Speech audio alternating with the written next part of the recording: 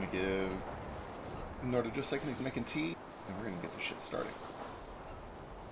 Yeah, Eli said he was gonna go grab some food. Yep. I don't know how long he'll be. So she's finishing up ours pretty soon. We should be able to get started, but I'll probably have to like take a quick break to go grab it at some point here in just a second. But I'm so antsy. It's been so long.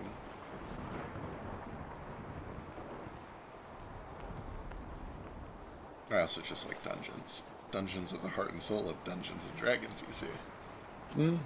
Have we had the Donuts and Dragons yet, or is it Dragons? Is it Dungeons and Donuts? I don't remember what It's it's up. called, but I It's know near what the you're talking Fashion about, Mall. and we haven't done it yet. Also, did you happen to make that little banner? I have not made a card for it yet, but it does exactly what you would think. It's like I think it's a 30-foot or all creatures of your choice have immunity to it. Perfect. I think. I don't. Have we done a crafting roll for it yet? I thought we did, but like at this point, I don't even know anymore. Yeah, I'm going to. You know what? If neither of us remember, I'm going to assume that we haven't. Somebody give me a crafting roll. For what? He's making a banner of charm immunity. Oh, sure. He's Yeah, I already don't made remember. it. I just don't remember if we. Yeah, I can. I mean, I can roll for it if you guys want. Like, oh god, it's the entire thing is locked. Hold on. Yeah, I mean, if I roll for it, the lowest I can roll is going to be a 29. It's true. And if you help me, it'll be better.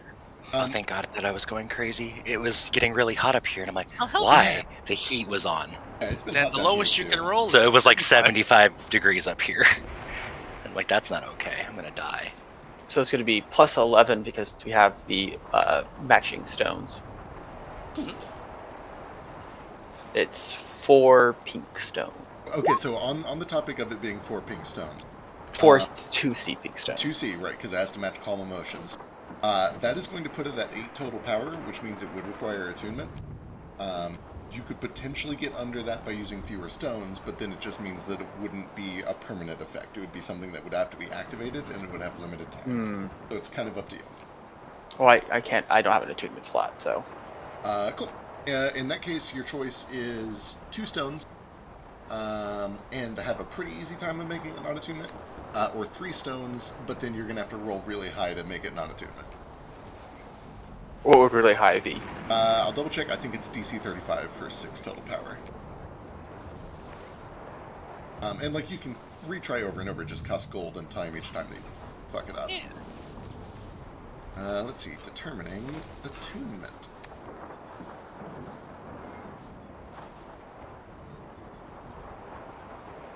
So I have a 1 in 4 chance because if Nomad helped me, I have a plus 20. Yeah. Oh, Currently, let's straight to your face. 6 and up means it always requires attunement no matter what. So your maximum is going to be two of these stones. Okay. It's a DC 30.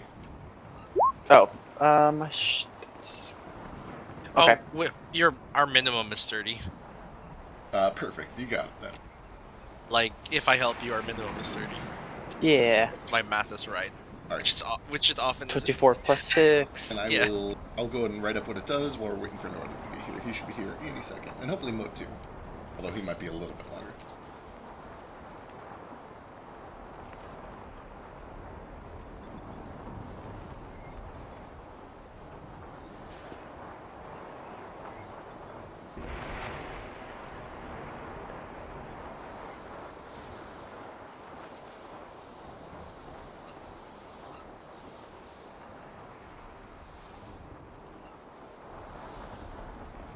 God, Sochi is making tacos tonight, and that's one of my favorite things that he makes. These like lime steak tacos. I had one and it was really good. Fuck me, they're so good. They're so unbelievably good. I am aroused and excited. Hello. Hello. You eat leftovers of them, and you never eat leftovers. Never do. I do for those because they're amazing. I love leftovers. Howdy! Hello. Hello. I'm writing up a card real quick for your ace, giving Moat a little bit more time, and then we are. I hear squeaking stairs. There's a chance it's him. Hell yeah. It is. We did it. I'm so proud of us. Praise be. Praise be indeed. None of this shit looks like a banner. What can I use? Oh, you know what? Here, we're going to use one of these. At least temporarily. Just make it like an underwear banner. Is like Even fucking canonically Quail wears Man? underwear here. Like Quail Man, Quail yes. Quail- Yeah. Whale Man? Yeah. Oh my god. From Quail Man. Doug. I've never seen Doug. Oh, I've boy. heard of Quail I Man. know of Doug, but I never watched Yeah. Doug. I've heard of Quail Man. Is it not like Captain Underpants as well? A thing? Maybe? He keeps his underpants on his body. Oh yeah, he keeps. He's underpants. only wearing his underpants. If he had his flag be his underpants, he'd be naked.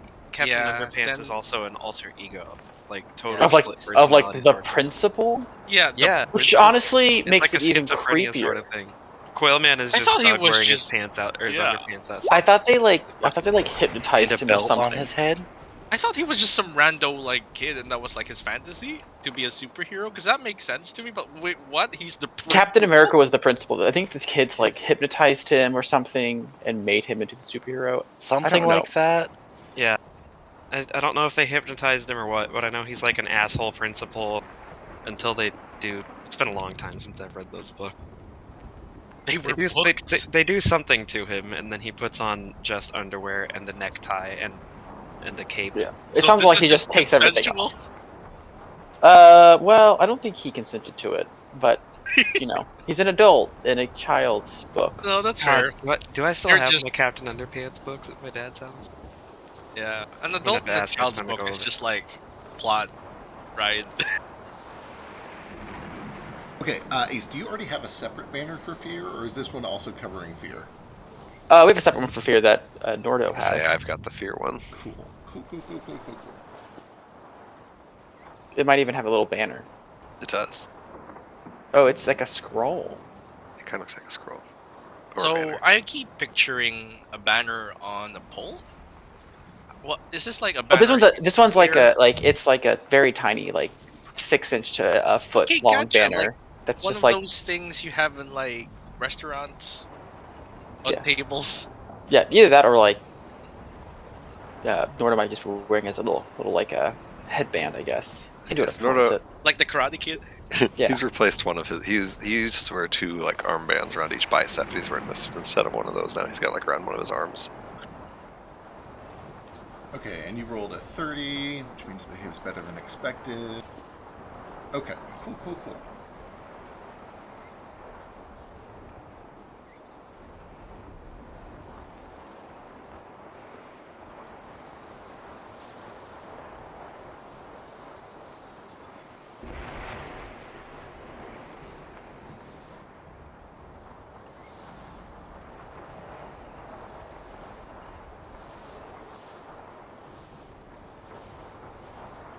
I'm so glad we killed Phyllis.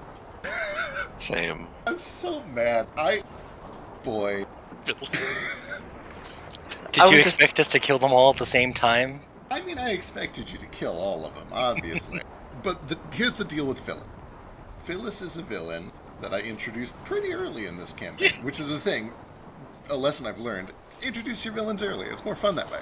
Absolutely. I introduced her early, and she has had like 3 separate occasions, and on each occasion, she got like 1 spell off and then fucked off.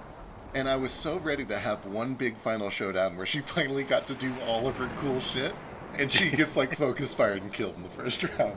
Isn't she the one who chased me through the city that one time? She is. Because I didn't know who makes she sense was at that the you time, hate her. and she didn't know who I was. Yeah. I was just You- stalking her. I forget. I mean, you chose to make her so hateable. Like we were always going to kill her immediately. She's fucking. Focus She's like fire. a fundy Chick-fil-A. You also can't tell me that Ouch. there's another person with a ranged weapon, and you cannot expect me to try to assert my dominance. No, I should have known. Yeah, it also, like, she's the healer. It's the right choice. Okay, let's see. I didn't even realize she was the healer for some reason. She's a cleric. Chick-fil-A never healed anyone. Yeah, like there's that, and also like the city never heals anyone, right? It's usually like pollution and shit. If there's anything Captain Planet taught me, is that cities are sin. Okay, I'm going to do a quick recap, and then food's ready, so I'm going to get that while you guys are deciding how to proceed. But quick recap time, let's go. Last time, on Crosswinds, you guys had confronted... First of all, you got a little bit of a favor from King. You were able to work out a tiny bit of cooperation, although it was a bit reluctant. And he kind of snuck you into a back office area, where you guys found a secret passageway that allowed you to kind of spring into the conference room, where several leaders of the various New Society staple subsidiaries were having a meeting. Several of these villains that you've learned are all running businesses built on the backs of slavery. Specifically, using slaves that are acquired by the Savage Labor Company, run by a man named Anton Stern, who Nordo deeply, deeply hates for having basically raided his homeland and taken him when he was young, killed his father, and a bunch of other terrible things. When you guys got into the conference room, sprung your trap, there was a very quick showdown. You were able to very handily dispatch most of these leaders, these business leaders. However, Anton himself quickly dissipated into what Ace was able to kind of tell through magic is this just fine, widely distributed mist, basically turning into the air itself, and then whisked away to safety through a secret passage. Through a combination of Gale's heat-seeking bullets, Nomad's magic, and I believe also Nordo's magic learned from Nomad and activated through his bracelet. All three of you were able to kind of chase him down and find a hidden passageway. With a pass wall, you were able to get into that hidden passageway, and you discovered a route that leads secretly to the inside of the Wandering Sun, this massive kind of hot air balloon. Inside, you discovered a raging tempest.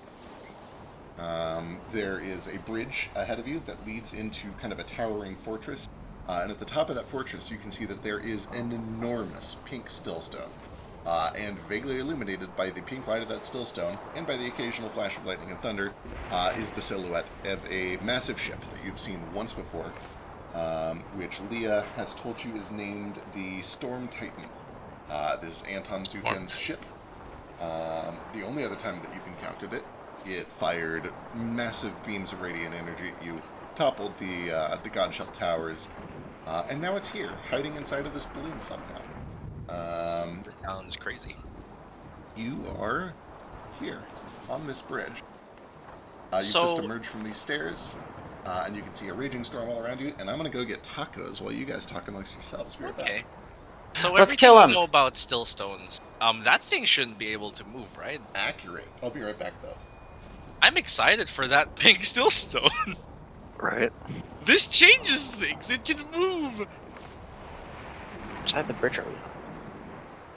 Oh, let's. I think we came up this ladder right here. Yeah. We also need to figure, because you had Hunter's Mark on Anton, so we need Hunter's to know, Mark on him, where that so, fucker is. Yeah. I need to remember what my fucking cooldowns were. Where's my auras? What do you have active? What do we have active? I'm not concentrating on anything, I think. So I also, I don't know if running from where we were to where we are now took like 20 seconds or if it took like 10 minutes, because It sounded like it was pretty. It didn't seem very long. just because I have like rage and shit up that I might still have, but I don't know. Oh, yeah, I mean, I don't know if we're Unless inside you were- of a minute. I can punch you the entire time so you're being attacked. It won't do any damage because I'm really, really Oh weak. yeah, He has it's to take possible damage, to though. lose rage. No, it just has to be attacked. Oh, is it? It I mean, he has has- to be damaged. I don't think things have to be attacked. I can swat Or you attack. for exactly 1 damage each time. Because my strength is 0. I could also just like Trip. beat the fuck out of walls and stuff. I'm a siege weapon. Surely that counts. Yeah, You let only me- need to I'm gonna make punch attacks, you. right? You need to attack a creature? Punch. So close. I can't even do damage. It's impossible for me. I heal you. I mean, I'm your favorite enemy though. Yeah. Oh. Yeah. You would take 2 damage. I would just like do a kidney punch or something, or maybe just Nomad. I'll just bite your kneecaps. Ace tries to punch Nordo's kidney, and it's inside of a shell. So Yeah. Punch again. If it were any other organism, I think that would have been a success. Oh, Ooh, no, that's I don't. pretty close. Well, the thing is, I'm rolling with a -2, I think. No, wait, why do I have a +3? Oh, proficiency. Proficiency, I guess? yeah. Yeah, proficiency. Oh yeah. yeah, or proficiency. There's a chance. Wait, I'm not yeah. Actually, I'm not proficient in unarmed strikes. Everyone's everyone proficient is. in their own unarmed strikes. Are you? Yeah, all creatures are proficient in their own unarmed strikes, I'm gonna say which is that dumb and I he's- hate it. I'm just gonna pretend that he's not. I've always felt that silly. You can uncheck it if you want. Oh, I did.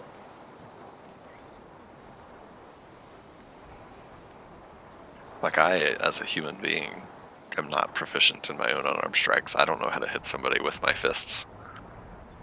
Yeah, but you know how to use your body. Yeah, but like specifically to use my body to harm another, like that's if we're talking about unarmed strikes. We're talking about Yeah, punching, that's why you're kicking. doing 1 damage. You're not rolling any dice. I mean, 1 damage is Right. enough to like kill a small animal. You know? If you Yeah. punched a squirrel, it would probably. If you hit the squirrel. Right, like if you kick a squirrel, it's probably gonna Anyone die. can kick a Yeah. squirrel. Okay, a squirrel is a bad example. But a But squirrel has also, like 1 but health. also, like a squirrel probably has decent armor class on account of being little and dexterous, Yeah, and like maybe. I don't know that I could kick a squirrel if I tried to. It could probably get True. away because I'm True, not but proficient in kicking and punching you have no things. classes, so you'd have like a 1 That's what- proficiency. That's exactly what I'm saying. Nobody should have like you shouldn't just have proficiency in unarmed strikes by virtue of existing. Yeah, should but at have to least be, 2. like- Even a newborn baby has a proficiency of +2. I'm gonna be- say that like children hit each other all the time. It's true. They know how to. They just do 0 damage. It's more about making contact, I think, with it than it is about anything else. Look, my point here is that proficiency should require you to be like specialized and trained in something. Well, I think the thing is that like all of these people have classes. It's not like we're like NPCs with no classes. All classes, they start off being all right. The fist is the first weapon you have. Yeah, but like a commoner, like a commoner stat block, they're proficient in their unarmed strikes. They ought not be, unless they get into bar fights on the regular or something. I assume they all do. That's probably And they're true. commoners. What else would you do? The hell else are you gonna do? I can't, it's too supple. The first Too supple one hit, supple. actually. That 19 would have definitely hit. Oh, I would have resisted it for 0 damage, but 0 damage.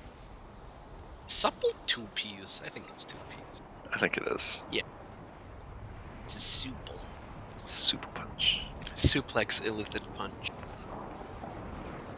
Is that like a combo we can do? I distract them with a I think I supple. probably would have missed you too. But you attacked, and that counts for your rage. All you have to do is keep trying to wail on me. Well, Nomad Nordo getting just a slap fight on the way up. yeah. Nomad like slaps a picture of Anton on his shield. It's like, do it, get mad. Stay focused.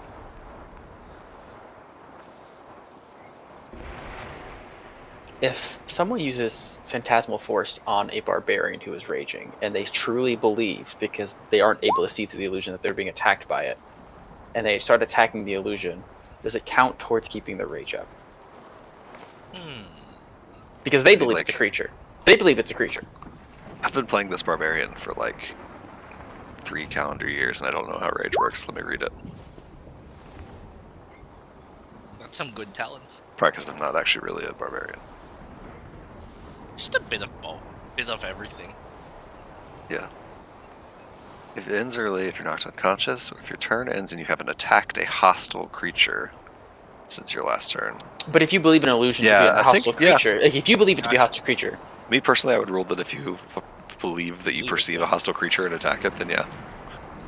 it's not your fault that you're stupid. I'm back. Yes. What weird ruling are we doing? Oh, we were talking about like if someone uses like Rage, an yeah. illusion on a raging barbarian, they think that the illusion is an actual creature, and they try to attack it. Does it count towards keeping the rage up? Even after the attack, they don't realize it's an illusion. I would count it. But also, I feel like... Never mind. I'm not going down that path. No. Is it the no, path that barbarians shouldn't have to like maintain their rage, and it should just be an effect that's active for a minute? Yeah, kind of. Like, I don't know. Rage is a weird mechanic. It's They a- don't need a nerf, right? It's a weird mechanic, and it has weird stipulations, and I get what they're going for, but I feel like the implementation is bad. But that's me. Anyway, I'm back, and I have the world's best tacos. Question. Yes. 2 questions, actually. First, can you go back to the previous map so I can figure out what cooldowns I have? Second, Sure can. how long did it take? Are we 15 seconds later we've come up here? Is it 5 minutes later? How long did it take to get here from where we were? You guys were moving pretty quick, trying to chase down Anton, hopefully trying to catch him before he was able to get too far. It probably took, less than a minute to find the door, and cast pass wall, and it was probably I don't know, 3 flights of stairs, so a minute, tops. Okay. Why is it showing up my bookmarks bar on So we Steam? still have 3 flights of stairs. That's not that bad. If I use my bonus action to dash, I can go fast. 95 feet? almost as fast as No. me and Vasu. No, that's 105 feet. Oh, right, I forgot. Flick is still in Mr. White's form. Okay, so my rage is gone. I've got 13 temp HP. A red and blue. Okay, thank you. Got it. As you step up, this is what you see. It's kind of a dark stone bridge. You can see down below it's not shown well on the map, but there is kind of the outline of this building that you were just in with the conference hall, presumably the very bottom of the balloon. And you can see that there is a bridge leading to a tower with a couple of large doors. You do see that immediately to your sides, first of all, no safety railings, terribly dangerous. Second, there are on these pedestals some clearly magical devices. You can see that there are pink lights that are glowing. There's a couple of them that are set at the center of the steps leading up to these doors, and then a couple more almost like torches at the sides of the doors. And as you pointed out right before I took off, there is a large stillstone at the top of this tower, which, as far as you know, the wandering sun moves, and a stillstone typically does not, and especially not one that big. So that is probably something that all of the artificers in the party would immediately notice and find a little. So, if a stillstone was, I don't know, if you dug out the earth around a stillstone, could you move it? No, they are fixed in place to the point that they will, Hover, they will hover. They'll make floating islands, which is what Vasu's homeland is basically built on. They're called the Hook Diamonds. So, floating islands does this that are mean literally anchored by these floating does this mean that this world does not rotate then? At the very Because if they were least, stationary, they wouldn't rotate with the Earth. at the very least, it appears that stillstones are geostationary. Okay. They follow the rotation of the Earth. Little. If any of you have a background in astrophysics, you're very welcome to give me an int check. Oh, I do. Perfect. Okay, probably. But for real though, probably. Boy, if anyone would, it would be Nomad. Shit, man. Give me an Arcana check. Why not? 10. Moat, actually. 2 18s, Moat. Good lord. Even if you had disadvantage, that'd be I great. mean, you would... Yeah, you get the feeling that most magical effects are geostationary. You're not Okay, really sure of that anything makes beyond sense. Otherwise, an immovable rod would just shoot off into space. Yeah, or it would just go through the planet and then destroy everything. It'd be pretty great. There's lots of cool theories about that. Some people think that the weave is the core of a planet or the core of a star. There's lots of stories. Nobody's really been able to confirm it one way or the other, but there's lots of fun theories. Yeah, like Norda said, exactly. Can I make a check to see if there's any traps as we're going to be crossing this bridge? Certainly. Sure. Give me some sort of investigation check.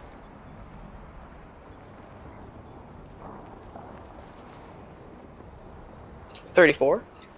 Excellent. That should do it. That should do it. And this is especially apt because you have the monocle.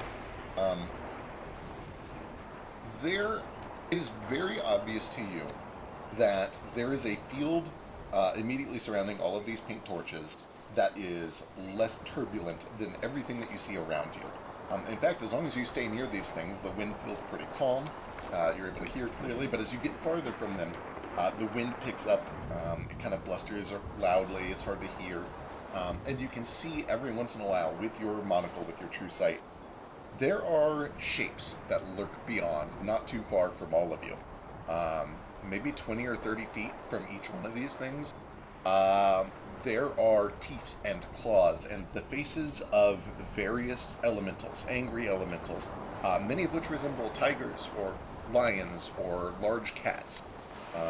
Images that you've seen before once or twice in dreams, and images that you've seen before chasing you through waterfalls in a cavern back in the Dwarf Giant Hills. These resemble invisible stalkers. It looks very much like Sundowner Rex. It looks to be the same type of creature. But there are hundreds, if not thousands of them inside of this balloon. And they are angry, and they are watching all of you closely. And you get the impression with your 34 that the only thing keeping them at bay is these torches.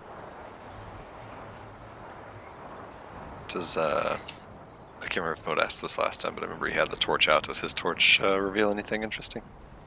Not within the current radius, no. Do I see a genie flying around anywhere? It looks like Anton. Do I see which way he went? Give me a perception check. Could I also make a check because he's hunter's marked to see where he's at? Yeah. Um, Sure. Yeah, and also your hunter's mark will give you advantage. You know, kind of the direction to look. 30. 30. Neither of you can see him currently, but Ace, you can tell because of your hunter's mark. He is forward, and he is not terribly far. You've seen the trick that he's doing, and you kind of understand it. He's here, he's waiting, he's just dispersed so finely that he hasn't taken on a form, and really doesn't have any sort of form for you to see. But with your hunter's mark, you're able to tell that he's watching. He's definitely somewhere out in this mess of elementals. Do we know if he can go into the pink area these torches provide? I don't think that any of you would currently know whether or not that's true. Well, if he's trying to get away, I reckon he's going to his ship, so we better get there before he does. Yeah, that seems logical. Start making my way across this bridge. Yeah, I'm gonna go with him. Stay near the torches. By making my way, I mean literally sprinting at full speed because Nordo is out for vengeance. I'm gonna try keeping up with Nordo. Sprinting fast and what? Vengeance bound. Because the two of you are both actively looking for it as you do this, I am going to stop you pretty early, because you do see that pretty quickly as you start to run up the stairs, Anton begins to take form. Ace is able to tell that it is still kind of just this illusory projection of himself. He is still essentially colored wind, as best as I can put it. But as you guys are kind of at the base of the stairs, pull it over here real quick. Sort of probably leading the charge. Yeah, pink is what we're using. Pink is mind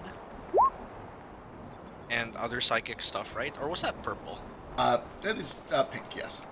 And give me like an artificer's or tinker's tools check. Sure. The 33. Especially in the time that you've spent with Gale working on airships. Hang on, just a second. Problem. Okay, sorry, back. Especially in the time that you spent with Gale working on airships. Pink is the color that is typically used in a primordial enslavement engine. Makes sense. Engines specifically used to restrain and control wild elementals. So something as big as that giant pink one. The Raiju. You see that this illusory version of Anton appears, and it looks up at all of you. What do? You just keep going, you run through it, you attack it, you stop. I attack it. Hell yeah. You run That's through not real. and your axe does kind of just phase through it. And it looks not quite, it looks unamused. He just kind of like snubs his nose down at you. I says, do you have any idea what you've done? Please, I'd love to know. Sure would like to know what the fuck you've been chasing me around the whole goddamn world for. Kind of like motions his hand out in all directions. The work we do here feeds millions. We shelter millions. Our ships have reunited a broken world. Our industry has lifted mankind from the muck to glory. And you would tear it all down. For what? Is that really what you think this is? Killing people's families, killing a child's father in front of them, lifting them up, that's what you think that is? Oh, please, have you never heard of the lesser of two evils? I should have just extinguished every life on that island when I had the chance. It would have been easier. Oh, so truth comes out then. You don't give one good goddamn about lifting anybody up. You just care about whatever's convenient for you. Not Whatever you can everything use. is black and white like you see it. I will gladly sacrifice a couple hundred washed up nobodies on some distant island to save the millions that I feed every day. Ray's hand isn't working, but can I make an insight check? Is he trying to goad or buy time? Sure, give me an inside check. Your inside check. I'll see take if a I can second. get hand raise working.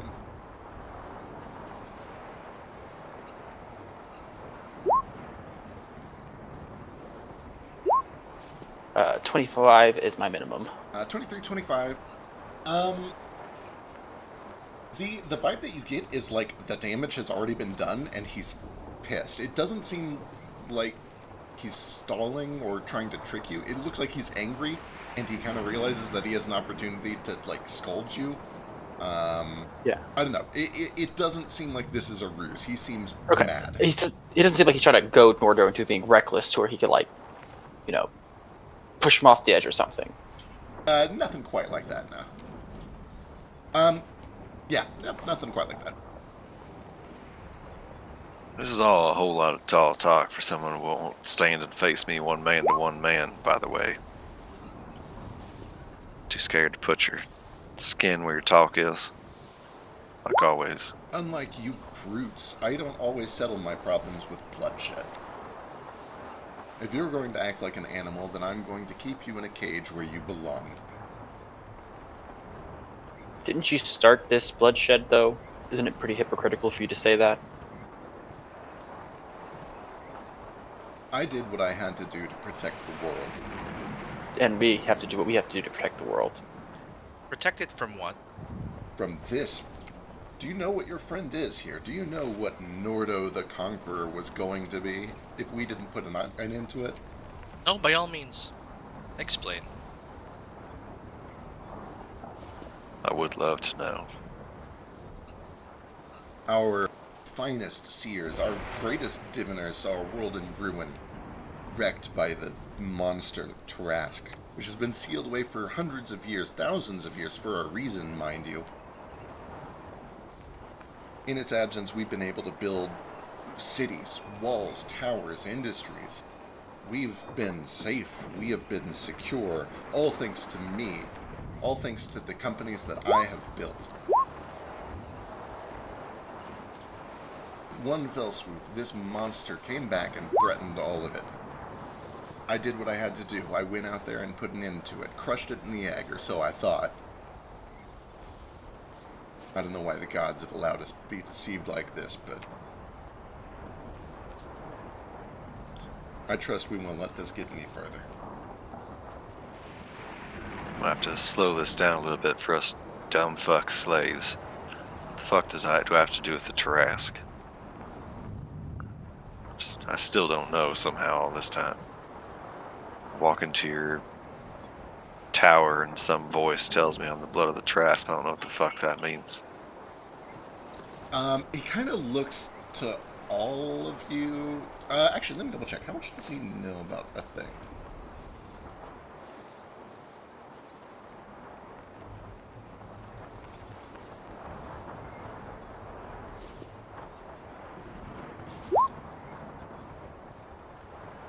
Hell yeah. He looks down almost like disgusted that you don't already know. Says, as much as I would love to elucidate, it's better that you don't know. I would rather just kill you and let it die off Please, then, be my guest. I'm right the fuck here. Let's end this now, here. Boy, give me... What the fuck is a goading check? I'll take some sort of charisma check.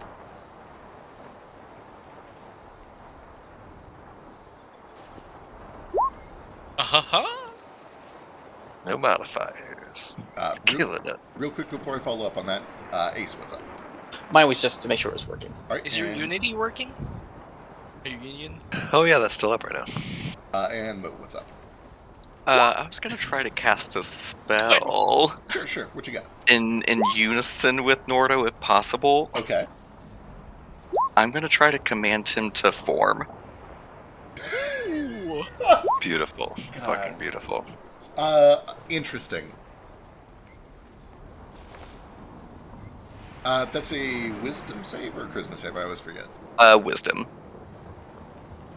Also, Gale asked how far away the stone is. The stone is, as best as you can tell, about... Let me go make sure I've got this right. Check the map. Just within range of whatever Gale's trying to do. So that is 4 stories, which would put that at about 10 stories. That's about 2 of those tall. It's probably about 100 and... Oh, no, wait. It's from that to that. It's about 230 feet up. It's closer than I thought. Yeah.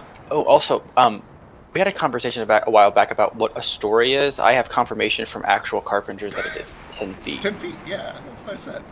Okay, I know that there was some Yeah. uncertainty. So I No, just wanted you to make didn't. You He's said actively the exact studying opposite. carpentry. Oh, no. What did I say? You said that it's from floor to ceiling, regardless of how high the ceiling is. And it's, That's why the whatever, not the Sistine Chapel, the other one, Notre Dame. No. Notre Notre Dame, Dame. is only 2 stories, even though it's like 50 feet tall. yeah, but this is like Okay. normal standards nowadays. Ow, cat. Ow. Stop. We're being attacked by your cats. Yeah, Jack doesn't know how to jump. She only knows how to climb, which frequently gets me murdered. That's really cute. It would be, wouldn't it? Anyway, Notre Dame... Okay, it's 2 floors. It's not 2 stories. Do you want Notre Dame? Notre Dame is a college. Sorry. Notre Dame. Notre Dame. Guys, he's gonna make the air elementals push you off the boat if you're disagreeing with him. Okay, we're going to do a wisdom save against command. Here we go.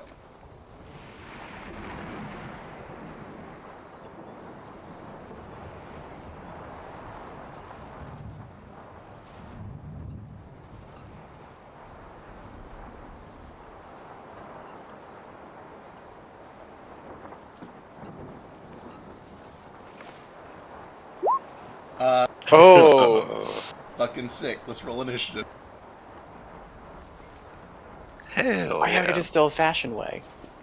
That's right. D4s for, let's see, it's Leah. It's everybody in our party minus Ace It plus was Ace Leah. and Flick, right? Yeah, and minus Ace minus Flick plus Leah. Yep, I wasn't around. Right, because you were Mr. Oh, Quiet is at Leah the time. still invisible? She came out invisible, I thought. It was greater It was invisibility. I greater don't know how. invis. She'd be out of it by now. It was like, it would be right at the tail end if it was still up.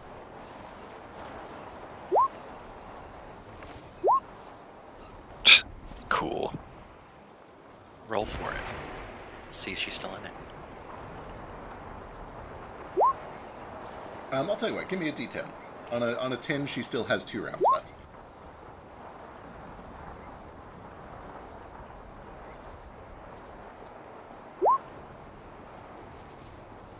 Nope.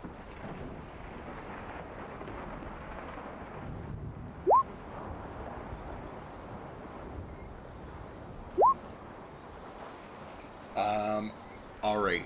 All of you watch as Nordo kind of calls out his cowardice, and then Moat backs it up with a command. And as best as you can tell, Moat would be able to tell at the very least. The command seems to work. He seems, Can I tell that he's physical form now? You can tell that he looks like he's about to obey the command. He is still in his dispersed form, but on his upcoming turn, he's going to have to do it. Oh. And you're very welcome, now that we're in initiative, to, like, ready an action or something. Okay. But yeah, you can tell that he is, like, in the process of being entranced. It seems. Can I hold my entire attack round? That's my attack action, which would be my 3 attacks. Negative, but I will let you have your extra ranger thing since you beat him on initiative. What do you mean by extra ranger thing? So, like, when you do your ready to attack, I'll let you have the extra one that you would normally get for being on an initiative. Yeah, so like I normally have extra attacks, so would I have both my attacks and that, or would I just have, how would that work? Just one attack, and then you would get your extra one from ranger, but you don't get extra attack on the ready to action. Oh. I know, it's weird. Don't worry. We're doing something Ace about it can't next time. one-shot a boss. How terrible. But I'll let you have the ranger thing. Sorry, I assume you're readying an attack for as soon as he comes out of the form. Yeah. I don't think I can do anything like bonus. I guess I can bonus. Just chill, I guess. Yeah, I'm just gonna run my My action. AC, I rolled 18 after the unity thing. There we go. Alright. Vasu, you can tell that he has fallen for Moat's magic, it seems. He's still dispersed for now, but he's probably going to take a normal form here in a second. What do you want to do? He should take a normal form like 3 seconds sooner so I can run up there and punch him. But,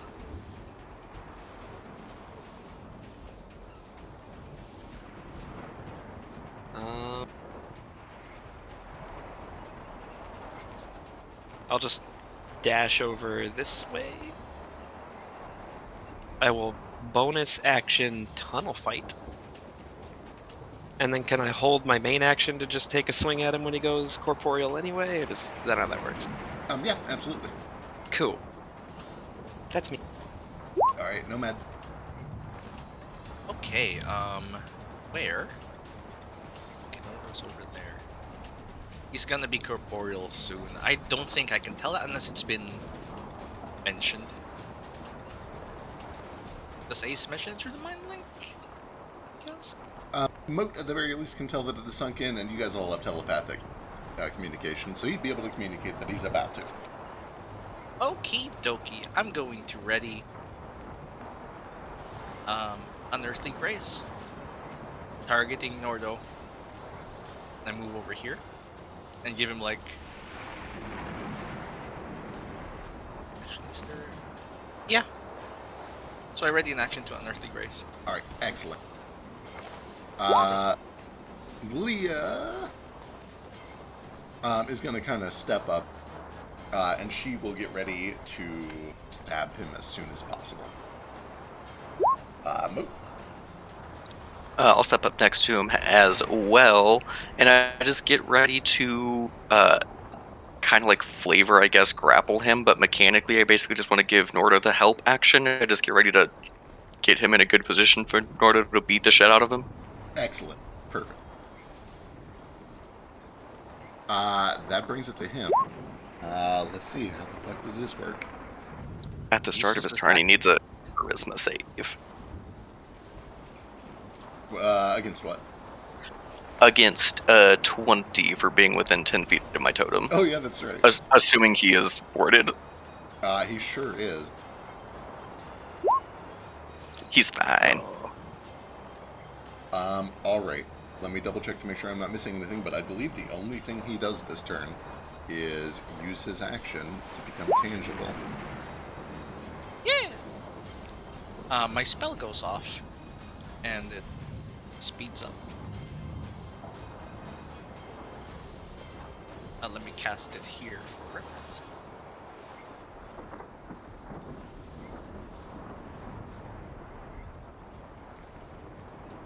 Do you want me to go ahead and roll my attacks too, or want me to wait? Double check in, making sure. Probably a good idea to wait until he does it. Yeah. He becomes tangible. Ta-da! Roll all those attacks. No, not lightning. That won't do anything. Oh, thank Christ. God bless you, Chaos Bolt. Or Chaos Bow. 32 though. Yeah, that's a damn shame. Some of that does still do damage, like the just normal effect, right? The one against just like Hunter's Mark. Hunter's Mark just does damage. Let me double check how this bow works, Yeah. because it's brand new. Chaos Bow.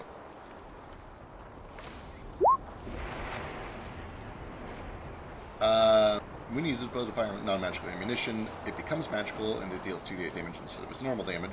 The damage type is determined randomly from the d8 table. That makes it sound to me like all the damage. Sorry. becomes lightning. Also, Hunter's Mark also does whatever the weapon attack is, but the second one is psychic damage. Excellent. The psychic does seem good. Very disappointingly, your Chaos Bow betrays you on the first shot, becomes lightning, which, let me double check, does he get anything from that? I think he's just immune to it. I like to just imagine that all the elemental energy is affecting the boat right now that's around it. Oh, shit, actually, I hate to do this. God damn it, Ace.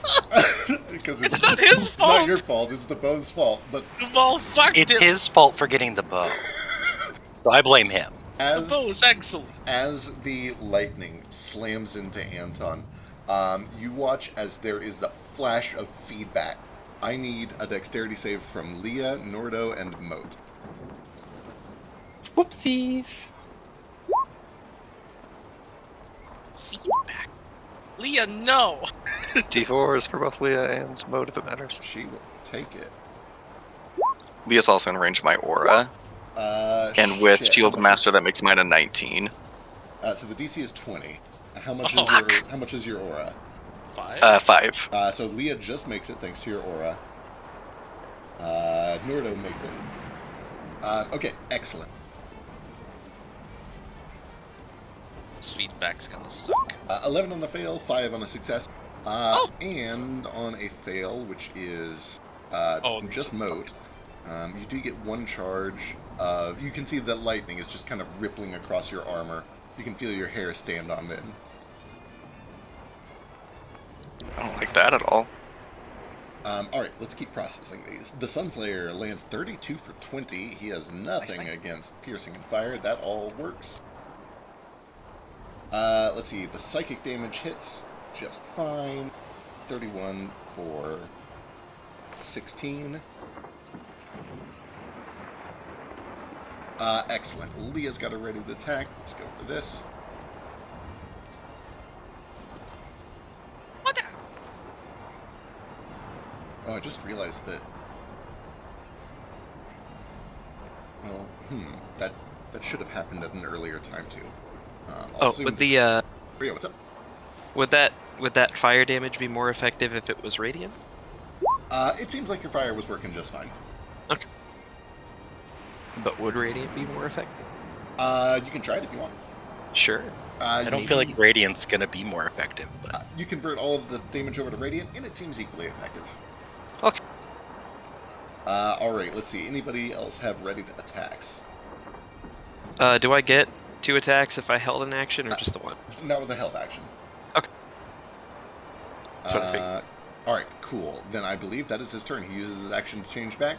And we move on to... We got a hand raise from Flick the Ancient Dragon. yep. I actually wasn't on the map, so I'm not in initiative. But Flick would have wanted to stay in the room they were in and look for the documents that they were trying to hide earlier. Now that they're all dead, they can't hide them from me. Excellent. Cool. If you want to do that while everybody else is running up the stairs, that's totally fine. You can Yep. definitely hear that an altercation has just happened up there. It is, I think I said 3 flights of stairs to get up, so it'll probably take you a round or 2 to get in there. But while you're Okay. down there, I guess go ahead and give me an investigation check to quickly rifle through everything and see what you can find. Yeah. Mac's still down there sucking on his thumb, too. Yeah. Is he loving it, or is he not having a good time? He's not having a good time. Just make sure not to get within 10 feet of him or you'll explode the whole ship. Oh god. Is that a bad thing? So Nah. you said investigation, Uh-huh. and there should be a +4 because I'm not proficient. There we go. 18.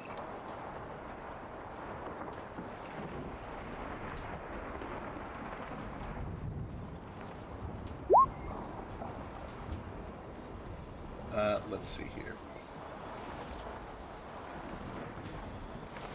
I'm assuming I still get to use my amulet because I can actually put my amulet on other people, so I could put it on someone else, Oh, yeah. change, and then put it back on. Yeah, that makes plenty of sense.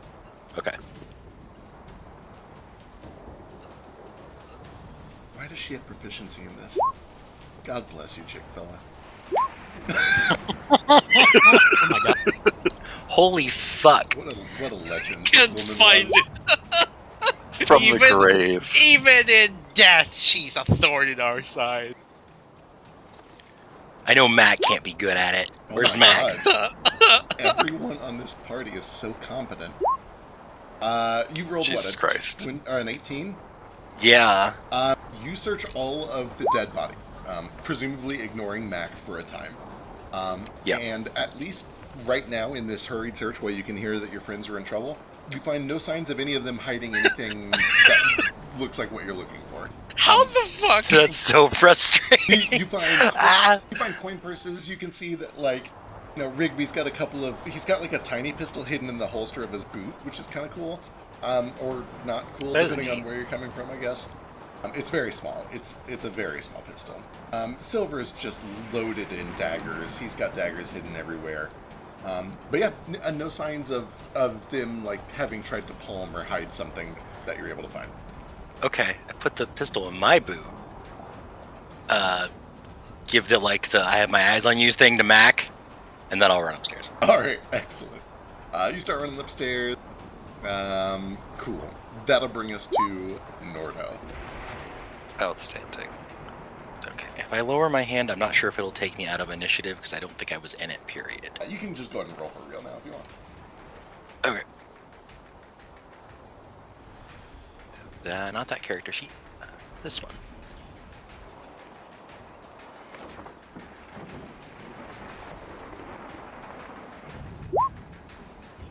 Cool. Sometimes things just So work. that was like where I was supposed to be. That's fine. All right. So Nordo sees Anton materialize, and a couple of strikes go toward him.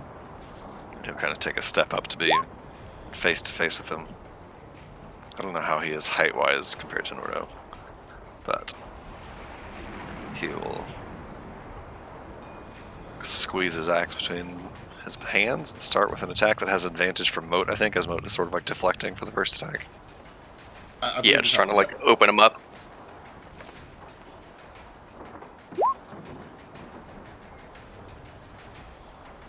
Oh yeah. After having seen this kind of windy, illusory effect, there is tremendous satisfaction as the axe sinks in, and there is a spray of blood. Outstanding. He's immune to restraint, right? Double checking in this form. Yes. Okay, is he immune to prone? Um, And or would a 16 have hit? 16 would have missed anyway. Okay. Cool. Alright, in that case, Nordo will make the rest of these attacks recklessly. He begins with a big, slice across the center of his chest, and then sort of, tries to buckle his knees after that.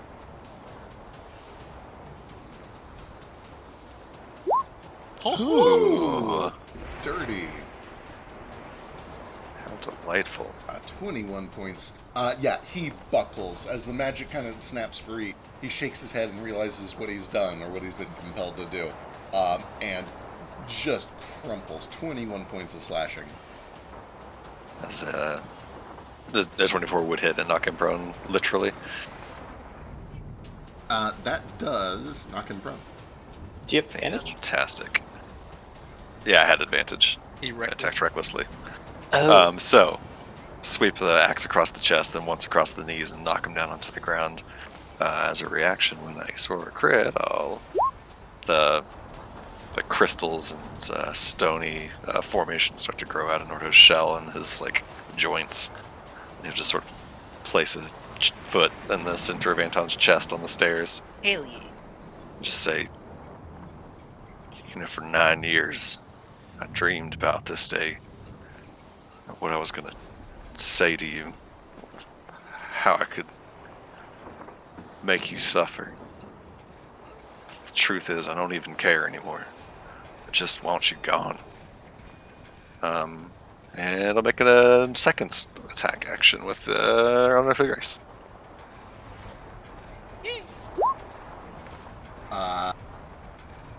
21 lands, 13 points of slashing damage. Next attack.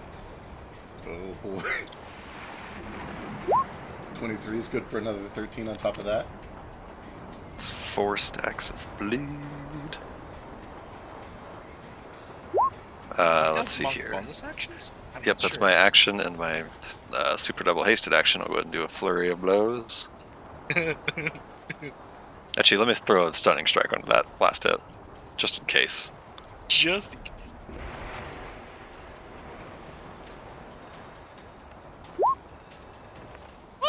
Just makes it. Woo! All We got right. 2 more chances. Yep.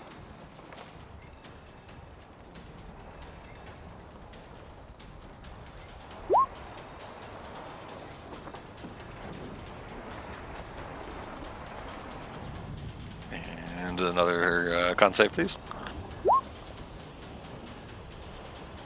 Good there. Final attack.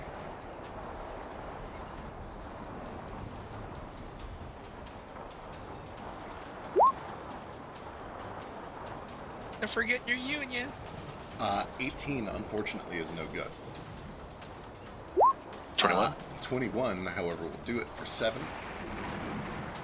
Alright, that is my action, that is my hasted action, that is my bonus action, that is my reaction. I'm trying to That's see if all? I have anything else that I can dump damage into this with. I guess one more con save. Oh, that fails. Oh boy. Alright, number 1. Oh. There we go. That succeeds. One gone. How high can you jump, Nordo? Very. Yeah, meteor jump his ass with your... just meteor shell his ass with your movement. Oh wait, here we go. This is dumb and useless. No, I'm not gonna do that. I'll save that in case I need it for later. Yeah. Yeah, that's it. Nordo just plants his foot in the center of Anton's chest and starts just ripping into him with this axe and like chomping into his shoulder with his beak and ripping out some genie flesh. Just going fucking bananas. As you are going to town on Anton, covered in blood, at first he reels from the damage, and then he begins to laugh. And finally, as you bring down this last unarmed strike, kind of calling on Unity to even get it to land, he raises up a fist real quick and kind of grabs at the wrist after it's already landed. And he looks at you and says, "All these years, I haven't even been thinking of you." There is a blast of lightning, and I need you to give me a strength saving throw. But I didn't rage. Oh wait, I think with my thing I get advantage on that. With scrolling. Yes, I do. Praise be.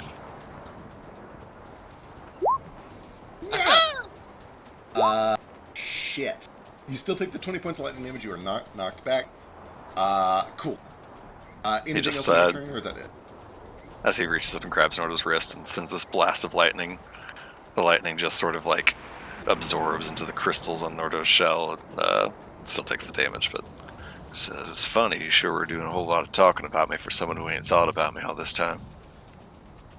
That's it, though. Excellent.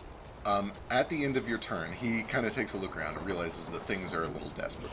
There is a flash of lightning, and up above, you can see the outline of an enormous elemental, a lion's face that peers down, watching this battle from up high, illuminated by the pink light of the crystal.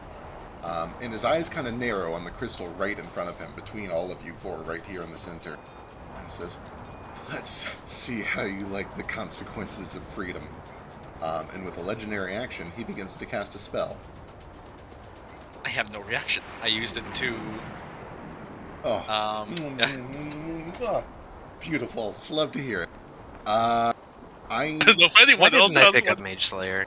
Oh, no! Are you sure he doesn't want to like step 5 feet in front of Nordo before he casts a spell? not yet. I feel like he should.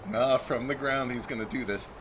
He raises a hand towards you, Nordo, but like this pink crystal on a pedestal is right between you and him.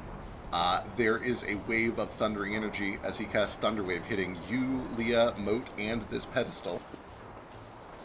Oh no. Oh no, the pedestal.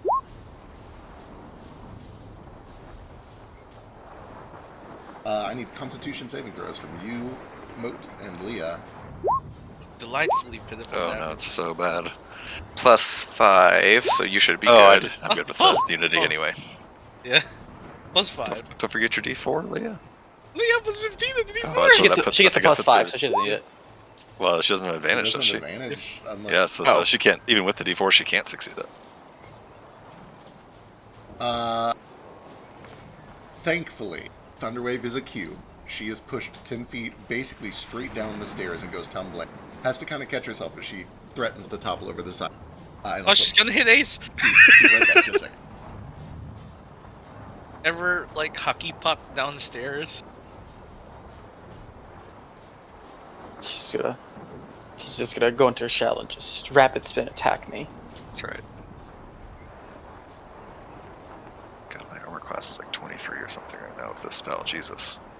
I think we should just take a second, like it's just like a carbon copy of Nordo, and just paint the hand to be electric looking, and just use that for the. I'm assuming she looks just like you. I think she's like she's a little taller if I remember right. Oh, and she but- probably has like a giant bow and some lipstick, right? Yeah, she's got lipstick, she's got a big bow, and big old turtle titties. Don't forget the eyelashes. Ever the Swashbuckler, even going It's down. like Wendy Koopa. Yeah, Wendy Yeah, Koopa. exactly. Ever the Swashbuckler, she does maintain her footing after the knockback. Kind of does a little bit of a weird surfing roll down the steps, but makes her footing. Does take the 9 points, is pushed back 9 feet, and you find very quickly that this pedestal is fragile. That is plenty more than enough. It shatters, and as soon as it does, the nanosecond that field is gone, there is, it's like you've opened the vacuum door on a space shuttle.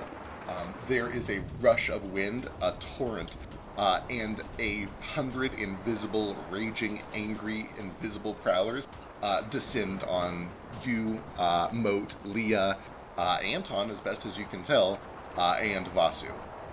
Ace and Even Nomad, me? you can feel yourselves within the protective reach of the one that you're standing right next to.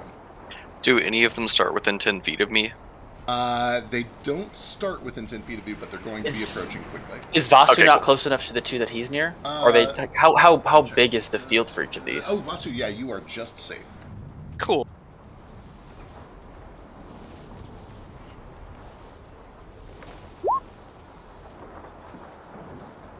How big is the field? What a delight. They do get a turn. Oh no. I can't see invisible things. Ace Yeah. can have- So Ace is the only one currently capable of seeing invisible things, right? Is that true? I believe so. Okay. Do I Unless Mr. White does. I don't think he can. get a sense of anything different just from detect magic being up? You I think can, you got to see it with detect magic, don't right. you? You can definitely tell that a big magic field just went down. But you don't really, you can't like see any magic on these things because they're invisible. With that said, their turn is up next, as fate would have it. So you're about to feel it. Does anything happen when they enter within 20 feet of you, or is it only if they start? No, only if they start, so they're good. Okay, excellent. Remarkable. Cool. Ace, you watch as a bunch of hungry air tigers descend on your friends. Look out! Ooh. Watch out. It's a trap. Look out!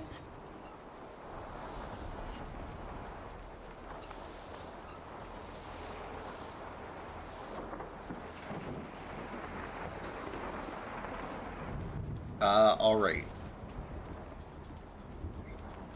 First, Anton.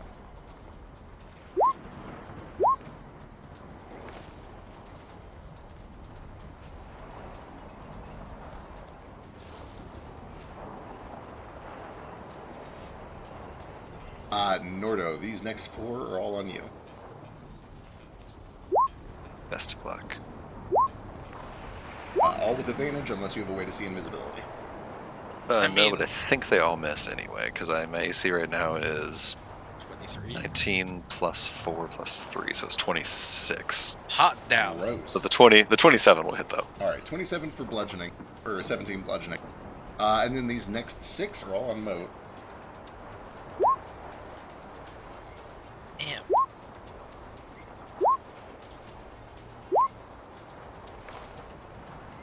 I don't know if any of those get through. Maybe the 23?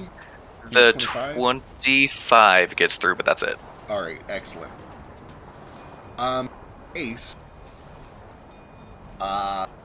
you see that as the horde descends upon your friends, and more on the way shortly, about to rush in and take advantage of this hole in the gate, one lingers, one waits. It started to rush in, and you can see that it seems to lock eyes with Nordo, even though Nordo can't see it back, and it hesitates for a moment. Oh, it's Sundowner. I'm so happy. Oh, he was enslaved anyways. Sneer. Don't Thanks for worry, taking we're a getting wholesome them moment. at the source. Second freedom! That brings us to the bottom of the round, and the lair action. Thank Christ he survived. Ready for second? I didn't want to have to pop a thing too early. With the lair action, you watch as Anton disperses. No. No. Does that prevent him from bleeding? What a great question. Let me go- Reminds me if it doesn't. Yeah, let me go read. Just And also read he one he area. also can't regain hit points right now. That definitely works because that is a magical effect. So is the bleed. True, so is the bleed. We call it a bleed, but it's a lingering magical wound. Yeah. I'll tell you what, go and roll damage for it. Knew I should have tried to stun that fucker.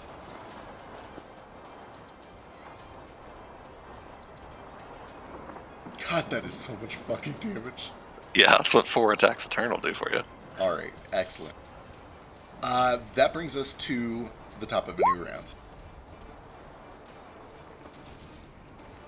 Okay, a few questions. Yes.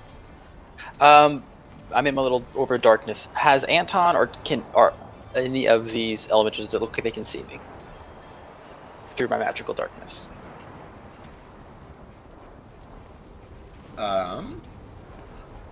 Anton doesn't seem to be able to. You're like surrounded by a sphere of darkness because of your thing, right? Yep. So a lot of them realize that there's a moving sphere of darkness, and they think it's Yeah. probably something. But it doesn't. At one time I vocally talked to, so I tried to draw his eyes. Yeah, but- yeah.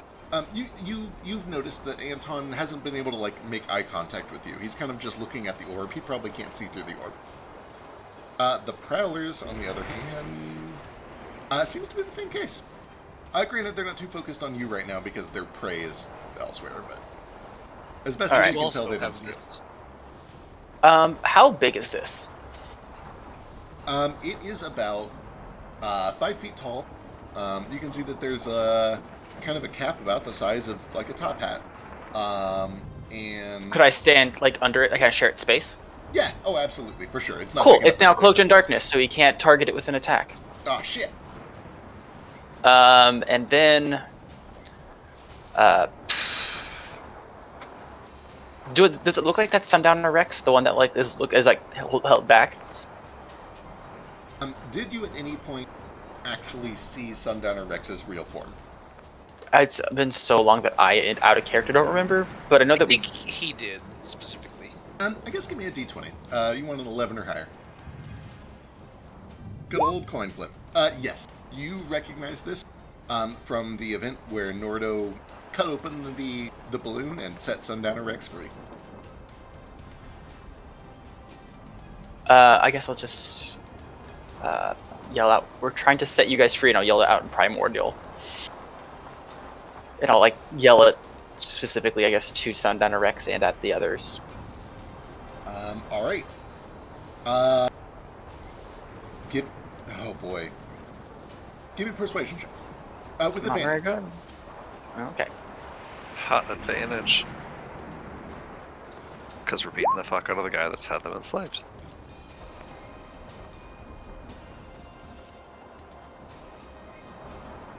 At your D? Oh, you're not on it. Sorry.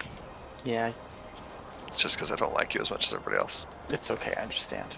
Alright, now here comes the hard part. Okay, excellent. Noted. Some things will happen. It appears to you that one of these things, Sundown Rex, looked at you and seemed to understand. And he lets out this horrible, windy gale roar, like a lion's roar. And you see that several of the others kind of like glance back over their shoulders, and they almost look startled to see that coming from him. But it doesn't stop them. They have meat. They're angry. They've been chained up for who knows how long, and they don't seem like they are interested in playing nice right now. All right. I guess I'm just gonna hold my action to. I can't tell where Anton went. Can I? I guess I'll just hold my action to shoot him. Yeah, because I of your see. hunter's mark and your good perception, you can tell that he's dispersed into the storm all around you, but he's still in this vicinity. Okay. I guess I could just. Do I get the feeling that if I did try to shoot at his dispersed form, it just wouldn't do anything, even if it hit an area of him? It seems like a reasonable conclusion. You get the sense that if he thought he was in physical danger, he wouldn't have even risked showing up. Gotcha. All right. Then I guess we'll just hold my action then to shoot him if he becomes shootable. All right, excellent. Vasu. Or I guess maybe even if one of these things is really fucking up my friends. Makes sense. Vasu, you're right at the edge of the safety. You can feel the wind right in front of you is just raging, and that you can hear the sound of 6 hungry lions and tigers trying to tear Nordo and Moat apart. Okay.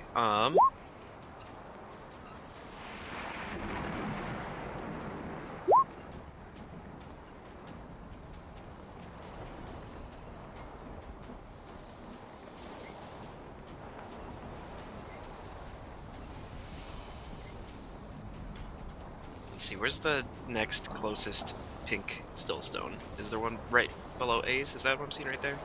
Yes. Okay. Looking up evolving cantrip stuff.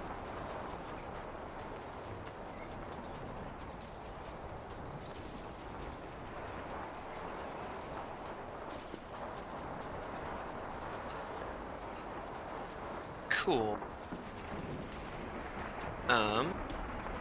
I'm just gonna cast Gust, like right in this cube right here to hopefully hit Nordo and Moat. Love it.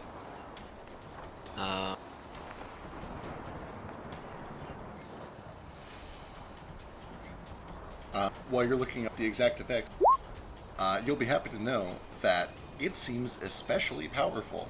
One might even say dramatically intensified currently. Cool. Hopefully not enough to hurt them, but my idea was to just push them into the safety of that. Absolutely. I'll basically say that unless they resist, they just auto-fail that and are pushed back as far as it would normally push them back. Cool. Like It no says saving up throw. to 10 feet. Sick. Because it is currently intensified, I think that it is very reasonable to get them 15 feet, which is well within the safety of that aura. Does that hit Leah too? It's a 10-foot cube. I don't know if that casts directly from me. I think it's a 10-foot cube within range, a certain range. So yeah, you can absolutely grab her too, and she is thrown back a little bit more, but well within the safety of that thing. So are they all safe? That as long as Nordo and Moat don't resist, you see Vasu presumably kind of spreads his wings, claps his hands, does some casting, and there is just a massive gust of wind that threatens to push you down the stairs, but presumably towards safety. Do you let it happen? Yeah, sure, why not? Excellent. Trust me, I'm the good wind. Still think we're going the wrong way, though. For everything else, what is it normally? It's a strength save? Yeah, I believe it's a strength save. It affects all creatures and objects in the 10-foot cube simultaneously. Up to large creatures.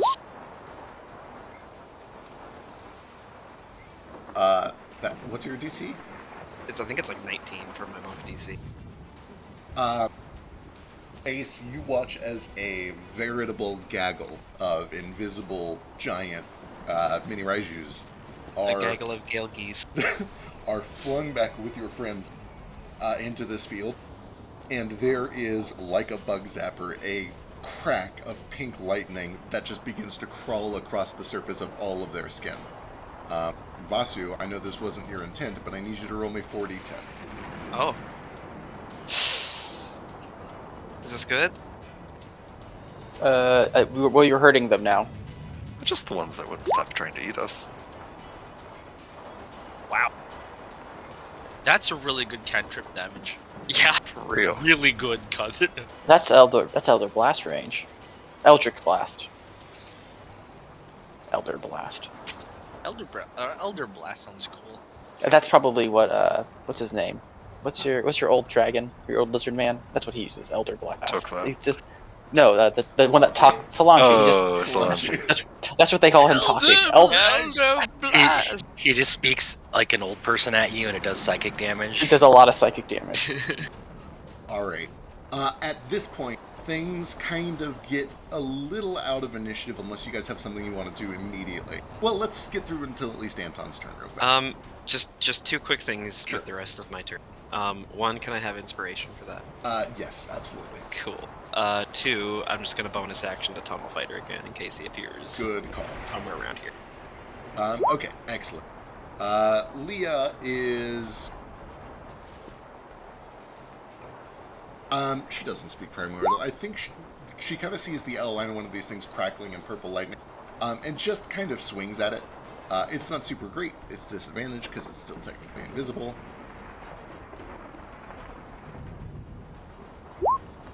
And it just kind of goes wide. Nomad, what would you like to do? Well, now I can't see this thing, I guess, because it's dark. But I'm gonna go approach this area here. All right. See. And I'm gonna check to see if this is movable. It appears to be... give me an investigation check. Sure. Because your question has layers. Gotcha. Unknown layers. It is a permanent fixture that seems to be mounted onto the structure that you're currently on. However, with investigation, it's operated with a stillstone.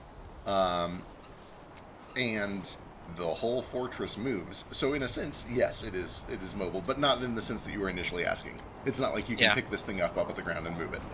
Gotcha. Well, it won't work if I take it off the ground. It's like mounted into the ground. You could try to rip it free, but it would... No, that can be fixed. I have, like, artificer tools. Yeah, if you want to, like, try to dismantle this thing. That's my turn is to, like, take it up. Okay, excellent.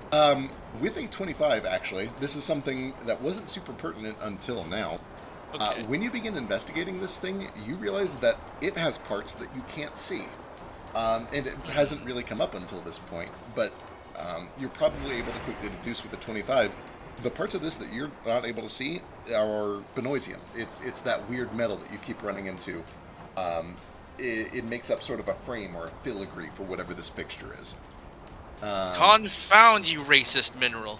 When he looks through my eyesight, can he see God, Berstium? Why did that? Ace, could you look at this, please? God damn it. Just this direction. Fuck me. How do I can look at my other one. Yeah. yeah, it would work. It would totally work because the eye is a magical effect. This thing was made to do. Okay, yeah.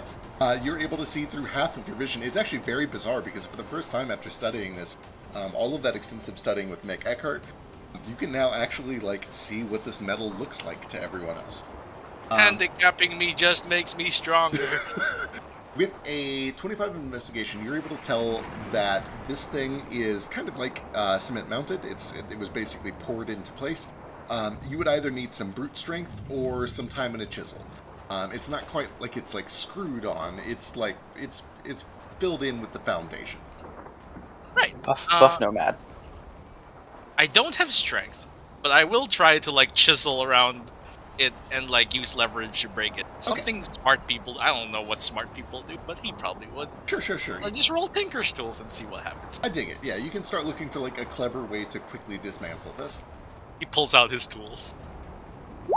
27. 27 is pretty good. I'll say that you find a spot in the pull where you think you can kind of grab a set of like pliers or shears, shear it down to a thin amount, and then put some torque on it and kind of twist it.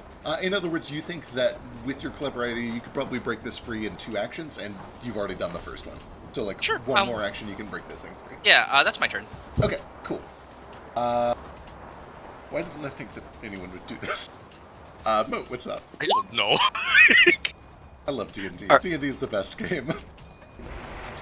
You said we could like see the Raiju in here. Within here, they are being actively zapped by the nearby pink crystal. You can make out their outlines for sure. Definitely well enough to at least know their location.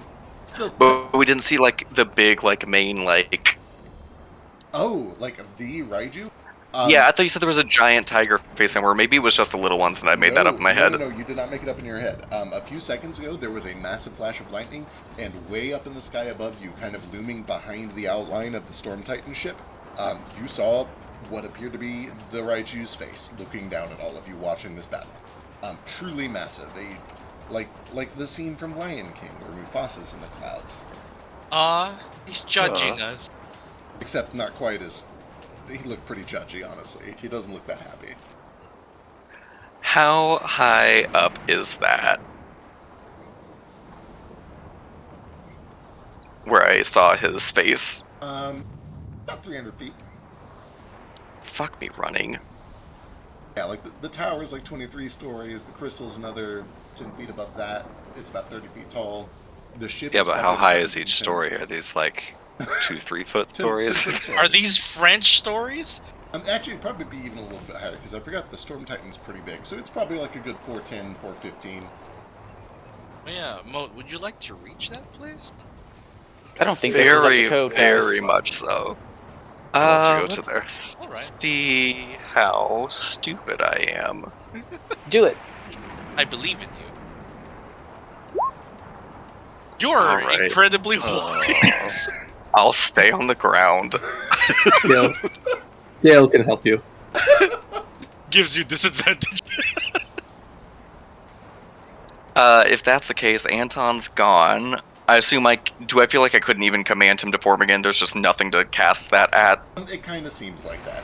You could always try. It worked for some reason. It might work again. No. I'll just hold... God, this is so stupid. I'll hold an attack for if something comes into my melee range. Okay, excellent. Is this your old hand raise flick? Yeah. Okay, cool. That does bring us to Anton Stern. And at this point, Ace with your true sight, and honestly, any of you that can feel wind moving, feel a sudden rush of wind. Vasu in particular would notice that as it breezes past you, it seems to slip through the cracks in this big door back here and into this fortress. I gotta try it. Boo, I have to pansy. try it because I have Tunnel Fire. Go up. for it. Give me an attack roll. And Attaboy. yes, you can go back and change that. Moat casts Fly on himself and Norda. Excellent. If he can Terrific. attack him, am I able to shoot this wind? You can certainly try. God, I had never hoped for a crit more. As you feel the wind rushing past you, you go to town on that wind. You've got Tunnel Fighter. You're in your stance. You're ready. You get the feeling that if that wind could be hurt, you would have just done a fuckload of damage to it. I'm gonna -5 for +10. Just why not? Hell yeah, go for it. Likewise, acid goes flying. It gets kind of almost swept up in the wind as it rushes in that direction. You definitely get the sense that if the wind can be harmed, you've definitely landed a solid acidic shot straight through all of it. With that said, Does he take wound damage? there's no cry of pain. There's no like blood that kind of pours out from where the arrow impacts. You get the impression that it hasn't really affected him. Now you're saying that like I hypothetically did. Does that mean that I did actually hit it? Because if so, I want to. Unfortunately, no. And unfortunately, Okay. he also definitely has flyby in this mode. Fair. That's dumb. I know. I'm so sorry. I am going to look over at Ace and be like, "Hey, now's no time to be shooting the breeze." Hey. God damn you. I shoot Vasu. I appreciate That's- that you should. tremendously. I do not understand this. Real quick, Mr. White, you got anything urgent? Nope, just making my way downtown. Oh yeah, that's right. You were down anyway. You see, you're rushing up the stairs. Nordo, you can see, or you can tell that all these things are trying to get away from you. They're probably about to flee, but they are still all around you. If you want to punch anything or hit it. Does Unearthly Grace double the fly speed granted by a fly spell? I believe It so. does. Yeah. Like a haste spell, basically. Yeah. Absolutely. And what is it? 60 feet? No, it's 120 now. Well, I mean, it's normally 60, so 120. Okay, and then how tall was this tower? The tower goes up about. Shit, where did I read it? I think it's 23, so 230 feet to the top of the tower. Then there's like a 10-foot gap, and then the crystal itself is like 25, 30 feet tall. And then there's another gap, and then the ship. So to answer your question, top of the tower, about 230 feet. How about like to the ship, to like the deck of the ship? To the deck of the ship, about 280 feet. Uppies. Thing is, Do you also add your unarmored movement to it? I do, I think. Do you add unarmored movement to the fly speed granted by a fly spell? It just says you gain a flight speed of 60 feet, right? Yeah, no, but like, does like the barbarian or a monk's extra movement stack on that, or is it just that's your fly speed? Let's I find would out. assume it stacks onto it, right? It doesn't say like you,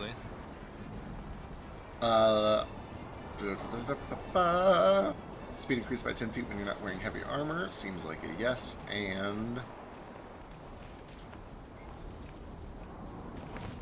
unarmed movement. Speed increased by 10 feet when you're not wearing armor or shield. Sure. Yeah. Seems like it. Okay, and do our sweet Nikes that we got from playing Blitzball +5? work with +5? I'm gonna rule that the Nikes are just your walk speed. Okay, totally fair. So that makes my but current. the wings say just do it on them. So my current fly speed without Unearthly Grace is 80.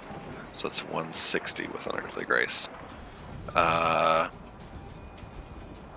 do I You can make it with there. my passive perception, what was it, 21? Could I sense that like Anton went into this door? Absolutely. 100%. There was a strong rush of wind.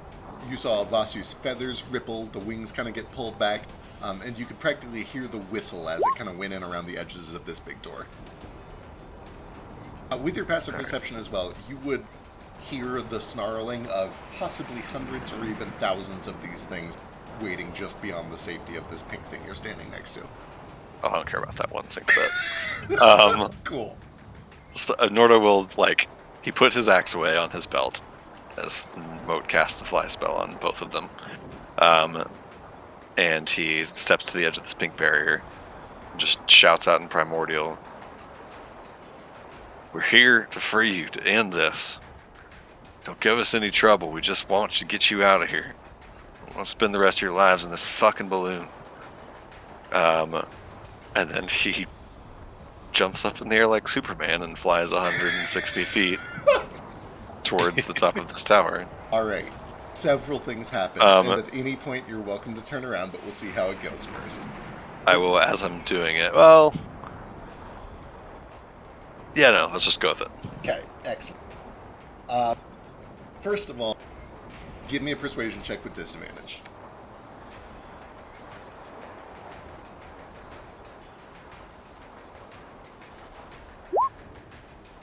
Okay. Second, Ace, as this is all kind of going down, we're going to be dropping sort of out of initiative here, depending on what happens in the next few seconds. We might jump immediately back into it, but we'll see.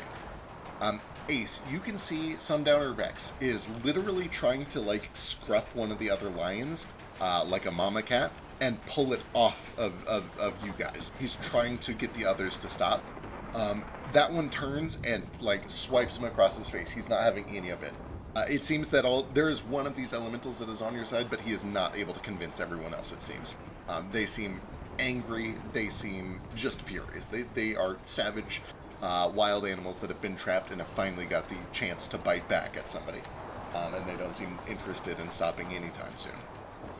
Then you see Nordo begin to leap up into the horde.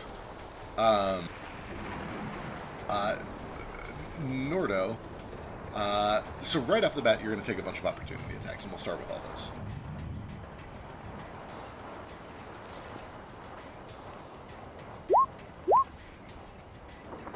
Let's see, one of those a crit for another 3d6.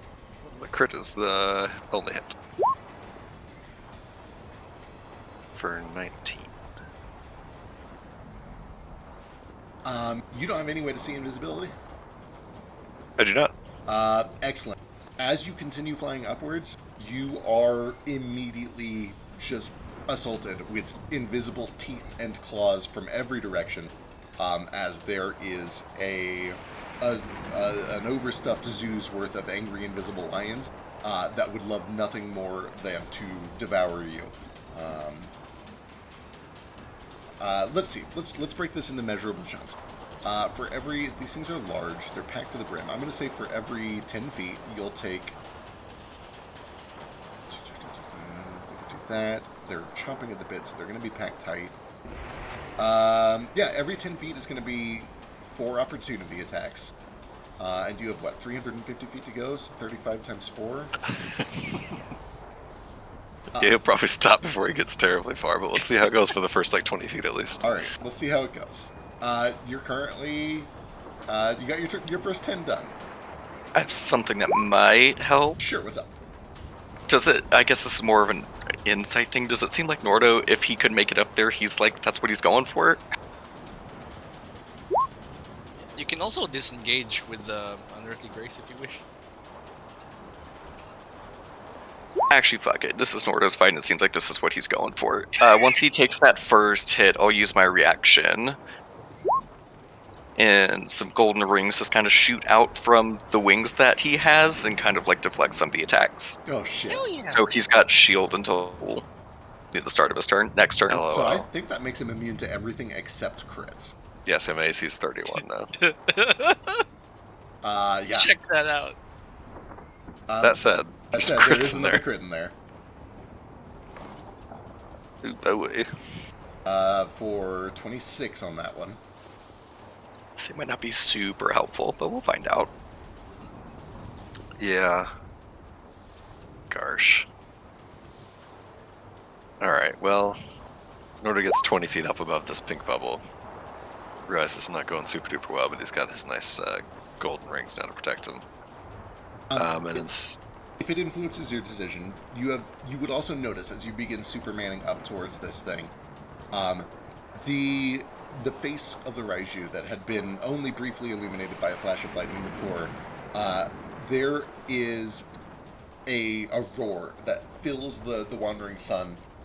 Surely must be audible even from outside of it.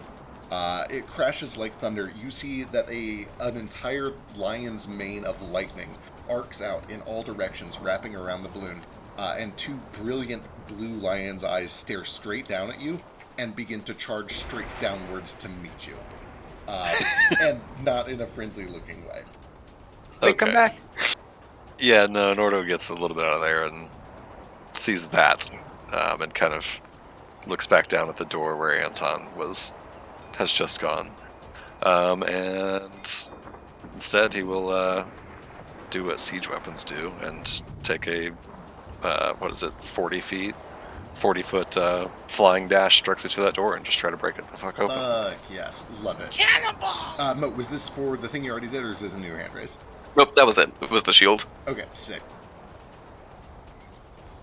Do I manage to remove this thing? Yes, while Nordo is contemplating that, and eventually decides to go for the door, you're able to use another action, pry this thing free, yeah. Let me make sure I set a correct precedent here for important reasons. Sure.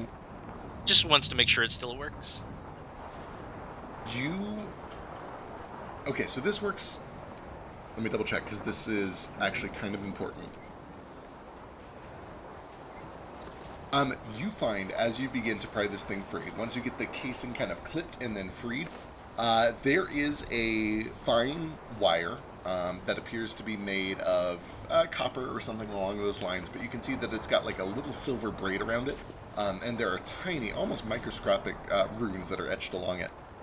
And it seems to be a power transmission thing. You're an artificer, you would know this. If you cut that, this is going to lose power. In other words, it's being powered by some sort of external source.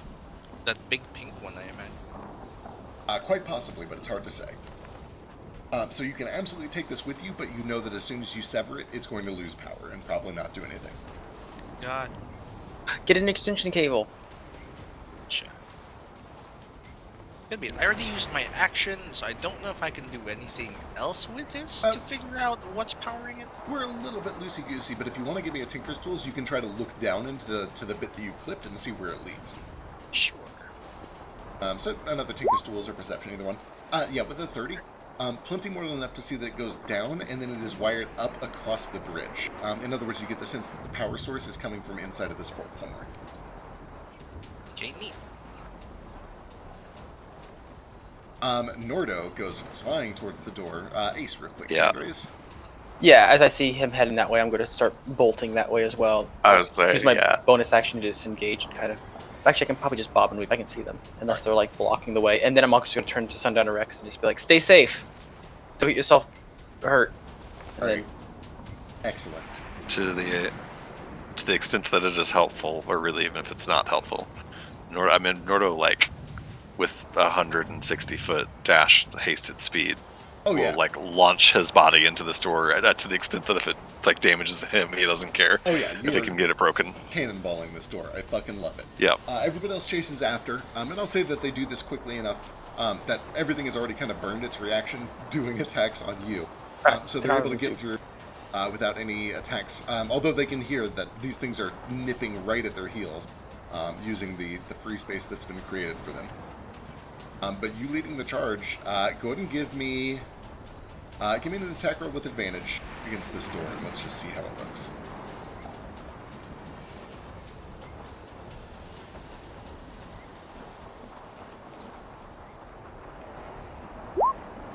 Oh, it's so terrible.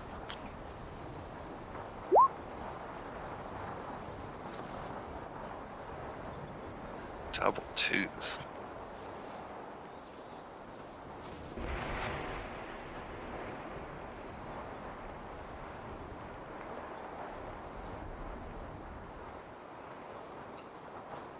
God, as many times as I've looked this up in the past month, I really should know it off the back of my hand.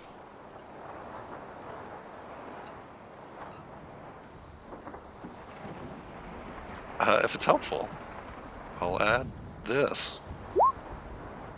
It's not terribly much damage, but you know, the flavor of it all. Pushing the door open.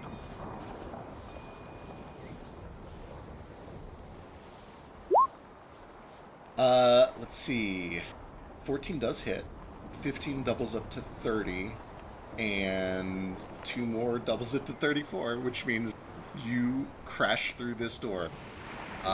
There is the resounding crack of stone. Just barely with the pushing attack. And you go flying through into this fortress. Moments after you enter, at first there is kind of what looks to be the inside of a nice palace, but moments after you crash through the door, there is a boom, and everything goes dark. Power has been cut. You can see that there are magical lanterns and chandeliers that have been illuminating everything all around, and as soon as the door is open, it seems that they have been cut. They've been depowered, leaving not much light all around you, aside from a pink glow. And I will pull you over to the map real quick. You don't. It was all kind of one swift motion. You had 120 feet of movement to work with there. Okay.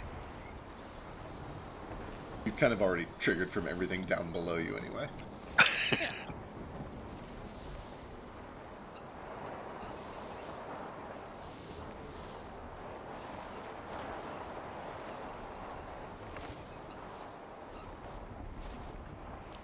I'm gonna decide to like take this here, kind of snip the wire, kind of bring it with me Okay, excellent. Good to know. over here. Did it look like the power out here went off too? Like, did these things stop being powered? Let me double check how this system works. Negative. It appears that they stayed on. Except for the one that Nomad just removed and the one that had been destroyed. That pedestal is still there though, right? Just kind of broken. Yes, yeah.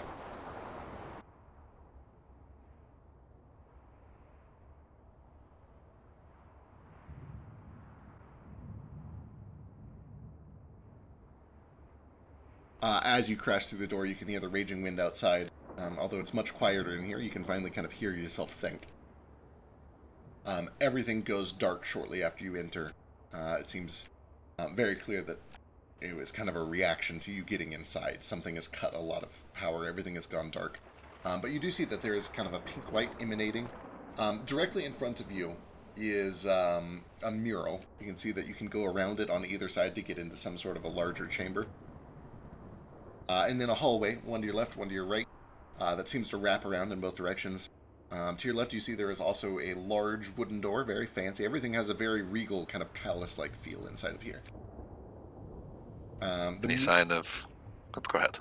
The mural directly in front of you, double checking, you'd be able to make it out just lightly, based on some of the pink light going on here. It appears to be a mural of Anton. He is riding a lion. In one arm, it kind of has the look of one of those cheesy old, like, fantasy novel things with, like, the damsel in the distress and the hero with no shirt for some reason. Frank Frazetta. Oh, yeah, absolutely. Very much that kind of vibe. He's riding astride a lion. There is at his side kind of this partially dragon-looking woman who's, like, clinging to him like he's, some great hero.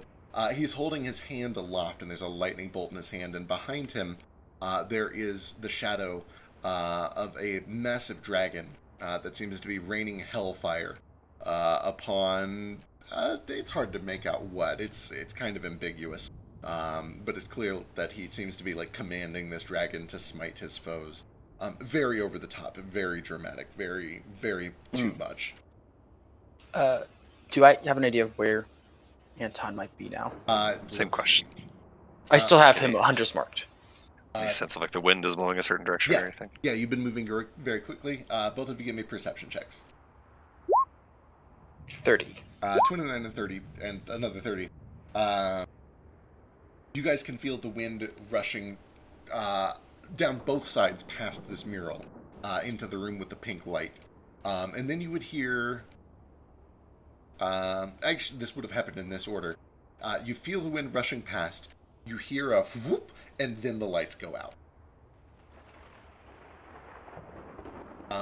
So, like... Does the whoop sound like a magical effect or like a like a machine effect? A magical effect of some sort.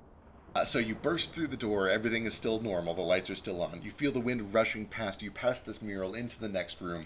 You hear some sort of a magical effect, and then there's a flicker, the lights dim, all of the magic goes out, the chandeliers go dark. Okay, cool.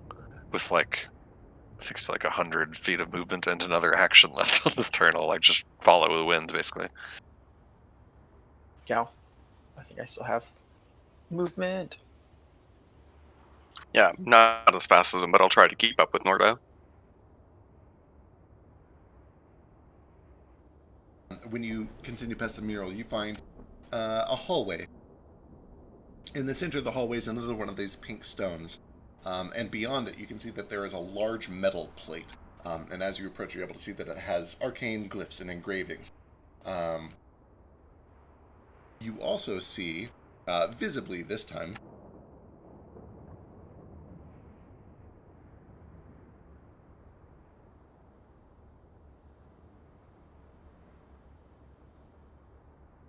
a large lion. It is clearly elemental in nature. You can see that it is made of storming clouds. You can see that its teeth and its claws are made of lightning. But you can see that around its neck is this tight, barbed pink chain of magic, like a leash that is tethered to this gem in the middle of the floor. And it seems to be kind of agitated, like something has woken it and it's angry. It kind of begins to swipe around at the air, and it begins to chew at this chain and tries to pull against it to get itself free. And then it looks to you, and very suddenly begins to run over, like it wants to take a swipe at you. I guess give me an initiative check real quick.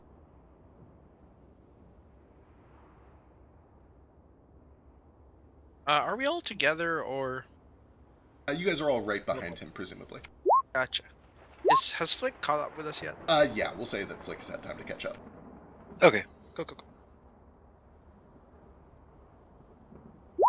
for what it's worth, as soon as Nordo sees it, he'll like stop, and again in Primordial, just say, "We ain't here to hurt you. We're here to set you free." Where'd Anton go? As you see this thing, and as you kind of stop and try to calm it down, this thing. Let me double check real quick. Give me animal handling.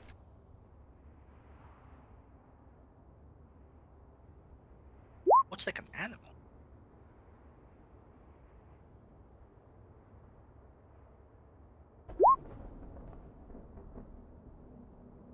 It's so weird. Why is raising it not working? There it goes. This thing.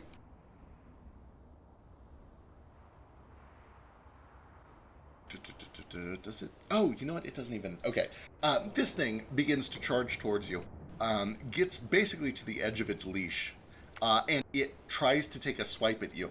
Brings its claws straight down, and you find that as it passes through, you feel a cool breeze, and you can see that some of the storm cloud kind of rolls off the surface of your body, but you feel no pain. It seems to go straight through you. And it kind of sits there like a lion batting at the glass of a zoo enclosure, trying desperately to bite you, to maul you, to swipe through you. Totally unfazed by your attempts to calm it down. But it just goes straight through you. It seems to be unable to affect you. Okay. Nordo will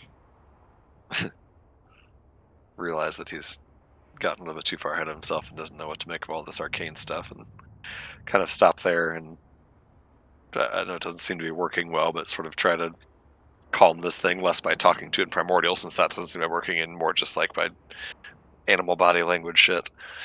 Yeah, he'll just wait right there. I'm gonna go ahead and use my haste action to heal myself a little bit. Yep. Try blowing on it. Maybe it's hungry. Ooh, I like it. After a few seconds, you do see that although it certainly doesn't calm down, it at least seems to realize that it can't do anything to you and that you don't mean any harm to it. And you see that it turns and it kind of goes back over to this platform, and it begins like digging at it, like it saw something over there, like a cat that is stalking a mouse that is hid under the refrigerator. It starts kind of like making circles around it, batting at it, scratching at it, trying to get something by this plate. Frustrated. Okay. Ace, what's up? Is Anton taking wound damage? Possibly. Go ahead and give me another roll. Just in case. Because it's been... Yeah. Yep, he's also still incapable of regaining hit points. Correct. He can use an action to close the wounds if he wants to. But can't he do that as his first form, though? Fuck if I know. How's he going to close it? With more wind? Mm-mm. Exactly. Excellent. All right. Noted. Oh, he's leaking gas. Is- Actually, if he is wounded, is he leaving like a trail of anything in his wind form? Like different types of gas or... Sure. Give me perception.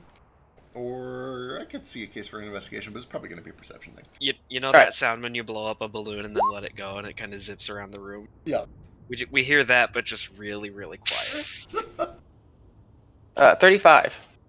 Even from this safe distance with an at 20 for 35, you have not seen any sort of signs of weird gases or leaks or blood leading in here or rushing past. But you do see that there is a tiny drop of blood, a singular drop of blood, on this plate at the back of the room, near the center of the plate. Bum, bum, bum. All right. Also, guys, I'm going to have to head to bed. So Yeah, I will good luck see with you the guys later. work stuff. Bye. Thanks. Bye. See you Monday. Good luck. Bye.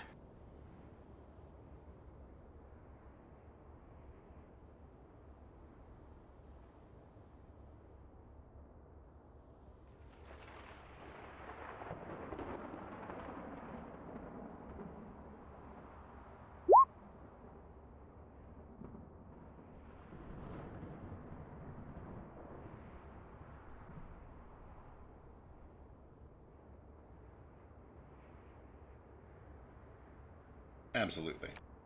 Yeah, for what it's worth, you guys are very welcome to have him keep shooting things, because... Yeah. Spoilers, I'm not going to rebalance everything. So there's blood on this plate? Ace was able to spot from this safe distance a single drop of blood in the center of the plate here. I say safe distance. This thing doesn't seem to be able to affect Nordo, at least. Nordo's the only one gotten close enough to try. Yeah, say when everyone catches up, Nord will say that this thing seems agitated, trapped here or something, but I don't. Anton went this way somehow. He touched something or something. He had to have reformed at some point. Yeah. Ace says there's blood on that plate there. And the Nomad recalls that at the what do you call the god shell? They used blood as a catalyst to summon him. Oh yeah. So maybe it's one of those. Nordo is paralyzed shortly because of the. Yeah, 1 minute. Take a breath. Say he'll sort of collapse on the floor and catch his breath for a minute.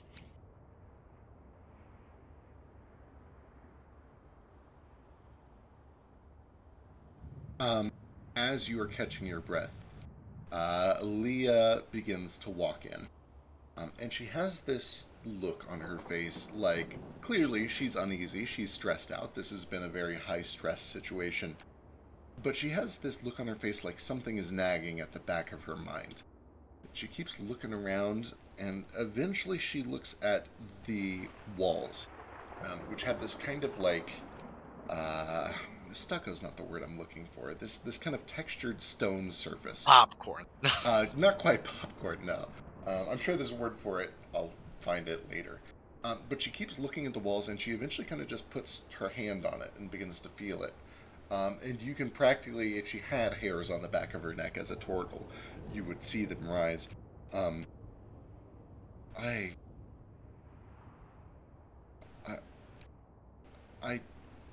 know where. This is where they took me.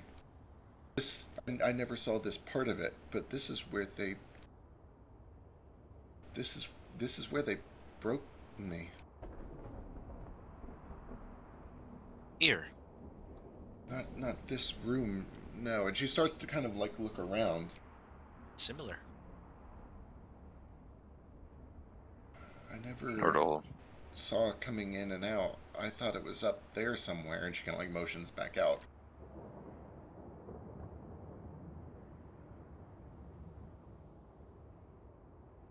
will sort of pull himself up off the floor and walk over to her. Do you know how to get around it at all? I don't. I never saw this part. This building. I think I recognize this. And she puts her hand on the wall. But the only part I saw, it was not this nice. It was a dungeon. I had a cell, and there was a chamber where they would make us do training, fighting. If we find that, I'll know my way around. There was my room. There were a bunch of cells like it. There was this training area. There were stairs that went up. If we find stairs going down, maybe they'll lead to it. And then there was a big door, a big metal door, almost like a vault or something. It seemed more like I don't know. I thought maybe it led out to the ship or something. But they would sometimes take people there when they didn't obey, and we wouldn't see them again.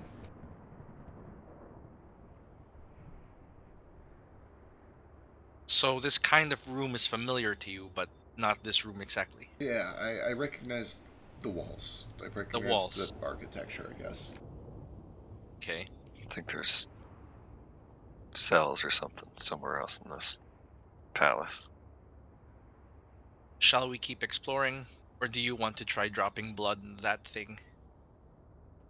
I just want to catch this fuck before he gets away. Let's see I know he far. went this way. He came into this room and did something. There was this sound that Ace replicates perfectly. Yep. Yeah. And then he was gone.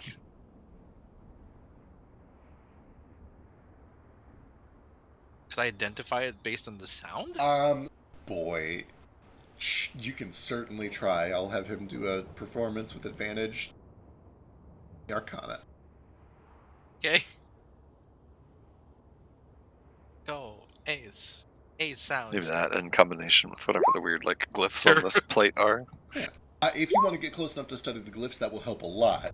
It just means that Yeah. you're going to have to go in there and study.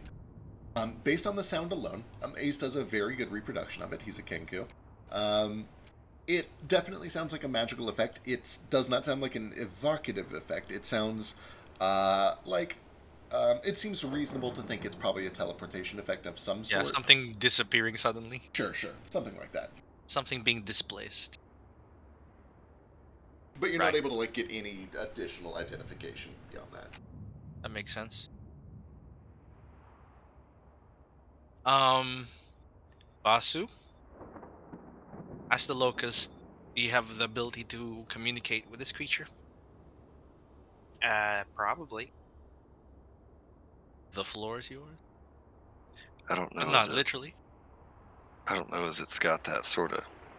I think it's more like an animal than it is like Sundowner. I can try my animal talking thing. That takes time. Yeah. 10 minutes. Yeah, we might not have that time. It's possible, but do you think we can knock this out? Or render it Well, it wasn't not able to hurt hostile? me either. Nor will sort of try to walk up to it sort of gingerly to just like place a hand on it, and I assume it probably tries to scratch the fuck out It of it. does. It almost like you kind of catch it off guard, and as soon as you like try to place a hand on it, you first find that your hand goes straight through it. But it does seem to catch its attention. You can feel like a cold breeze as your hand sinks through, and it turns around and it just takes a swipe at you. And actually, this time you can see it rears back its head, inhales, and then exhales this storming boom. You see that there is a literally visible shockwave of energy that pulses through you, and you feel it like an air cannon, but it's ultimately harmless. It goes straight through you. Notice sort of points to the pink magic collar around his neck and says, I think this is keeping it from being able to hurt anybody. Okay. I just don't know why they would keep it here if that's the case. A deterrent, I think. If we think it's harmful, we won't approach. I mean, they probably are feeding it something to use this portal. They've got Right? How much blood did the thing need? I think when we were in the God Shell, they like straight up, didn't they like sacrifice somebody? Yeah, they used a lot of blood at the bottom. They used their own blood as well. Yeah, there's a lot. They did, yeah. They, like filled grooves in the platform or whatever. Yeah, and that pattern is similar to the one in the God Shell, right? The ones in the grooves. Give me a perception check, unless you're getting right up close to it. Probably will try. Just as a part of the experiment to see if this thing can actually harm others or just not Nordo. All right, Nomad takes the leap of faith and gets close. And as you do, this thing does turn, and it just goes straight for your neck. Bites down. And you feel, oh shit, my power's flickering. Oh no. Yeah, Whoa, that was weird. that That was was real weird. weird. My power is flickering! No, wait. If I suddenly disappear, you guys know why. We might be having a storm or something. But yeah, you feel a rush of wind. You feel cold around your neck. You feel the static shock of just a little tingle of electricity. But it does ultimately pass through you. It gives up quickly, and it begins to kind of just flail around, agitated. This thing is clearly feral, angry. It appears to be in pain. It is very, very, very not happy. Do I sense a mind? Or is this just an illusion? If you try to connect this thing, you sense a mind. Yeah. It doesn't communicate back to you if you try to communicate with it. Yeah, no, it has no language. Yeah, I'm basically kneeling over here. Yeah, as you approach this thing, go ahead and give me an Arcana check. And actually, assuming that Nordo came over here with you, he would see this as well. No check required. Both of you see a bunch of arcane glyphs, which don't really mean much to Nordo probably, but you'll be able to decipher. But both of you can see that at the very center of this thing there is, in a style very similar to what you found at the God Shell, an image of the Storm Titan, this ship with a big loop around it. You can see that there's definitely an image of that ship in the center of this thing. And with a little bit of time and identification, Nomad, you're able to quickly discern that this is absolutely some sort of a teleportation pad. You can also see places that should be glowing and aren't glowing. And based on your previous work with that pole outside, you're able to pretty quickly deduce that this thing is probably fed by a power source and isn't getting enough power right now. Right. While Nomad is studying all that, I'll walk back over to Leah. Just say, were there when you were here? Were there others? Was it you alone? Do you think there's people here now that we could go set free? There were a few of us, yeah. They pitted us against each other to see which ones were worthy and which ones weren't. If it's still like that, and she kind of, there's probably 5 or 6 more, maybe, down there. It'll be guarded for certain. They'll have a breaker down there, but there might be, yeah, there will probably be others like me. Or sort of nods and places a hand on the wall. Says, hey, nobody broke you. They did terrible things to you, hurt you, forced you to do shit that wasn't you, and took. He kind of looks at her hand and her amulet that makes her voice come out since she doesn't have a tongue. But you ain't broken. You're here. I sort of put a hand on her shoulder and kind of make his way out into the hall to see if he can find a way down a stair that goes downward somewhere. Okay. She looks like she's accepting the token of kindness, but maybe not quite taking it to heart. And she does kind of look back up and say,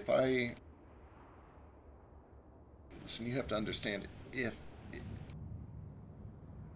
the only way that I can justify the things that I did is that I was broken, and I've heard some of what you did too, and you've got to understand.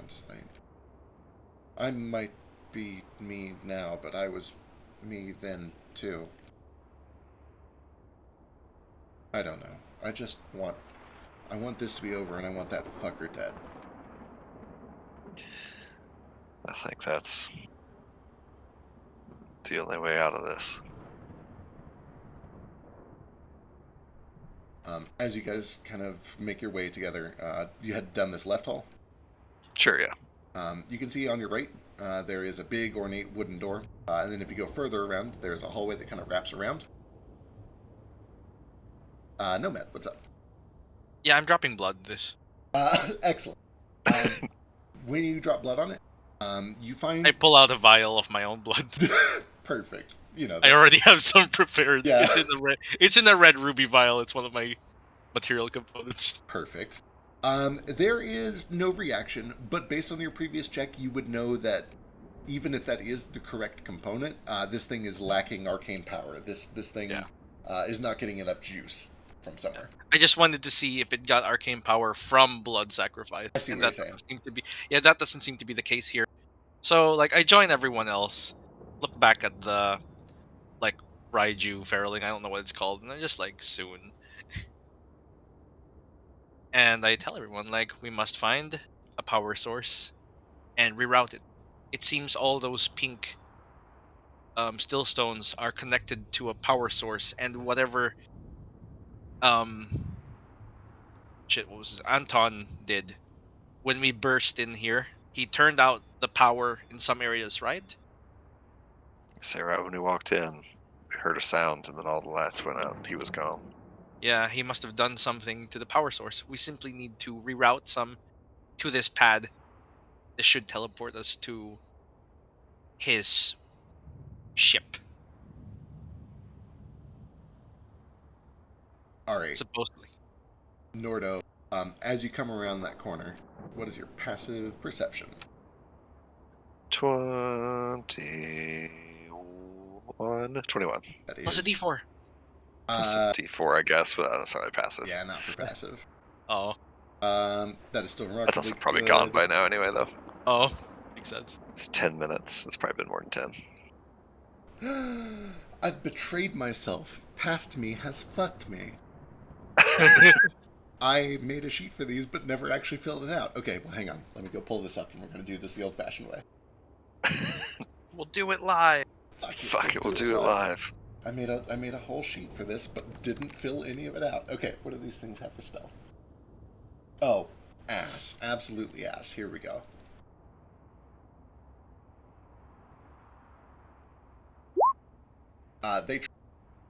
As you begin to come around the corner, there is a sudden rustling of metal, the sound of weapons suddenly being pulled forward, and you can see that there are ahead of you 3 air elemental myrmidons that were waiting in ambush, and as soon as you come towards the corner, they kind of spring out and attack. And from behind, the rest of you can hear the shuffling of metal as more seem to come from the other hallway from the right side. And this is going to be initiative real quick.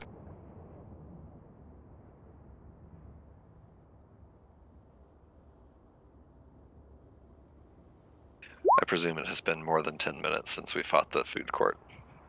Since the food court, oh man, things have actually moved kind of fast. We're pretty fast. Yeah, it was like a Yeah, I minute. mostly wasn't sure how long the studying of that arcane stuff took or whatever. That's true. That took a little bit.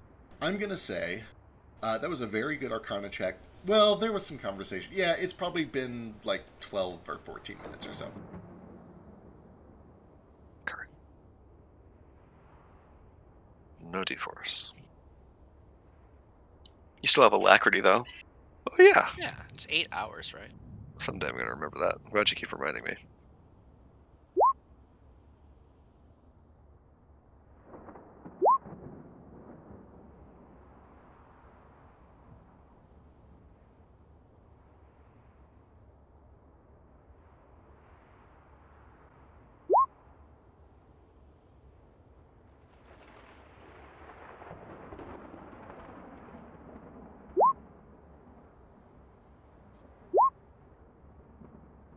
He's lagging behind. Hey.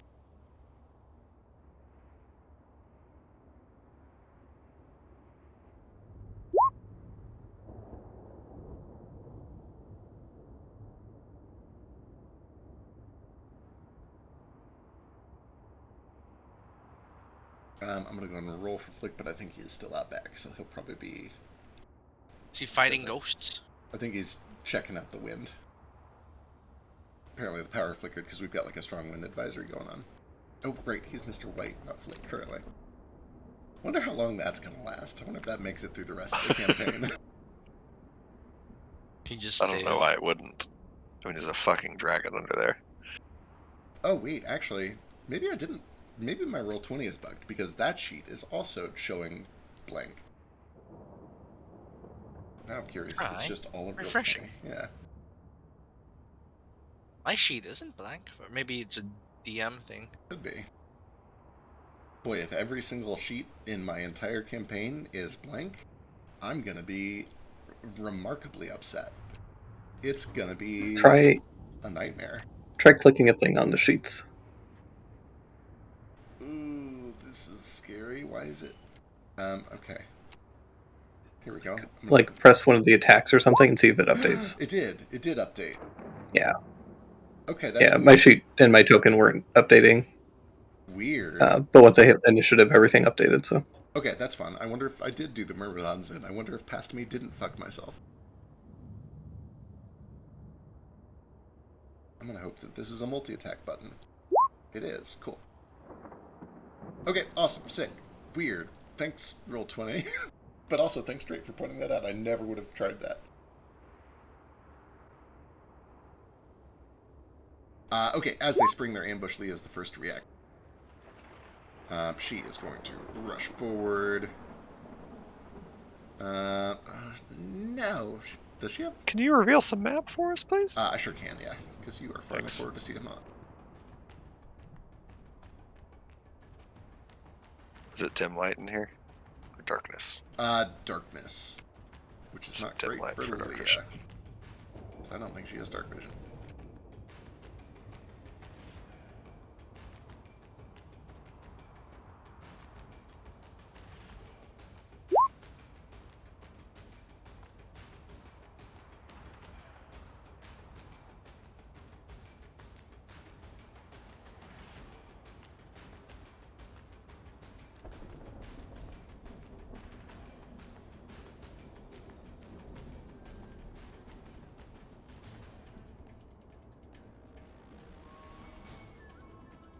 Alright, she is actually just going to dash and get up here, because she cannot reach and attack on the same turn. So that brings us to Mo.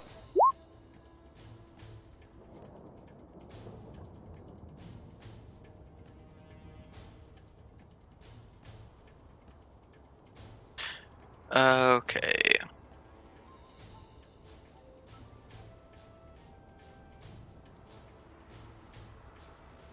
Okay, with 35, I should be able to get there. And I'm just gonna flame blade this this guy right there. Excellent.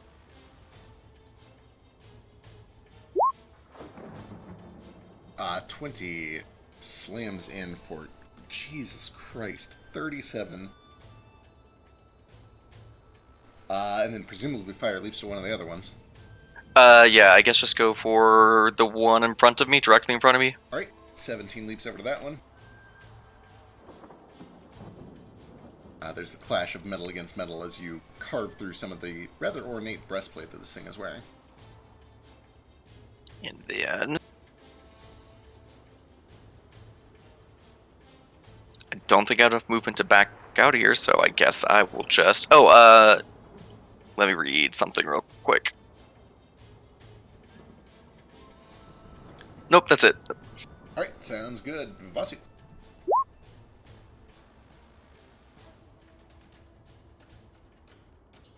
I'm gonna fly over. Actually, there's a lot of people over there already. What's over here? As you go around that corner, you find what you had heard. There's 3 more of these things that are about to spring around the corner.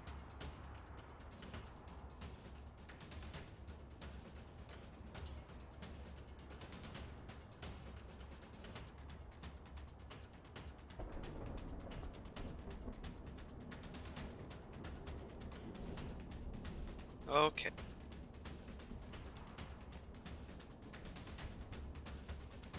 I'll make my first attack on this one right in front of me. I can't see what his adjective is because it's blocked by the other one, but it's something with a P. Something with a P. Let's see. That's an advantage, I hope, because of the dash. Yeah, because of the dash. Podgy. Podgy with the 25 is good for 16 points of piercing fire, which is all good. We'll hit him with a stack of that radiant stuff too, because let's just keep hitting him for a bit. Ooh. Oh my god, big hit for another 23 and another stack. And then let's do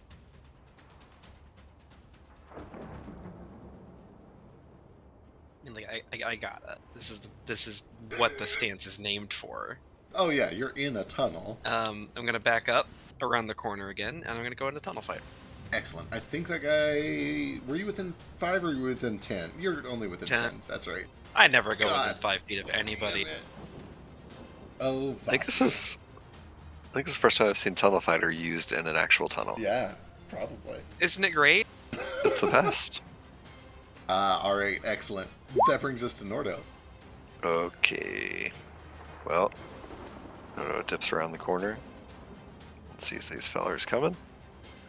Gets the old axe out. And just learned his lesson about trying to negotiate with these guys. So he's just going to start murdering. Is dim light disadvantage on attacks or just on perception? Just on perception. Okay. I'll attack recklessly, of course. The one that Moat hit with his main strike.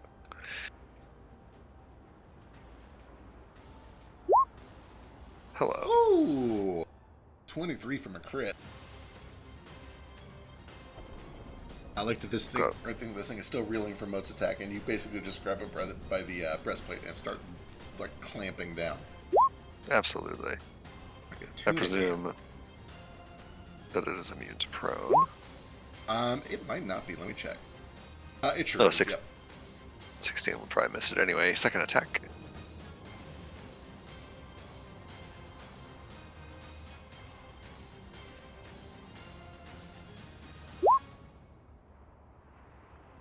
23 is good for another 16.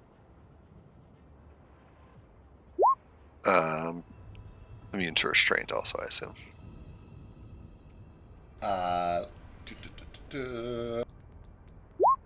It can be restrained. You're able to kind of like, you see the vines reach up, and although they pass through the air form of its body, they're able to kind of grab onto the breastplate, and it seems to be kind of tethered to that, so it is effectively restrained. How delightful. Actually, it can make 2 strength saving throws, DC 17.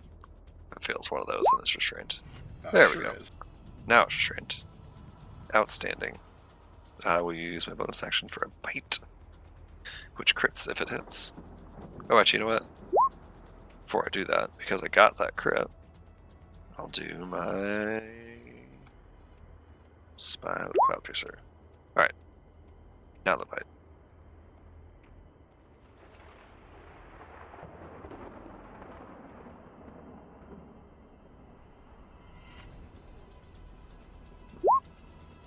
Which crits for 18. Sure it does. That's my action and my bonus action. That's it. Alrighty. That guy's not having a great time. They weren't able to get their surprise off, but they are ready for battle. Let's fucking go. Oh, do you back up? Nope, sorry, I was just putting my auras up here. Gotcha. Okay, cool. We'll start with the group on the left. Wound damage for that one, 11. Ow.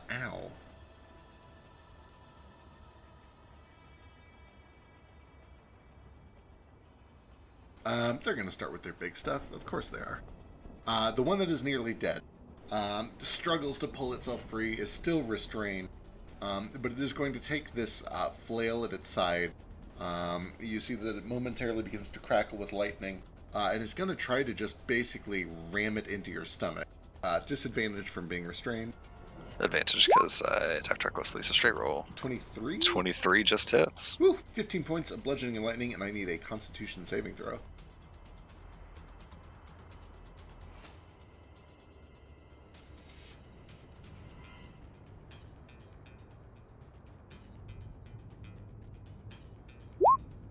Really? Wow. As the lightning kind of catches you off guard, it catches you right under the ribs. You feel the wind is just sucked out of your lungs, and you are winded. You are stunned until the end of the Myrmidon's next turn. That's bad news. That is bad news, bears. And to the monk, no less. How exciting. You don't have any way to add just 1 point to that so you succeed, do you? Oh, yeah. No, I don't. I don't have the D4 thing up right now. Well, shit biscuit. Wasn't expecting that to actually work. Paunchy on the left, we have 2 Paunchies, is going to try to do the exact same thing to Moat. Missing terribly, which is a shame because that damage is amazing. I'm pretty happy about it. Graceful in the back. See, these guys really should have had spears for this formation. Flails are not great. He's going to swing. Yeah, he's going to step forward and he has to squeeze for this. So this is all going to be a disadvantage. But he's going to try to take 3 swings on Nordo, who is stunned. So these are all canceling out for just normal swings. Which I think the 25 will hit. 25 will hit, yes. All right. And then he'll step back, which I think provokes from Moat. It does.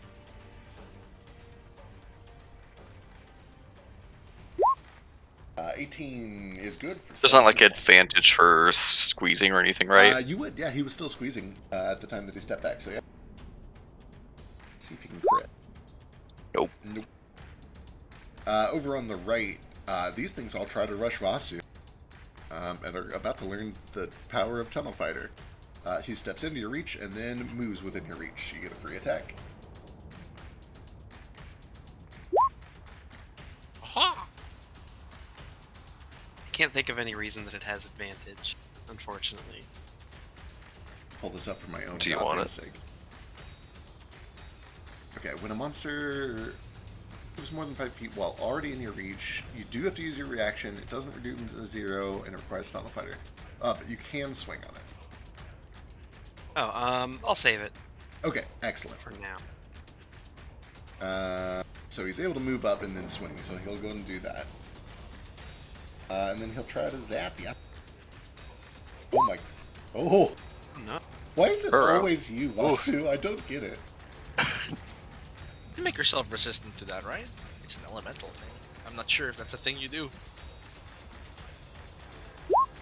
Ha! Oh! Just made it. Oh my god, the crit damage is crazy too. 53 total points of bludgeoning and lightning damage. But you are able to resist the stun, thankfully. Vasu's like a lightning rod for He- crits. oh, She's Really, ace in that's roll amazing. initiative. It's unbelievable. Oh yeah, you're right. I'll go ahead and throw him on here real quick. Yeah. It is crazy how often I crit Vasu. I don't understand it. Took me with 18. Well, that's... Yeah, that's fair, that's fair. The strength save. 11. I had to do that to make his sheet show up. For roll Fair. 20s being weird. That's so weird. Yeah, it is super weird. The next one runs up. If you want to, you can take a swing on it with your reaction. Because of Tunnel Fighter. Well, hang on. So my normal reach is 10 feet. Right. Did any of them start out at that? Where did this guy start out at? The closest one, they were like... Whoop, whoop, whoop, whoop, whoop. This was their original formation. So I think they were all minimum 15 initially. And then this guy Okay. ran up into your reach and then through your reach. Okay, now I can use a key point to extend my unarmed reach to 15 feet. Would you let me consider that for part of the Tunnel Fighter thing to do it without like using my reaction? Let me read how that works. Did we also do Mr. White's turn? He Oh wait, I said guess he'd that run does up. still require the reaction. Yeah, I think it would still take It the also reaction. doesn't. Yeah. Yeah, all that would let you do is let you do it 5 feet sooner, but it would still take your reaction. I would let you do it if you want, but that is up to you. I mean, I don't want to get hit for another 53, so I'm gonna do it. What are the odds I'm going to crit you twice? Yeah, I mean, Alright, as this thing steps up, 27 is good for 15. give me a con save. And another stack of that radiant. Oh, yeah, not having that shit again. You realize that these things, if they land a hit, can hurt. You just stop him in his tracks. He is stunned, and you can see radiant energy beginning to build up on him. Yeah, I think it automatically activates all the charges. Oh yeah, that's right, because he failed the thing. Like- So It's 3 charges. Let me look up what that is real quick. I want to say it's like 5 before, but while you're looking it up, this guy's gonna run up. Does he have to? Oh, I mean, not really, but he's gonna. He just saw his buddy do a sweet crit. He wants to show him up. With another crit, here we go! Oh, I saw the green border and I got so excited. No, that missed. Damn it.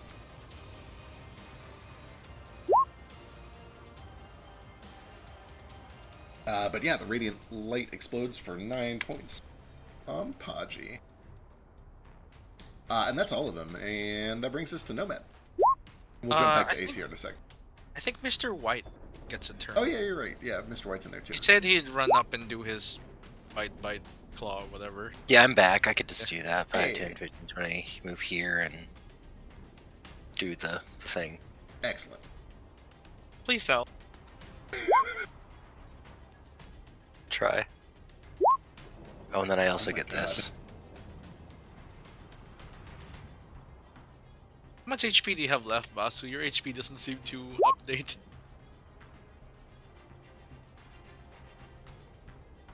Well, that's not so bad. It's fine. I'm at 84. It's a little bad. Joonga Boonga eyes. It's a thing. Yeah. Now that I have it.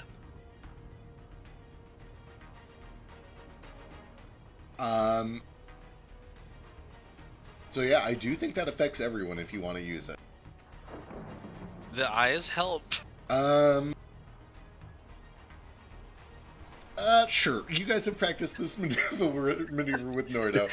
I'll say With Nordo. that although diverting your eyes doesn't actually help in this case, Okay. just the fact that it is a route that you have all practiced, I think, will give you all advantage because you at least know that he's about to do something scary. Everyone near Nordo doesn't have to do it because of the banner. That's right. Oh, That's right. yep, true. But Ace, Nomad, Toto, and Gale can make this save at advantage, and Vasu as well. Because you guys have your hidden key phrase for please don't be scared. 21. Hey, you're all good. Ooh, lights flickering. Ooh, the power did it again. Let's see how these three look.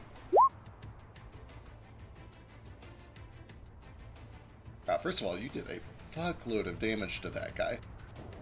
I was gonna say, yeah, it was a lot. He can't bleed though, right? No, he cannot. Doesn't look like Okay. he bleeds.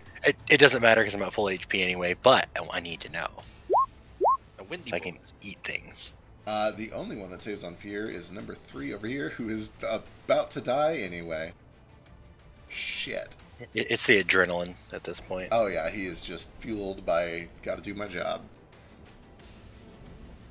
Does it affect the other guys if they know I'm here, if they have not rounded the corner yet? Or They're aware of Because you. They were kind of late. They were in an ambush situation. They were just waiting for Okay. someone to step around the corner. Alright, anything else? nope, that's all my attacks and stuff for the turn. Cool. So. And then we'll jump on back over to Ace. Where do you guys want him to shoot? He's probably gonna help us. Seems reasonable. Shoot the one that's almost dead, probably. Yeah, he's gonna shoot until slain, and then move targets to something else. Alright. God, I have to click 17 checkboxes for each one of these attacks. Here we go. Yeah, he's invisible to all of them, so he has advantage, and I can see it, so it's advantage. He has a +1 to these. I think he's also going to do sharpshooter because he has elven accuracy.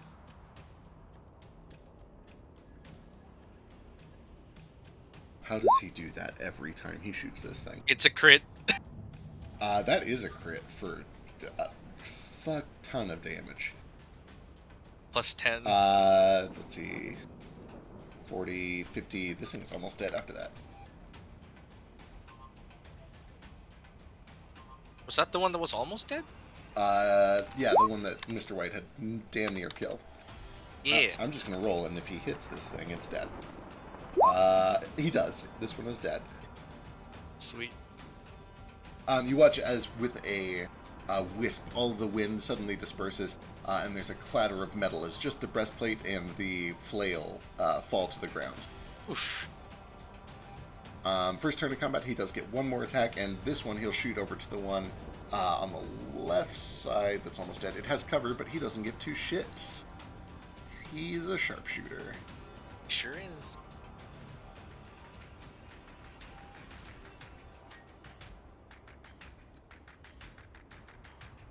He also uses sharpshooter, so -5 +10.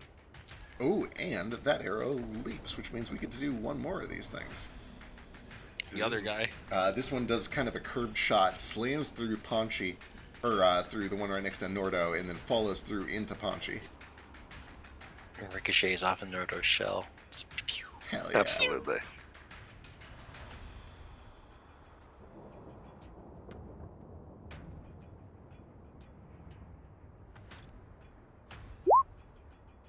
For a little bit more damage on that boy. For the Wind Myrmidons, did you pick a CD emoji? Is that what that is? Yeah, I used that Okay. for plate armor. I couldn't find anything good for plate armor. Okay, I was just curious. Now I want to see plate armor made out of CDs, and I'm sure it's a thing. Oh shit, I just realized I should not have been adding some of that damage to all these. It's like I've never played a rogue before. While I subtract all that damage, let's move on to... Oh no, Leah's me. Okay, we'll do Leah first, and then we'll subtract that damage. Me first. Oh, right, yeah. Nomad first. Oh, and then Gale. Yeah, we did lots of skipping. Yeah, let me get back through here. Just gonna try and hit Podgy. Podgy's in the 120 feet, right? Yes. This is an advantage and a +1. 28. And he's gonna go with fire. Excellent. Fully effective. You see some of the metal at the edges of the breastplate begin to drip, and a lot of the wind begins to steam and dissipate. Still going, but not looking great. Yeah, that's it for me. All right, Gale.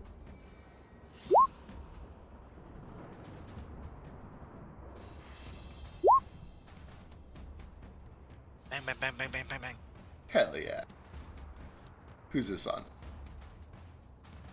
Whoever. Excellent. I'll assume you're just focus firing with Nomad. 29 and 25 are both good for 28. That guy is nearly finished.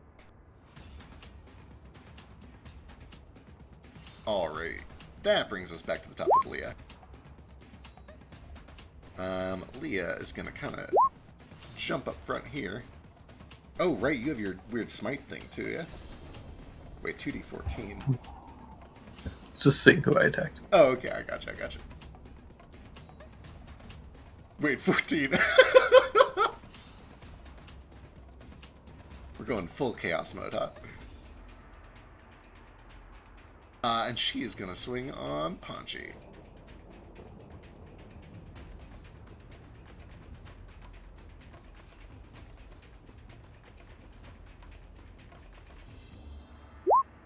Resists a lot of this damage.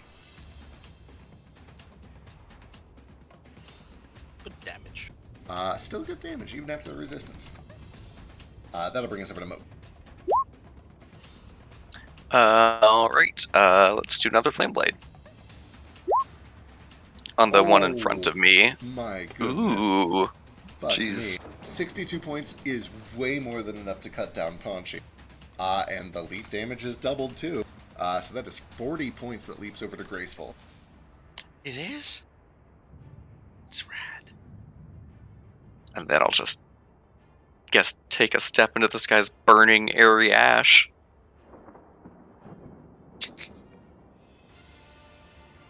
And then I can't push him prone because Shield Master needs an attack action, so I'm good.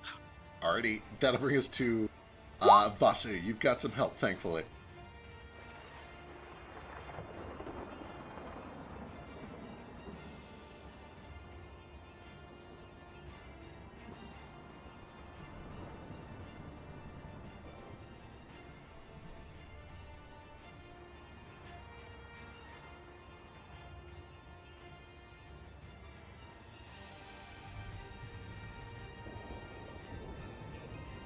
Oh no, do we lose Vasu?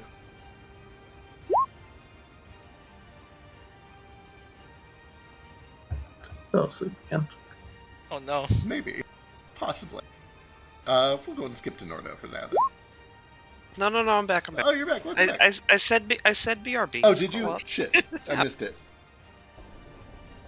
Oh yeah, there it is. Just kidding. everybody just always assumes I fall asleep all the time. I had faith. Sorry. I had faith I'm that you some were kind still of awake. narcoleptic or something. Well, I mean, you know. Narcophiliac or something. Well, that's a different thing. Yeah. Which you might still also be, but... I'm gonna beat up the big wind. I'm gonna beat him up.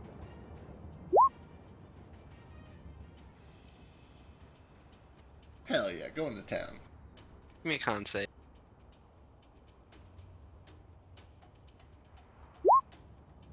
God damn it. That bitch is stunned. He sure is. Here's another advantage. God, these big hit rolls. Oop, shit, that was you. That wasn't him, Yeah, it was don't you. Sorry, it's because your sprite's just so big. The wingspan. It sure is. It's impressive. Thank you. I work out. Is that how your wings got so big? Yeah. In Never the skip wing wing push-ups? Never skip wing day. Gotta drink your milk. Yeah. Anything else? Because I have the reach for it, I'm gonna make a flurry on Podgy Hell yeah. because he's bloodied. He's bloodied. He looks in very bad shape. Pop. Hell yeah. So what I like to think happens here is you swing twice on Big.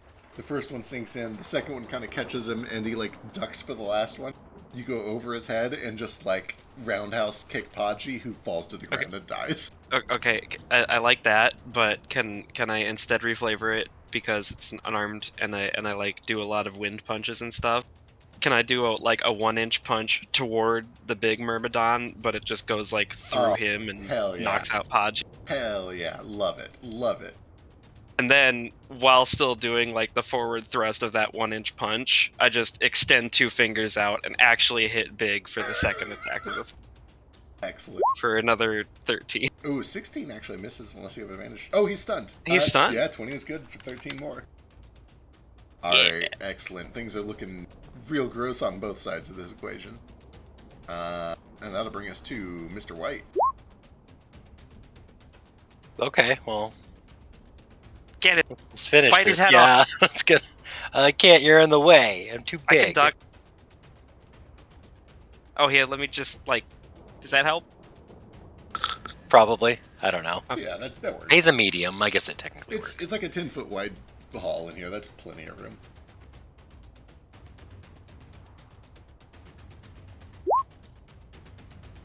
Seven, 10, same number. You know. Fucking ow.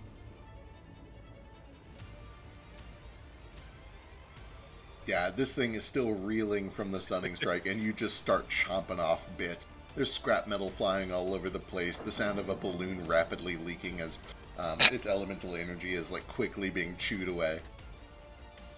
Perfect. I don't think he has anything else, so let's go with that. Alright, well, let's see. That guy's stunned. This guy's afraid. Does it recharge its cool thing? It sure does. Let's try to stun Moat. Sorry, I should have done this last time. At the start of its turn, it needs a DC 20 Charisma Oh, save. god damn it. Oh no, what happens? It's not that bad. It's considered baned until it moves out of the range of my totem, 10 feet. That's right. Fuck, this is going to be a nightmare for the entire dungeon, isn't it? Yep. These are all his subordinates. Well, Luckily, I'm a fake paladin, so it's a pretty short range. alright, we'll try this anyway. Yeah, even before Bane, that's a big old miss. How do these guys feel about this? No, although frightened, he does stay in the fight. That'll bring us over to Ace, who I assume is just going to fire on that guy to the right. Unless you guys want him on somebody else. Nah, just do right, and then he'll move to the other shot if he needs to. But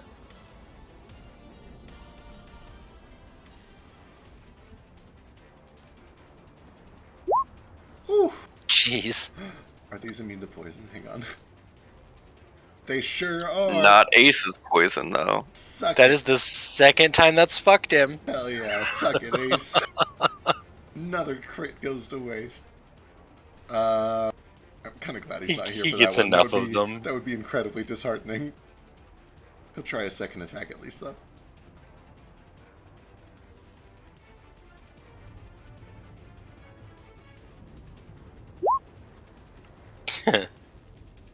There we go. That one will do it. Oh wait, Thunder. Half damage. Half of 24. It's still down. We're good. Okay. And then he'll Incredible. start slowly heading over this way. That'll bring us to Nomad. Let's see. He's gonna go, make his way this direction as well. But he's also searching the area for, control panels, utility hatches. Sure. Do you They take have a to be- full action, or is it just with your Yeah, passive? I'm gonna use my full action to do this. Give me a perception check. Not investigation? You can do an investigation, sure.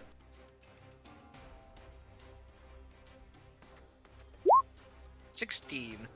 I don't think I have advantage for any reason.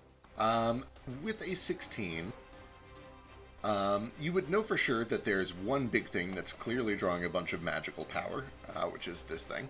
And it seems to be routed through the floor, so you imagine that whatever this routing system is, it probably goes through the floor or through the walls of the architecture. With the 16, you would also know that there's a faint blue glow coming from under the seam of this door you're standing right next to. Oh, that's a door. It is. Sorry, I should probably reveal this a little bit better. But yeah, you imagine that, blue light is usually a pretty good sign of magic. There are not many natural things that shed blue light. So there could be some magical stuff going on in there, possibly. Apart from that, it's kind of just like tile flooring, stone walls. No immediately obvious signs of like power sources or control panels or anything like that. Can I item interaction check if the door is open? Sure. Item interaction, reach out, grab the handle, turn it. It seems to turn just fine, like it would open. Do you want to open it all the way? Peek through. Sure. Just a crack in case it blows the fuck up. You peek your head through, and inside you find what appears to be kind of a quiet-looking bedroom. Let me reveal this. But it's unusual. You see a very fancy bed over in one corner, a large and elaborate and very expensive-looking wardrobe in a corner. There's a little makeup desk in the corner. It appears to be probably a woman's bedroom. But in the center of it, there is just a pool of water in the middle of this bedroom. It's a tile floor, so I guess that kind of makes a little sense. It's kind of like a Greek or Roman thing going on. Did you reveal it? Because it's still dark. But there's a pool that is carved out of marble. Oh, there it is. You can see that there is a white marble walkway that leads up to the pool. And then on either side of the pool, one to the left, one to the right, are two marble statues of what appear to be dragons. Okay. Ace can see what I'm seeing, so I just inform everyone what's in there, and I gently shut the door behind me. All right, close the door. And that's my turn for now. All right. Figure out what to do with that room. There's a statue, two statues in the pool, a glowing pool. Sounds good. Gale. All right, bang bang. Alright, you'll have to kind of run up, but I think Toto's got the movement speed to do it. To come around the corner, and... Oh, if I have to move, I'll stay here. Okay, excellent. Fair. Didn't know if you got the bouncing shot or anything. Alright, excellent. That'll bring us back around to Leah then.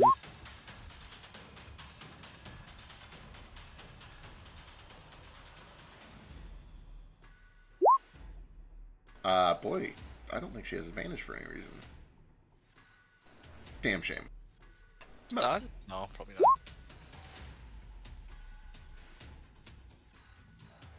Alright, let's just see if I can finish this guy off. My god, Moat, calm down. Christ almighty. I don't know what it is. I always roll so well on Flame Blades. I need to stop doing anything else. Yeah, searing white-hot fire just carves straight through the middle of this thing. The full plate drops to the ground in two pieces, and the air elemental dissipates away. And just as quickly as it started, the kind of ill-fated ambush is put to rest. It'll lead to Leah, and I'll betray the party. It's finally time. That'd happen eventually. With that, everything does kind of go quiet once more.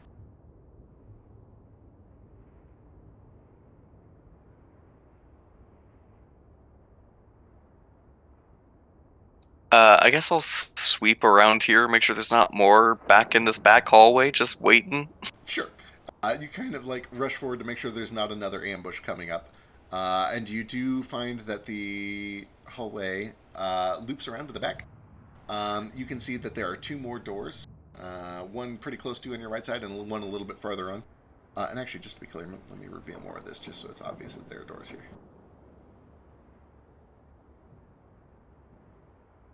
But you can also see right next to you, there is a staircase that goes down.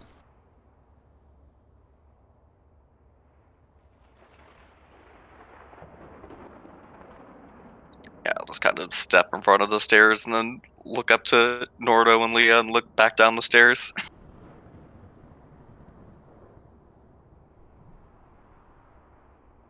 Yeah, Noto kind of follows around the corner and I guess waits to regroup. So I don't know if there's going to be any kind of magical power down here or nothing, but sounds like there could be some slaves what need freeing. Yeah.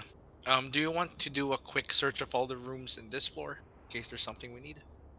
That seems like a good idea. I could use a bit of touching up anyway. Okay. See what we got here potion wise. Good idea. Heal. Ace and I are going to go investigate this room that you already know what's inside.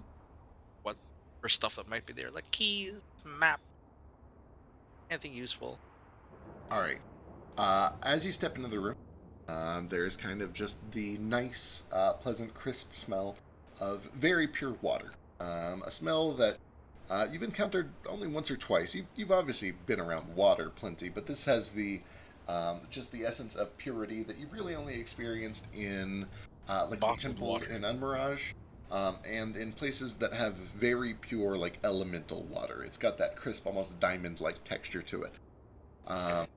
You can see that the water here in this pool is glowing, kind of a soft blue, and you can see that at the bottom of this pool there is a rather large blue crystal that is surrounded by a Benoisium filigree. Ace, with his passive perception, might notice a thing. Let me double check real quick. I'm helping him with actual rolls as well. Give him a +6.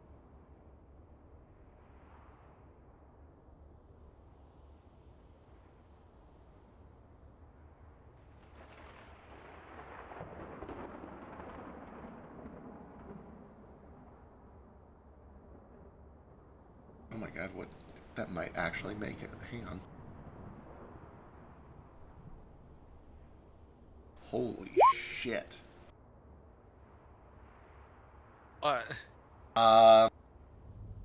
Go ahead, and you guys are kind of like searching the room for useful things? Basically, anything that could help us out. Sure. Go ahead and give me an investigation check. Sure. I think Ace's is better, so we're gonna use his, the +6 and advantage.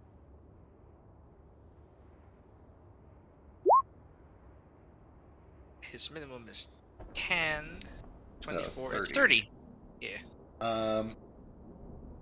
As you begin to investigate this place, you find nice clothing, women's clothing. And when I say nice, I mean very wealthy and exotic. There is jewelry here that is easily worth hundreds, if not thousands, of gold in total.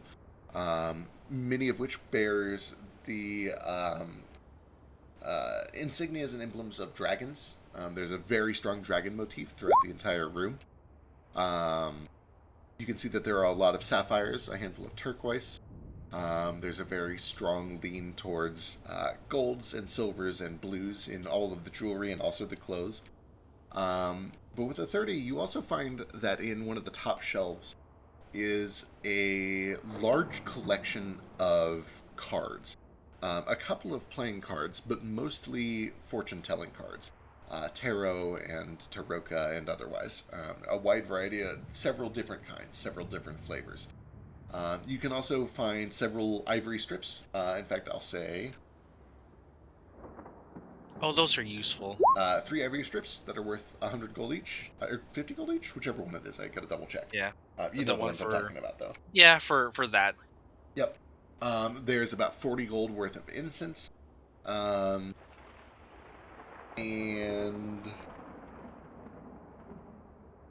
let's see. What else? Spellcasting components are always useful. Whoever owned this room was obsessed with dragons. Was a diviner of some sort. What's the orcish word for diviner?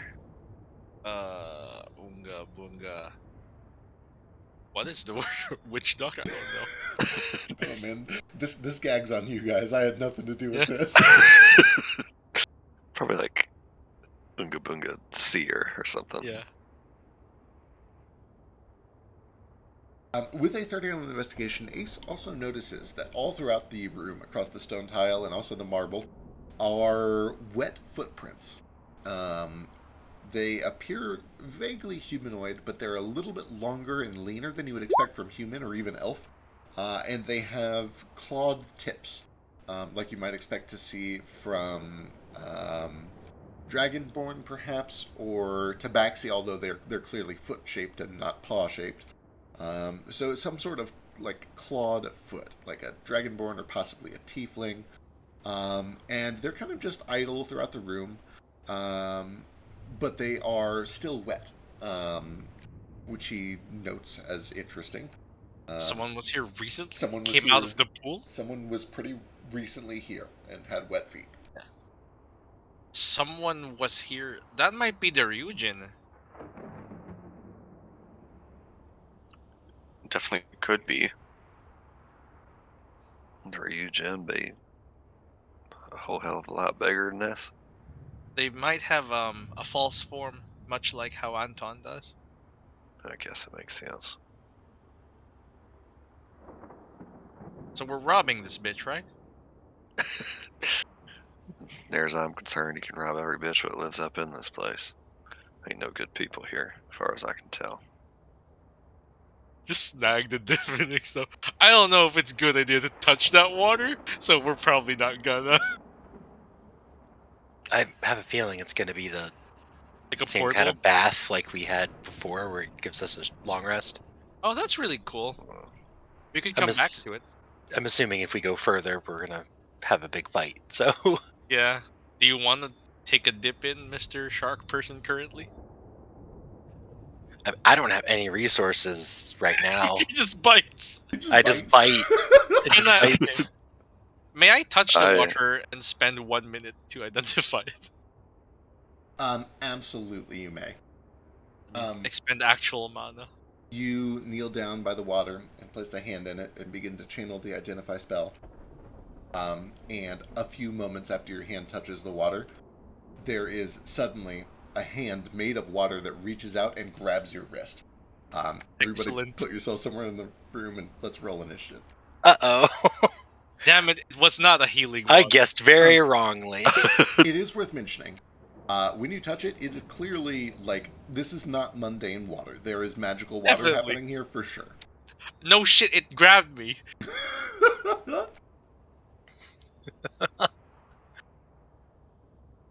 This is a very handsy pool.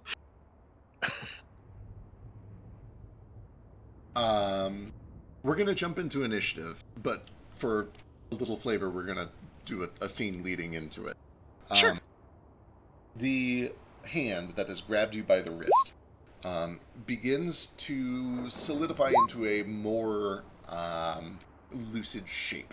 And you can see that it begins to pull itself up kind of along your arm until it rises out of the water. You see a watery form emerges that at first is just kind of like an elemental. It's just a humanoid shape that is made of water. But once it begins to step fully up out of the water, you can see that it begins to solidify into a person. And it appears to be it looks like a dragonborn. It looks like a blue-scaled dragonborn woman. Although it's very obvious to you that there is still a lot of elemental properties going on. Yeah. Her Question. Yes. Did I expend the mana? No, you have not. Or did it grab my wrist? No, Okay. it grabbed you Give us before a- you're able to get that far. Just put a finger in and grab my wrist. You can see that even once it takes on this kind of solid form, its scales kind of shimmer like an aquarium. You can see through them vaguely. It's like her entire body is kind of glass and there's water contained within it. You can see that she has these elegant but simple kind of like Greek-style robes with a couple of golden clasps over her shoulders. And you can see that in her hand, her free hand, forms a rather ornate kind of round shield. She releases her grasp, and in the hand that she initially grabbed you with, a short sword, kind of a Roman-style fuck, what are they called? I should know this. I wrote it down once. Gladius? Yeah, like a gladius or a Zephos, I think is what they call it. And she looks at you with these piercing eyes, and then over to Norda. I say, my apologies, I was not aware you were a person, and I meant to ask your consent. I did not mean to touch you without consent. And Aquin, which I think a few of you understand Aquin. I speak yeah? primordial. Yeah, Norda speaks All that. right, a handful of you understand this. Says, it's all true then. The monster will rise again, and you've come to rifle through my personal belongings. Oh, the world we've built will be brought to ruin. I won't allow it. I will not allow it. I'm sorry? We're very confused.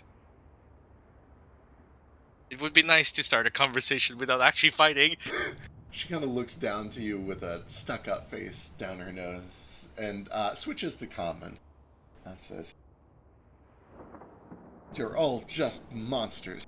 I've seen it. I've seen the destruction you've wrought. You're a seer. I am. I can tell. I have your material components and he hands it over.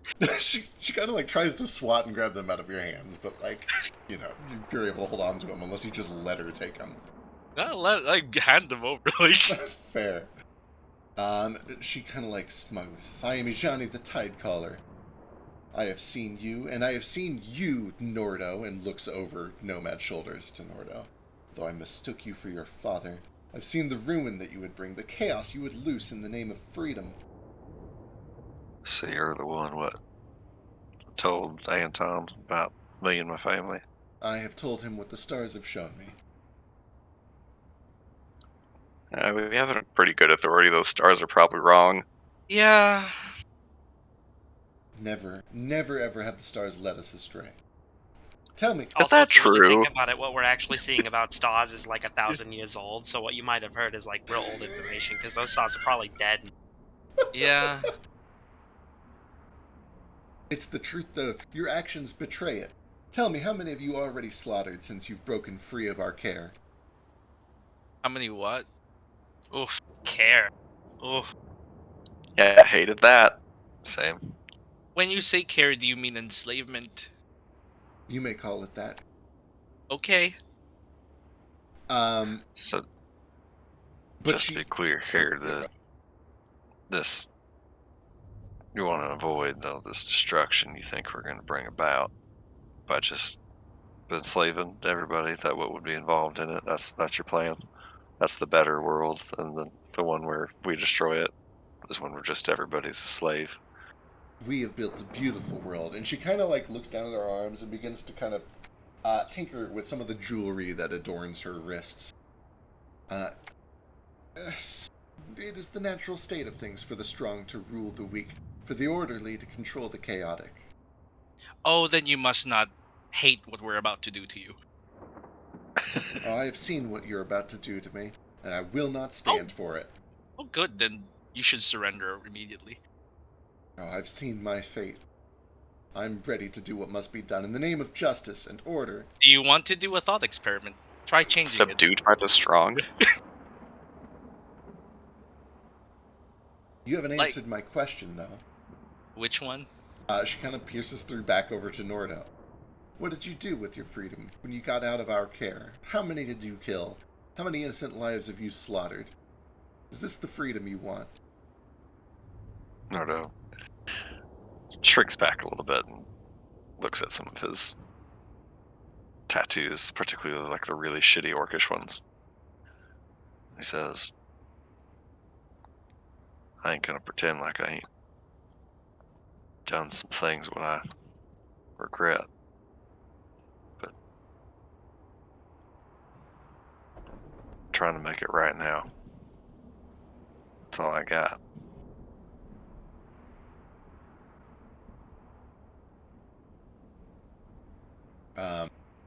She shakes her head with this snobby, pitiful look. There's only one way to make this right. Kind of begins to pull the sword from her scabbard. Would you like to cast augury and find if this is a good idea?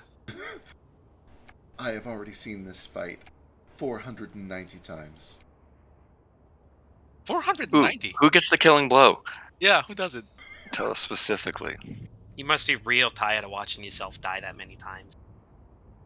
I see a life of glory and a story that will resound through the ages. I think I'm gonna put you in my water flask. What exactly? Because everyone keeps talking about this big end of the world destruction, what I'm supposed to bring about that I ain't know shit about. What exactly does that look like? Can you show me?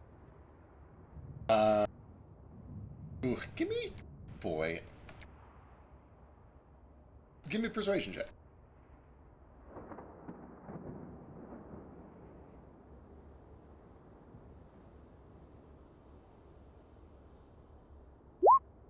Thank God. There's no doubt for what it's worth. Has a look of like, he's not being like snotty. He like is actually wants to know. Yeah. Genuine curiosity. She dips the tip of her sword down into the water and she begins to draw kind of a circle around herself. There's almost a dance-like quality to the magic as she does it, although she keeps just a sharp, locked look at you. She's one of those, and you know the type. They're the type whose eyes are always completely open for no reason. They're too wide all the time. Yeah, you know God. the one. You know the look. She was swimming in straight up caffeine. Just the permanently paranoid look on her face, the accusatory, defamatory look. But as she draws this circle, you do see that little orbs of water begin to rise up from the pool. And eventually they begin to congeal into an orb, which kind of lingers between you and her. And it begins to display images. And you see, at first, the wandering sun in flames. You see that a raging fire consumes each wooden deck as the leather of the balloon is consumed. And eventually, just drenched in black smoke, the entire wandering sun begins to plummet down into the sea. You see a beautiful kingdom, which I don't know if you've been to in person yet, but Moat would immediately recognize it as Belmoral, the capital of Willingquet. And you would see that there are fires, there are smoke plumes that are coming up from out of that city. And as the view kind of changes, you can see that it is warehouses, it is commercial districts, it is industrial zones, places of business, places of commerce, places of industry that are on fire. And you begin to see images of fleets of ships, SSLC ships, that are set ablaze or dashed upon the rocks of a rocky shore. And much to your suspicion, in agreement with your suspicion, I should say, each of these scenes shows destruction and wrath and chaos on the NSS, on the SSLC, Okay. on their way of life, on the industry that they have built. And, that's taking place in a crowded, mainline city. But it's not like you're murdering innocent people on the streets, as far as you can tell. Honestly, nor do not necessarily much to his suspicion. He was genuinely a little bit worried he was going to see the end of the world happening in this. Oh, and it's just as end of her world. Okay. Right, he looks Her back from world. it and actually kind of smirks a little and is like, so when you're talking about the end of the world, this destruction, and you're just talking about your company. You don't want to lose your company. Is that what I'm getting from this? I care not You don't want to... for the wealth, but for the order, for the peace that we've attained. Millions subside on the foods that we produce, the clothes that we sew, the jewelry that we make. We have built peace. We have fostered a glorious age for our people and the people we've united with. An age of wealth and of commerce. Nordo steps a little foot into the edge of the water and just, you were right. I've taken some lives that didn't do nothing to deserve it and killed a lot of people that I regret killing. I'm gonna feel real goddamn good about killing you. Hell yeah. Excellent. She draws her sword. I assume that's probably initiative. Oh yeah.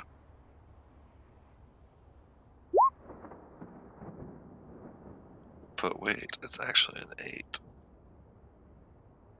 Add a D8. Yeah, oh, I did. Oh, it is. Is someone? I can't remember if he has advantage on those. He should always have advantage, right? He's He's mostly ranged. Yeah, isn't he? Rangers get it by default. Leah. Look at Leah with a 26. That's Damn, fucking Leia. killing it. I forgot that she canonically has like a Geno handgun. Has she been using it? Or she fought with a scimitar? She's been doing a little bit of each. She's got the kind of lightning scimitar, but she has, I think you've seen her cast once or twice some lightning flavored eldritch blasts out of her cannon arm.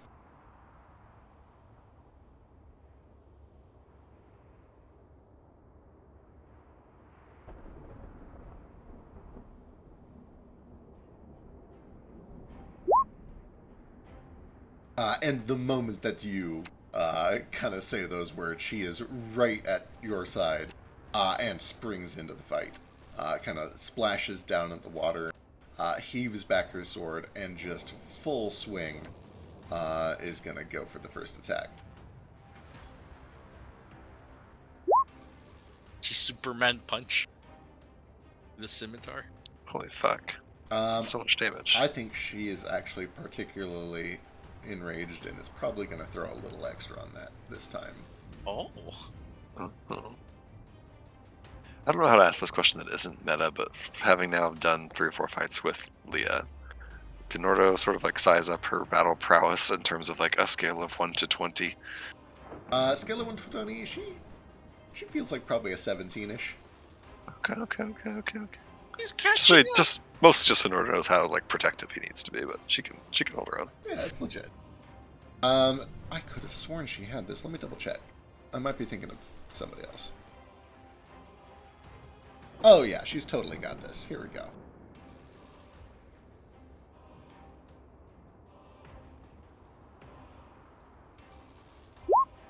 Oh. Yeah. What is Cal's battle prowess? Like an 8? I think I got the sense it was like an 8 or so. Is it the same as D's around like that? Definitely like a getting ripped apart by those tigers sort of situation. Ooh. You know, like an AoE would have just wrecked him. Yeah, it would not have been pretty. He's a child. He's not a child. He's like a teenager, but He's a good kind fighter of a for his child. age, but you know, he's not a seasoned adventurer. Leah, however, is furious as you are, especially to know. Well, she'll talk about it later. What you can see for now is that she's fucking pissed, and she channels a massive surge of lightning through her sword into this, which kind of channels and courses across Johnny's entire body for 58 total points of damage. Do I get electrocuted? You definitely feel the tingle. Your like lower legs and ankles kind of tense up a little bit. Thank goodness this is very clear water. But yeah, No windows. thankfully it is purely elemental water, which is actually a very bad conductor of electricity. That'll bring it to Ace. Three shots. Yeah, he just like pokes through the door and takes his 3 shots. 3 shots, sharpshooter. Here we Minus go. 5 plus 10. Cold. Let's go. Oh god. Why? Why elementals? Why would you speak that evil into existence? I'm just so used to him doing so much damage so fast. It worked very nicely, the fight with the food corporation. I have lied about everything that I've ever done in my entire life. I need to back some things up real quick. Okay. Leah does not spend that mana because Leah misses. Oh no! Oh boy. Oh my. As Leah takes initiative with surprisingly fast lightning reflexes, feels that she has very confidently kind of caught Johnny off guard, sweeps around to the backside and does kind of a pirouette, jams the sword towards her side, Ijani wheels the shield around and just parries it away. And with these icy, wide-open, paranoid eyes says, I have seen this fight 490 times. 16 misses. Ace misses. What? She's a psychic. Hey, 31 misses, y'all. Or she has foresight and he has disadvantage. So it cancels out. Oh, it 30. would cancel out to a 31. You're right, 31 would still, because it cancels out. Yeah. Okay, excellent. -5, mind you. Appreciate the reminder. So 26 does still hit. Oh, he's doing the -10 thing. Right. Oh, yeah, I assume every -5. time. There's no reason to not do it literally every time. Boy, 36. Got 2 more attacks. Yep, working on it. He just has to click 17 menus every time he makes an attack. Really? There has to be an easier way. There certainly is. He just has, like, Rangers have so many little modifiers on everything that they do. I would just turn that into 100, like, what do you just call separate these buttons? macros. Yeah, macros. That is a hit for another 25. Thunder both times is good, I think. Checking. Yeah, Thunder's good. 30. So it cancels out his, like, advantage, right? Yep.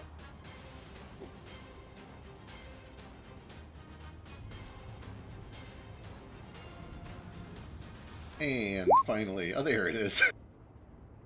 Finally a miss. Yeah, that one is a miss, and it was fire damage anyway. Oh. Excellent.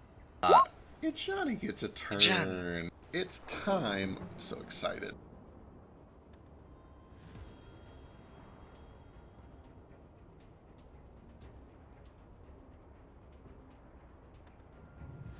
Alright. The first thing that she does is she raises both of her hands up, still holding the weapons, and you see that a band of water rises up around the pool, wraps around her eyes, she closes them, and it solidifies into a blindfold. You can see that there is a little glow at the center, and I need everybody to give me a charisma saving throw. Everybody. Goodbye, friends. Charisma. It's this nice is not knowing good. you.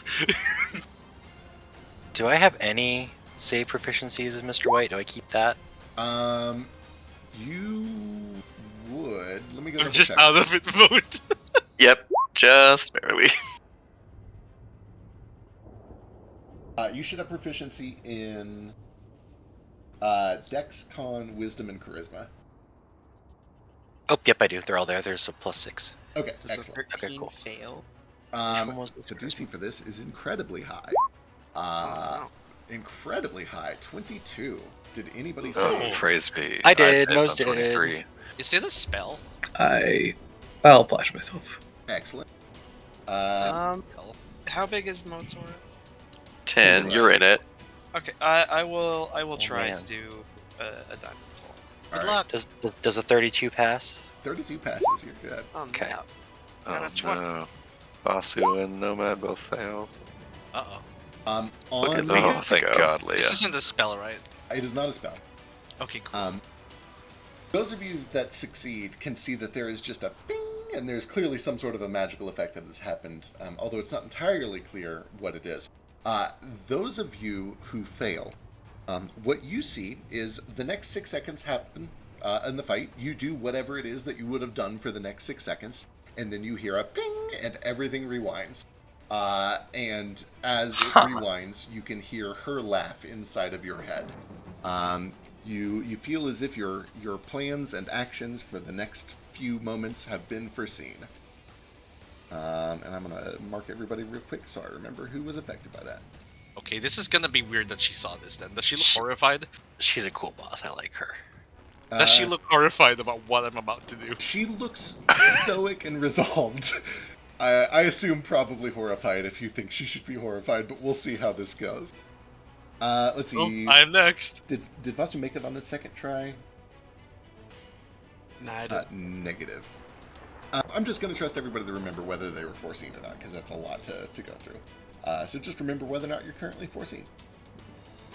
Okay, that's her first thing. The next thing that she does is... oh yeah! God, okay, fun. All around her, the water in the pool begins to surge until it forms a watery chariot led by a pair of what appear to be watery, like, seahorses. And she dashes like a Colosseum gladiator in a line, crashing through several of you.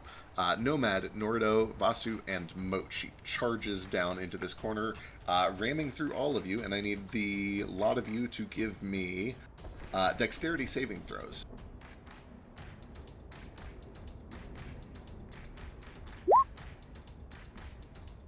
Just fails. the- If it's 22. The normal DC is 22. If you have been foreseen, the DC is 27. Oh, then I failed. Jesus. My God, Boat just barely made it. Let's Why is see. everything Vasu hit too? so hard? I didn't make it. I didn't make 27. Oh, Yours yours is is already already built in. Yeah. 27 for me. I failed even without the thing anyway, so let's see. Is that affected by evasion? Do I take half? It's not a, or it is a safer half. Yes, yeah. Cool. Sweet. I'm going to use a reaction. I imagine I'm still prone, but I'm still gonna yes. try it. I'm going to use reaction to absorb some of Say. that damage. That's just easy. to try it, an opportunity attack if she goes past. It Fucking is a I'm gonna very do good too. try, but you do see that 16 just misses. Yeah. Okay, so I take only 20 damage. 16 just misses. Woo! One of the restraint, because it's restraint. I wanted to knock that bitch prone. You see that as quickly as it formed and dashed through, the chariot dissipates. She lands on her own 2 feet. She turns to Moat and draws the sword. Let's see. Moat was foreseen, I believe. I was not foreseen. Oh, just Nice. kidding. Subtract. Got a 28. Subtract 5 from that. That's a 24 to hit. Fuck me. I'll shield it. Excellent. That blocks all the damage. And then, last but not least, she'll try to shield dash. Missing again. Oh, wait, foresight. 29? Does it get through shield? It does actually. Okay, excellent. It's bizarre. She seems to, like, juke like she knows which way you're moving. With advantage in the foresight. 29 does land for 21 points of bludgeoning, and I need a strength saving throw.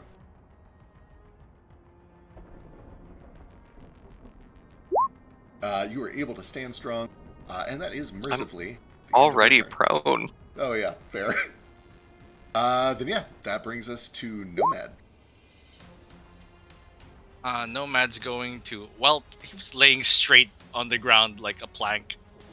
He sits up, and then drifts onto his legs, dusts himself off. Then, pulling from his pouch a pack of something, he tosses it like a pimp would a rag to a hooker. As if to say, clean yourself up. Vero led straight into the pool. Oh my god. Fucking beautiful. Okay. So first things first, the very first thing you did on your turn is stand up. Is that correct? That's movement technically, right? All right. Let's find out how well she predicted you. She saw me stand up, yeah. Thankfully, she misread your actions this time. Pretend you've seen nothing. You can't predict me. I counter predict you, bitch. I am also psychic. Fuck me. You dumped Veriled in the pool? Yeah. Fuck, Nomad. I've collected so much of this shit. God, it's so beautiful. Oh my god. Yeah. It literally just says clean yourself. So I don't know if you've seen raw sodium get dumped into a lake before. But it's extremely reactive. Explosively reactive. Yes, first of all, take inspiration. Thank you. Second, there is a crackling eruption, and like lightning striking sand, you watch as all of this water begins to just harden into this sickly, twisting knot of this dark, dark lead. It spreads like a disease. You can see it almost like spiderwebs out, like ink through blood veins. The light in the room rapidly begins to dim. It's going to take a little bit of time for it to fully engulf the pool, But you done fucked this pool up, and it is not going to do well in the next 12 or 16 seconds. That was an action to throw it in, right? Yeah. Yeah, that's weird. Then I just kind of look at her as if, and then I do this thing where I spread my arms to the side slightly as if now what? Oh, he's learning body language. I can body language now. I'm getting too strong. No one saw that coming. Boy. Alright, anything else on your turn? Monsters! No. Ruiners of fortune! Everything good that we've built you've come to destroy! I thought you saw this coming. Moat, that brings us to you. Alright, I was not predicted, or foresaw, or whatever. Excellent. I will stand up. Excellent. Let's see if she predicted it. Seems like It's only the top one. She did not. Okay. Carry on. oh, she Nothing does happens. that even if you weren't. Okay. Anyway, moving on. I will use my bonus action to get Spirit Shroud up, and then I'm gonna Flame Blade her. Or should I attack? I lied. I'm gonna attack her. Alright, excellent.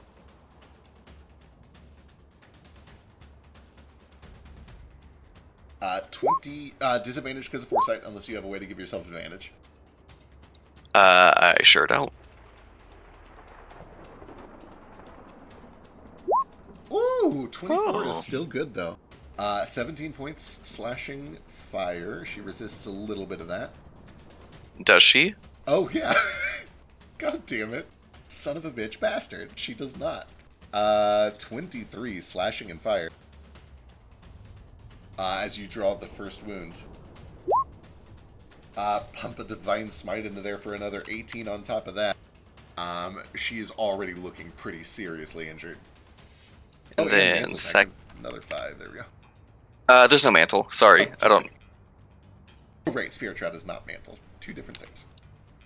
And then second attack. 16, Much worse. She is able to parry with the sword. I have my reaction back. I don't have my channel divinity. No, never mind. Continue. Alrighty. I'll bonus action try to push her prone. I guess I can do that. Yeah. Nope, I bonus action Spirit Shrouded. Ignore me. I'm done. Okay, cool. That brings us to Gale.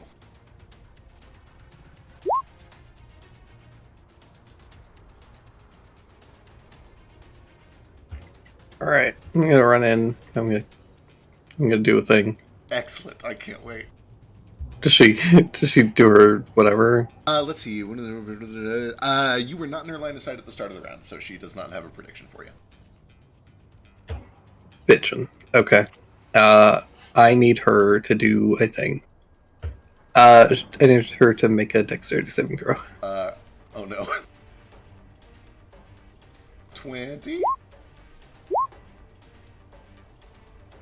She have magic resistance. She has foresight.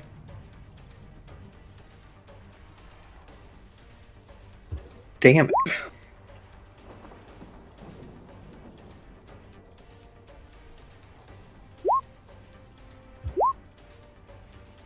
Damn it, that is exactly my DC. Oh no. Oh.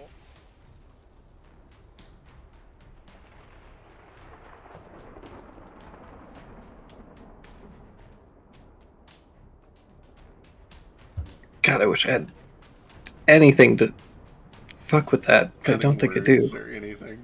Cutting words doesn't even affect that. Oh yeah, it's not saves, yeah. It's attacks and damage. She started her turn within 10 feet of me. You're right. Oh. She needs a DC 20 charisma save. So spoilers, she's very good at charisma saves. Okay. But I'll Disadvantage. say it out loud to jinx Oh. it. Okay. Ah, I tried to it's jinx it close. for you, but I couldn't do it. Aw.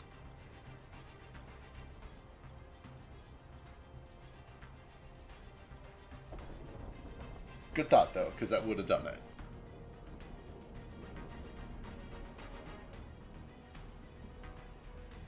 Yeah. Is her foresight divination? Oh no. Yeah. It is I was gonna say, Oh, yeah. no. How much of this? I didn't think it. How much None of of it. this She doesn't can't. works? None of us can be Any? perceived from divination magic. Well, there goes that. Fuck It was me. such a cool fight. It Hang was so on. cool. Hang on, I gotta go read this shit. As a ritual consumes the object, creatures. Suddenly, we zoom out and it's her I've eye. got it right here. Cast by Creatures a within warded 120 feet of the creature. totem cannot be seen or targeted by divination spells cast by a warded creature. Unless the creature... Yeah, you're right. It's there. However, with that said, you would know. So let me see. She I just got passes it. so excited. So we'll roll this back. Well, I mean, we wouldn't even have to until the fight starts. We would, yeah. You would notice that when the fight started, your totem started to burn a weird color. She has they kind of turned this sickly bluish green color. As soon as she put the headband on is when it started. She's divined us, boys. Yep. Does that mean it's active?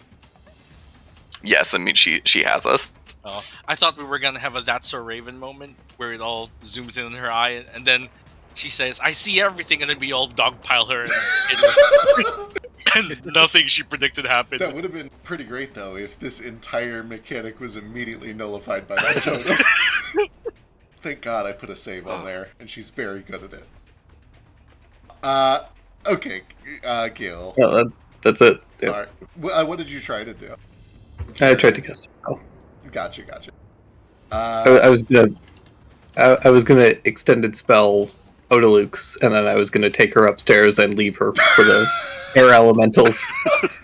And I had a very witty one-liner for her, and I don't get to do it now. It's fine. Aw. We could just kill her. It's If it makes also I'm like real low on mana, and I feel like I shouldn't be, but I don't remember what I would have been at. I was gonna say, I think you guys were like. We fully had like a rested few coming out of this. rests. Yeah. Right, like I should have. Did you heal yourself? I don't know if you did that. I didn't heal myself yet. Like, Unless you but- use like an actual ass load of mana in just the food court. That's all we've fought so far. yeah, that's been your only Yeah. encounter so far. Like I know I was low before that because we've been really busy, but yeah. We did like 2 shorts and a log Yeah. on the way to coming here. So. Yeah, you guys had a lot of rest. You're very welcome to fill your mana back up. Also, It's okay. if it makes you feel better, she saw whatever your cool witty one-liner is at least 40 or 50 times in alternate futures. Because she's not very good at deck saves. In the meantime, Vasu.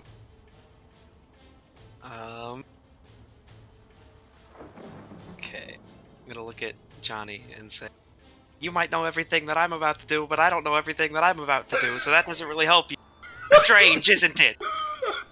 And instead of standing up, I'm just gonna crawl around this pillar in great line of sight.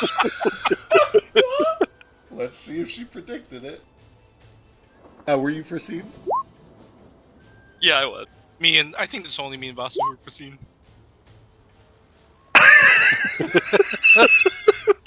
So, I shit you not. Crawling is already accounted for, so none of the above does not catch you. You're safe. She didn't predict this.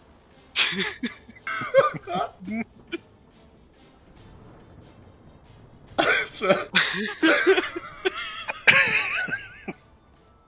Now, does that only affect like the first thing that I do? yeah, or, it's like... just the first thing that you do. So like, now Okay, you so can like do if it as I were to then do like a quickened healing, that wouldn't count as like, oh, you Yeah, did a yeah. class feature, and then Yeah. and then I'd take damage anyway. well. Technically, nothing visible has happened to any of you guys anyway. This is kind of a meta thing, but we're Okay. all adults. But yeah, it's just the first action you take each turn. All right, so yeah, I crawl around the corner, and I'm going to spend 2 key points to give myself 16 HP back, Hell yeah, and then I will stand up, perfect. and then I'm going to bonus action Tunnel Fighter. Hell yeah. I was curious how long it would take for somebody to like try intentionally behaving irrationally or chaotically to get around this.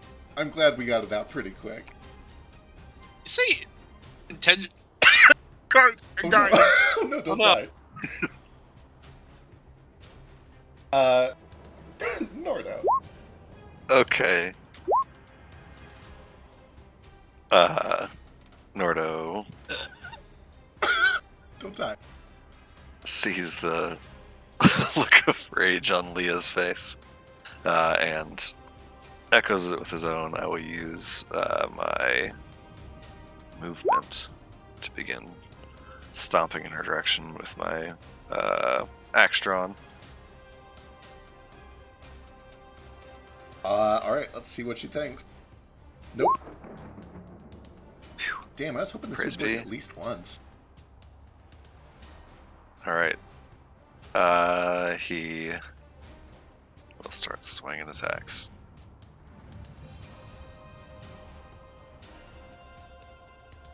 Recklessly to overcome the disadvantage. As he walks up, he just says, like, "You had my father killed, abducted my sister, tore my family apart, all because you didn't want to lose some fucking money." 17 to hit. Unfortunately, no. The shield goes up. I don't care for the money. I care for the world we've built, for the beauty we've created. 27 will fucking do it, though. Yeah, crashing down. 11 points of slashing damage. She can be restrained. I need a strength save. Sure can. We've built an empire! Vines come bursting out of the ground. Kind of pin her around the ankles, start wrapping up around her shoulder. Built an empire on the backs of slaves.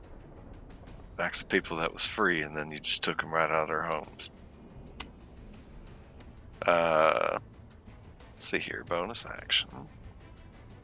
Bite. If it hits, it's a crit.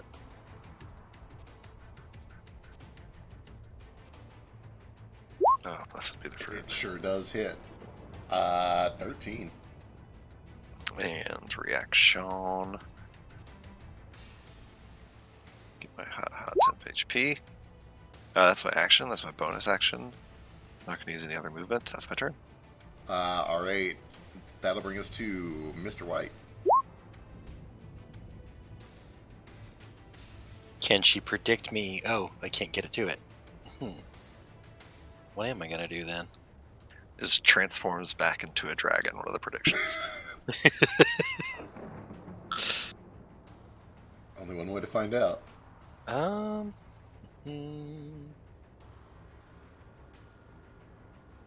guess I'll squeeze and attack anyway.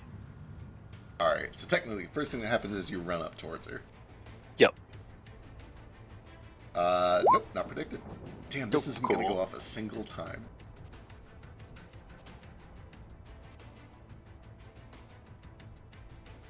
Sorry, the character sheet's loading again. There we go.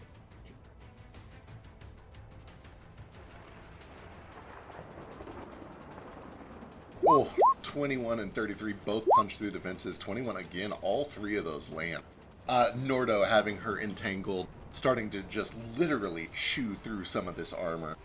You come up, punch a couple times, and then join in chewing. Fuck me. I've never felt so akin to Flick. Both just punching the shit out of her and biting her. Biting her.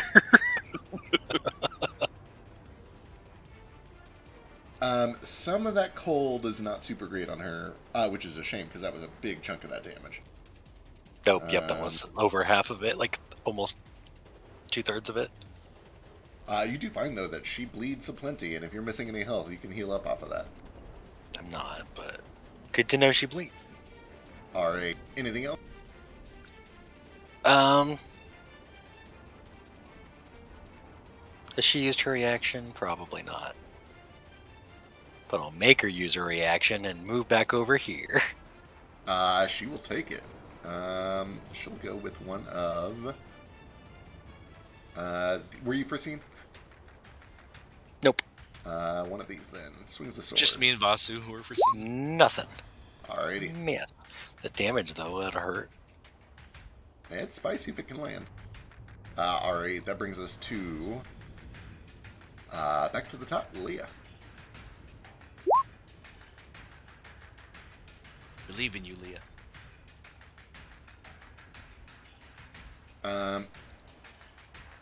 It's pretty crowded over there. She doesn't really have a spot to get in and attack from. So she's gonna fire one of these.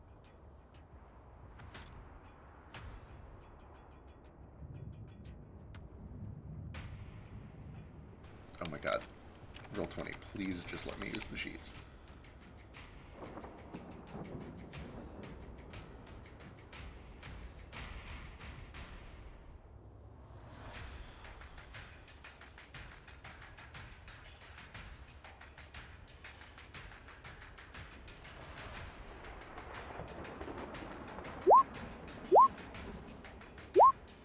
Let's see, 2 of those could get through, but I need to roll for disadvantage.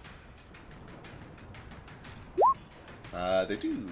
Wait, hang on. The first one fails on this team. The second one does get through, though, for 12 points of force damage. And importantly,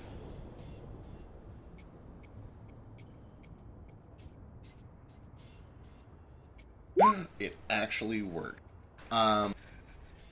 As Leah begins to cast this spell, you can see that there is a tiny mote of starlight that forms literally on the inside of her mouth as she's beginning to cast the verbal incantation for this spell. And again, there's just this horrible, wretched smile on Dejani's face, like she's already foreseen this. And you watch as this mote of starlight erupts. 25 points of force damage. She will try to save from it. Fails and takes every point of it. Ow. That's not great. She will kind of wheel back behind this statue for the time being. That'll bring us to Ace. That's 1 out of 4 predictions correct. Don't be so cocky. If I had the time, I'd explain why this is a different kind of prediction. I don't know what that means. He's just gonna shoot what is twice, Ace I gonna do? assume. Unless you guys want him to do something else. You tell me what Ace does. Yeah. That's what Ace does. Pow pow. I was gonna say, he's kind of just a pew-pew machine most of the time.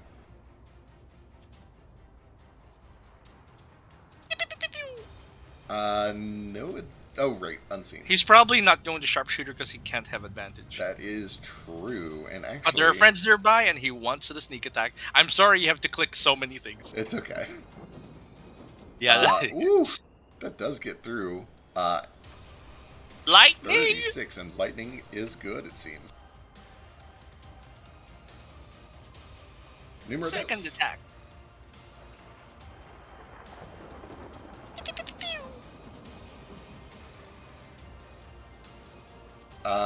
19 is 19? good. Unfortunately, the force has nothing to leap to, but it is good for 15 points. Hello. To Johnny's turn. And let's find out if she saw that coming. Negative. Move stand. Alright, Johnny's up. First things first, there's another pulse from her headband as she attempts to foresee everybody. She does take a little bleed. Also needs a charisma save. Oh yeah, that's right. She might not be able to do this again, maybe. No, this is for... She's fine, either Gotcha. way. Every time she starts within 10 feet of me, she has to save against Bane. Bane is Alright. so cool. There is another pulse of prescience. I need everybody to give me a charisma saving throw. What if she doesn't have line of sight? Oh, fuck. She has the sight. She's got a blindfold though. I choose to fail. I let her see what I'm going to do. Excellent. Watch me. Come on. Okay. Take a good look. I like the creative thought. Without a hide action, I think she still has enough awareness of you to use it. But you do get the sense that maybe if you were to, like, fully hide, she might not be able to do this to you. Still, I rolled a 25. Ooh. Just like before, the DC is 22. Keep track of whether you were seen or not, because it's hard for me to get everybody. Oops, that's Dex, not Charisma. Which actually means that would succeed. She's good.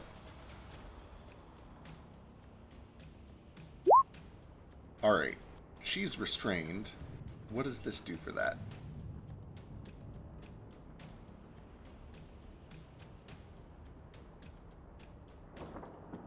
I think she can still just do it.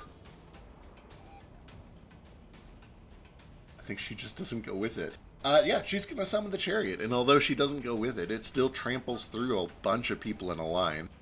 God. No man's like, ah! large 20-foot line. What's the most people she can get with this? I think it's going to be Moat, Toto, Gale, and Mr. White. So I need dexterity saving throws from Moat, Toto, Gale, and Mr. White as a chariot comes crashing through you.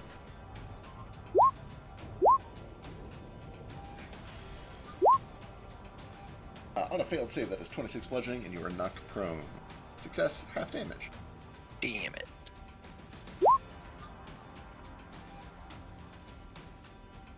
And then cancel that with the restraint. She's going to turn to Nordo, the monster that has come to ruin her empire. Were you foreseen? I was not. Oh, Oh no, fucking 25. And 19, I think both miss. Those both miss. Yep. She struggles. At this point, she is just outright screaming repeatedly over to herself, I am a martyr for my empire, a martyr for my people, I will be seen as a hero. Just to herself more than anyone else, screaming frantically, but unable to land any blows as the tethers around her wrist and her ankles and her midsection all begin to tighten. That is her turn. Nomad is up. The pool I'm gonna darkens. move. Yeah. I'm gonna kind of walk toward her. Probably float a little to get here. Does it predict, I guess, movement? Let's find out. This is gonna hurt. I hope it gets somebody eventually. It got Leah. That's true. It gets Oh, you move. if you were foreseen. I was. Then yeah, because you were foreseen, she gets 2 predictions and was right on one of them. You see that as soon as your ankle starts to go forward, there's a mote of starlight that trips you. I need a dexterity saving throw. DC 27. Oh, no, I just failed it. Okay, 23 points of force damage. He kind of shrugs his shoulder a little, though it doesn't seem to bother him that much. He's like, no wizard is built like me. Nomad has so much experience tripping. Yeah. He's been doing I'm it since immune to literally it session now. 1. You see, I adapted to tripping by learning how to float. Dummy think. It's like, your idea of beauty is built on the suffering of others. I see why you choose to blind yourself. And he touches the blindfold.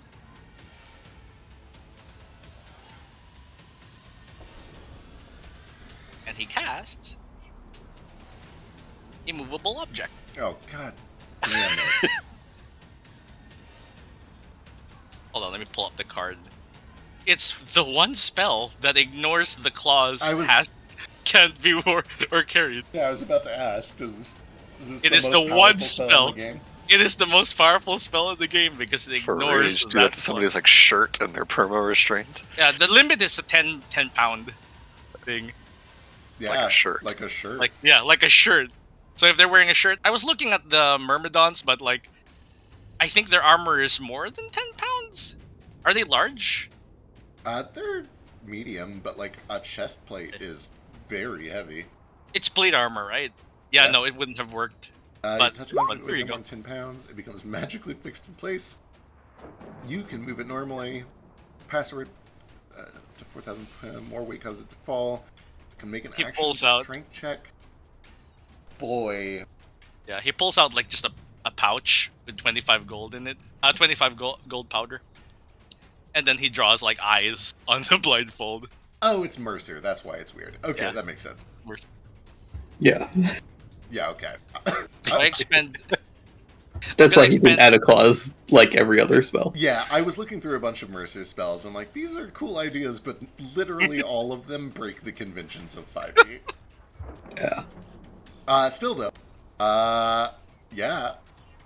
There's not even a save on this until she tries to move against it. Okay, all right.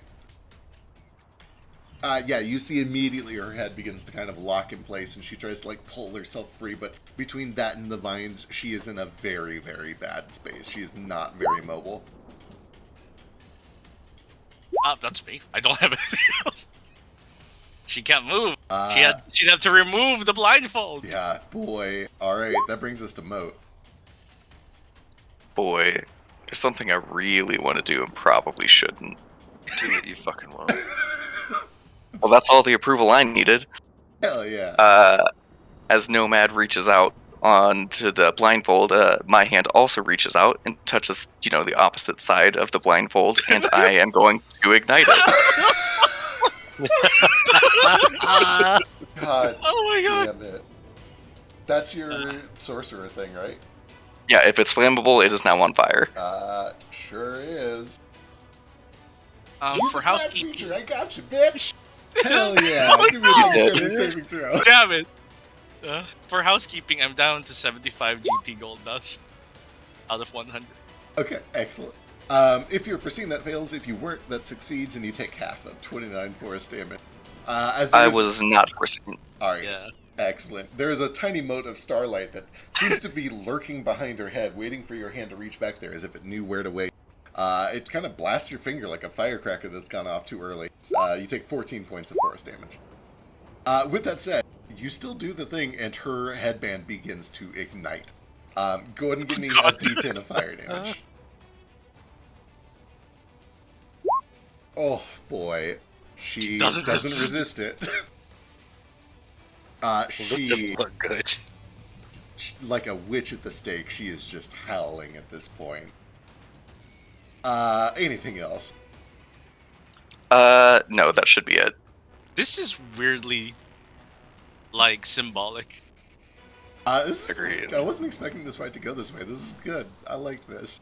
Moat. Or, sorry, Gale. Oh my god, are you down? Oh shit. Oh, wait, how'd you go down? When did No this one said happen? anything. I didn't even see him go down. No one asked. Oh shit. What do you mean no one We're supposed to I was ask gonna you if say- you go down after every attack. I'm down? It's so Well, difficult. My icon's dead. Just We're behind It's behind Toto. Toto. It's Toto's kind in of the hard to way. see. Yeah. Toto. it's got the death save symbols up. I It's, thought that was Toto. Fair. Now we know. Either We'll way, figure that shit out immediately. I'm alright. It's fine. you're good. You made your save. Toto. 23. Yeah, Uh, but did she bites foresee her. you making a death save? I don't know. Let's find out. I guess it would be. I guess this would be Does the that other. save a class feature? No, this would be none of the above. So let's see if there's a none of the above. There is no. So thankfully, there's not an explosion when he struggles for breath, gasping on the ground. Toto runs over with an 18. I think 18. It's a 29. Foresight cancels it out. No, it does. I know. I'm so sorry.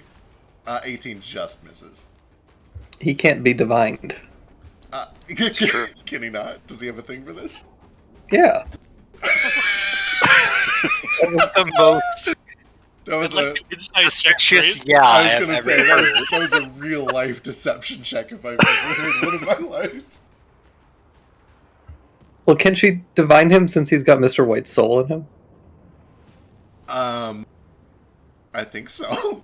Okay. I just wanted to ask. I like it. It's a good twist. Unfortunately, 18 just shy. Which I think, unless you got anything else, brings it to Vasu.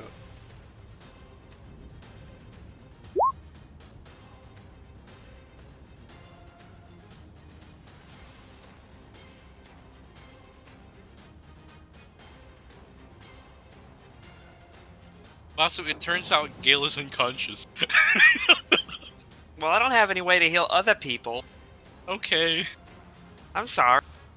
What do I look like? Some kind of, cleric or something? I say as I just, walk out from behind this totem.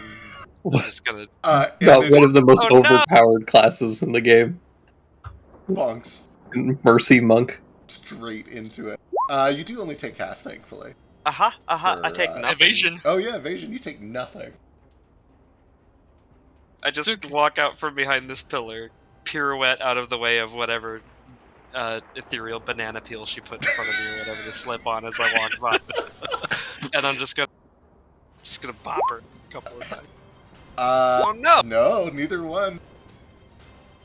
Even restrained like this, you can see it becomes suddenly clear, if it wasn't already before, she's seen this suffering for like 490 times and has prepared for it. Even writhing in flames, burning at the stake, pinned to the wall by vines, she fights to the end. 27. Can't stop that, though. 8 points. She's still standing, but blood is now trickling down, beginning to smoke. How bad does she look after that? Quite bad. You can see her health bar. Okay,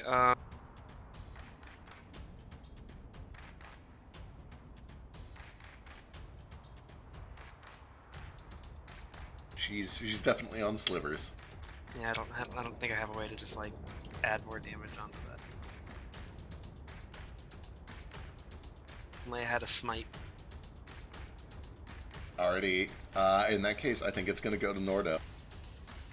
Okay. Seems fitting. It does. It kind of does. Oh, I have a quick question. Yeah. Because the pool is so fucky, was she able to summon the chariot? Yeah, it seems to rise up around her, sort of. Gotcha. Yeah. She gets wet, and then that's what the chariot's made of, for wet. We'll go with something not quite that, but you know, Her waters. it does originate from her. Alright, Nordo.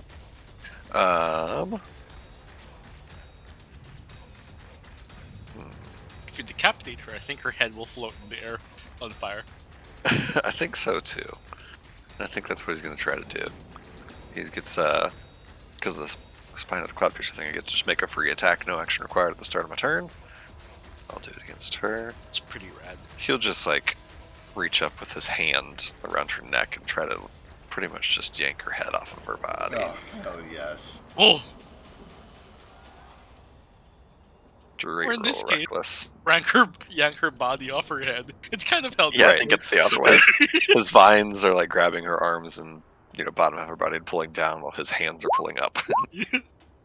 Oh, damn it!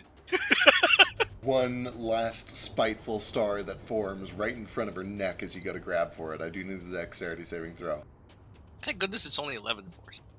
He ain't worried about that shit. I got evasion and danger sense. Fuck. Oh wait, no, I got the Modora. Oh, okay. That's okay for talking shit. We talk shit, we get it. This Right. is what we've learned. 12 points.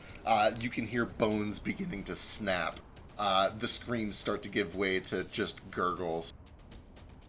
Yeah, he'll just like. The Empire will live on. The beauty we created cannot be destroyed. Still That's going. Terrible taste. As he gets a hand on either side of her head, he'll just say, "You fought for nothing. We're going to tear this whole thing to the ground. Fuck You yes. died for nothing." Please kill her.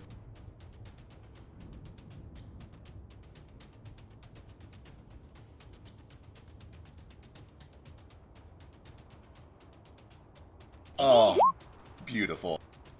There is a crunch, a snap, and a spray of blood. You can smell flesh burning. As predicted, the head hangs in place, twisted in agony, the last of her screams frozen in time as it begins to just melt away.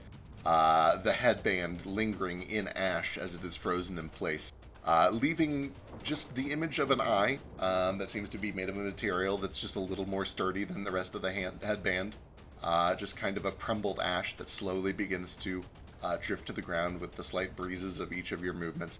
Her body clumps, the sword drops to the ground, the shield clatters and rolls against the tile. You can hear the sound of water dripping all around the room as bits that have splashed from the chariot begin to kind of fall towards the floor. And in this room, everything goes quiet. The rest of his turn, he'll just quickly sort of scramble over to Gale and scoop him up in his arms and put him somewhere safe, and I'll do a medicine check, try to stabilize him. Absolutely. They'll try and heal him. Yeah, out of combat, you guys are not in danger of missing him. You get to him before his next save. Oh my god, he doesn't want to die. This fucker's not going anywhere. Jokes on you, with a natural 1 I can stabilize. I'm just not realizing he cannot fail except on a natural 1. Oh, yeah. Oh, he's invincible. This man is built to live. He's a machine. Literally. Artificers can't die. I'm also remembering that I also could have like dropped an attunement to stay up, but Oh yeah, that's the thing they can Oh, do that's too. a new thing. Yeah, But tuning takes so long. that is kind of a cute feature. Here, 45 HP. Ooh, big old hit or teal. Vasu, with your special eyes, you do see that both the sword and the shield are magical. Oh. Here, Moat, let's give you a nice boopy heal as well. I'd say if you need to save the mana, I was actually just looking up how much I need to spend to heal myself up. Okay. Yeah. Hold on. I'd say your mana's way more valuable than mine.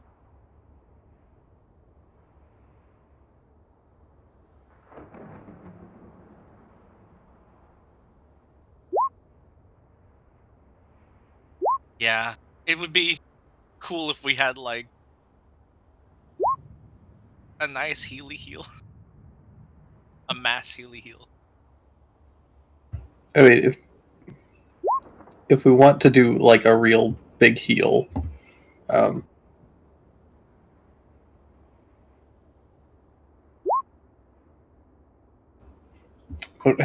long does the whatever aura purity or whatever you have last that gives max healing? Is that just a minute? Oh, the Beacon of Hope thing? Yeah. I thought it was a minute. Let me It's see. a minute, yep.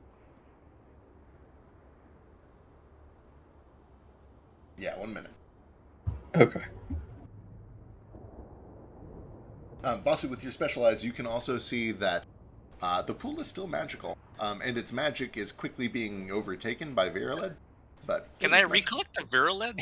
It's more valuable to me. You sure can't. You have learned enough about Viruled to know that the Viru stands for viral. That's fair. Once it is in, it is in. There is no getting that shit out. Oh, so lesser restoration. Because it's a virus. I mean, it's the principle is viral. Yeah. With that said, it hasn't taken over all of the water yet. Yeah. Scoop out some of the water. Yeah. Scoop out some, we'll figure out what that does. Yeah. Can I try to like separate the water from the Viruled with like control water? Or Yeah. shape water, whatever the Absolutely. cantrip is. With shape water, because it only affects water, it's actually kind of easy for you to just pull out the water and not the bits that are tainted. And you're able to kind of form a nice globule.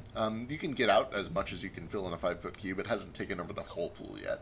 Yeah. Could you make a waterless area around the crystal itself? And we can pull it out? Maybe. Kind of like making a donut of air around the crystal. Yeah. Is that what you're going for? To like kind of quarantine it from the rest. Yeah, that would work. I would. So it's been in there for 2 rounds. I'm gonna say just give me a luck check. It's gonna be pretty difficult. Viruled moves kind of fast. We'll say a DC 13 luck check to get to it before the lead has touched the crystal. Yeah, you are able to move very quickly and kind of make a donut of air around the crystal to make sure that the infected fast. water doesn't touch the crystal yet. And when you make that donut, you can see that moments after you make it, new water begins to trickle off of the crystal. It's very clear to you that the crystal is making water. Cool. Oh, I think it's just a water crystal, right? Would you like for me to pull this out? We can keep it. Does it always make water like that, or can you turn it off? I suppose the only way to turn it off is to actually remove it from here. Because it's a stone and all that. Yeah, that'd be cool on the boat. You could just make fresh water, but Yeah. Like the other fixtures that you've seen, you see that this has kind of a Benoisium filigree around it. It appears to be a very similar installation. It's Benoism again.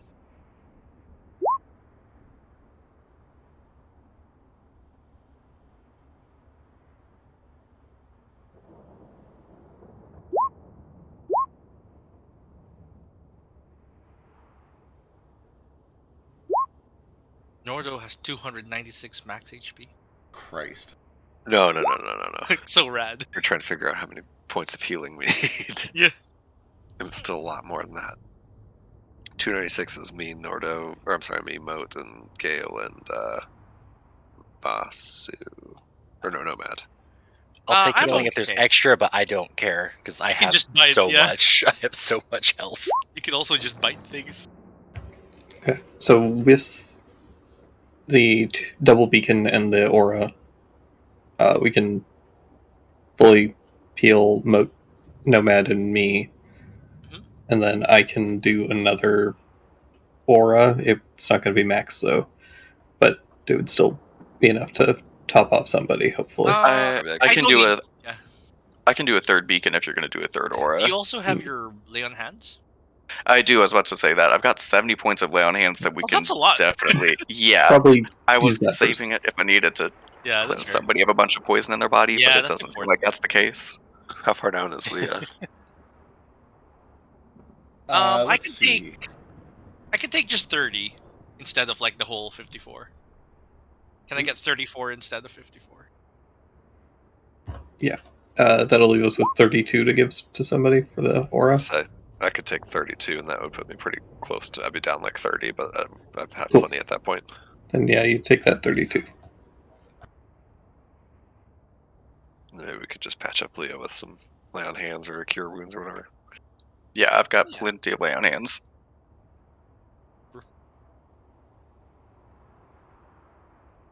And now let's identify this short rest water. Did that take the third beacon so I can spend the mana? Just the 2. Okay, cool. Ace can start removing the crystal, and I'll identify the water. All right. I'll use an actual spell slot. Okay, so it just takes a minute. Yeah, 1 minute. He'll start taking a look at the crystal.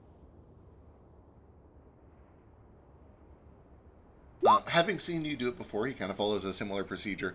He realizes that he can remove this. There is a wire that connects it to some sort of a power source deeper in. And it's up to you if you want to like disconnect it entirely, which will basically cut it off from the power source. Yeah, absolutely. And we don't want it to spread to the power source. All right. Then yeah, Lid. he disconnects it. And as he disconnects it, first of all, the dim blue light in the room goes out. Those of you without dark vision are suddenly, blanketed in darkness. Those of you in dark vision suddenly start seeing things in black and white. And you hear faintly just like a surge in power. Like the power that was being channeled to this has been diverted elsewhere. Oh, hey, we're diverting energy. Beautiful. With a minute of identification, you are able to identify this kind of globule of magical water that Vasu has been holding on to. And you do find, as you suspected, that it is water of healing. It is mystical healing water. It effectively gives you the effects of a short rest, and it can only be drank once per creature per long rest. Should we drink this Okay. now?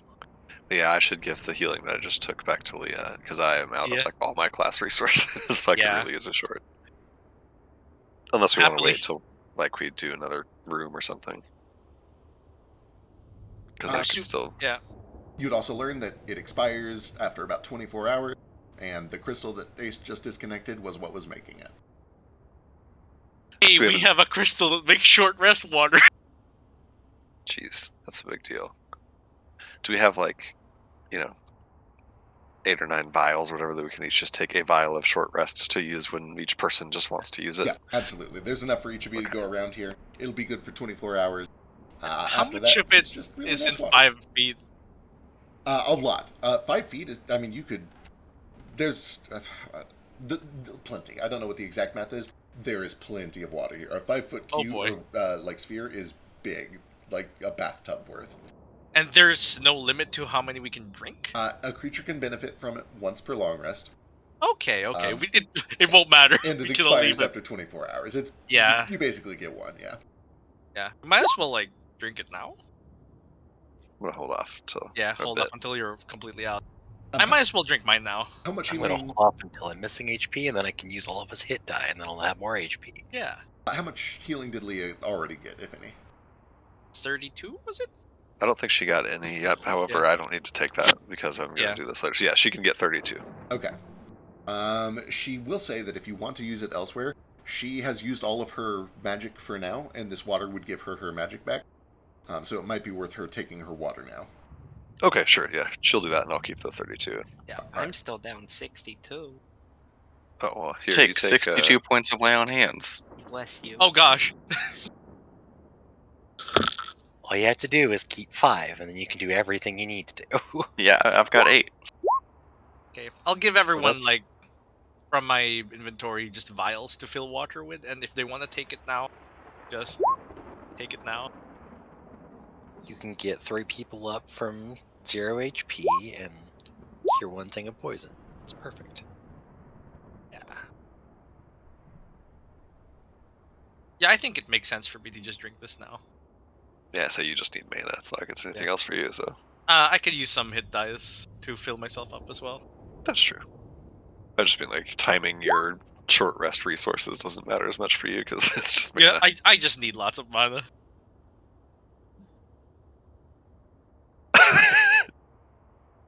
That's probably wise. Yeah. Boy, part of me... I shouldn't say anything. I'm the DM. I can't say anything. I hate this game so much. I'm so excited for Gale's plan. Delicious mana.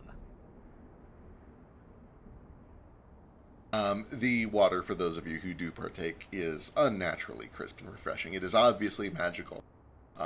You feel this fizzing inside of you, this bubbly kind of uplifting feeling. And your wounds are magically cured, your energy magically restored. You feel mana drawn back into your body. Real quick, you said this only lasted 24 hours. Yep, you got 24 hours to use it. You know what? Save your lay on hands. I'm just gonna use all of my ki to do some quickened healings to heal up. Oh, good idea. I don't know. It's math. I get 16 per 2 ticks of ki. Yeah. Sure, I get 2. 16?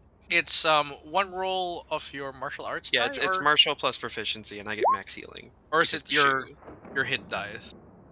It's martial. I was just looking at it. I'm pretty sure. Yep, martial arts die plus proficiency bonus. Yep. So yeah, I'll 16 just for heal I'll heal myself up that way, and then drink the water, and then say that's some high quality H2O. Really pulling out the stops on the zingers today. I'm I trying. like it. I like it. It's good. Man, I haven't seen that movie in like a decade. It's been too long.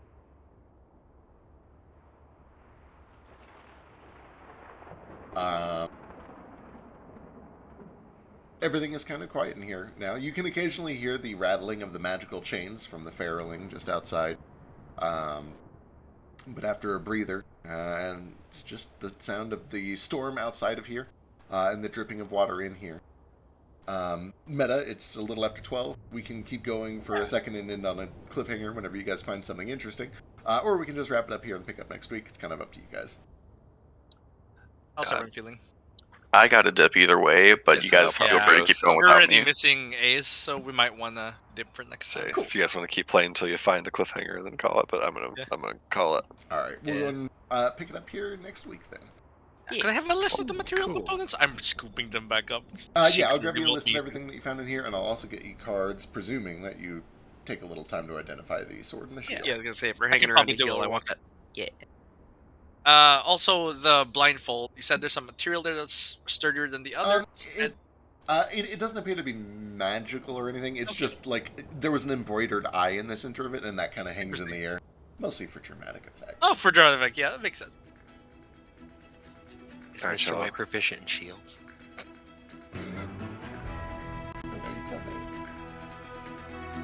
Never seen it used one. I know, but I can make my head everybody too. Good night.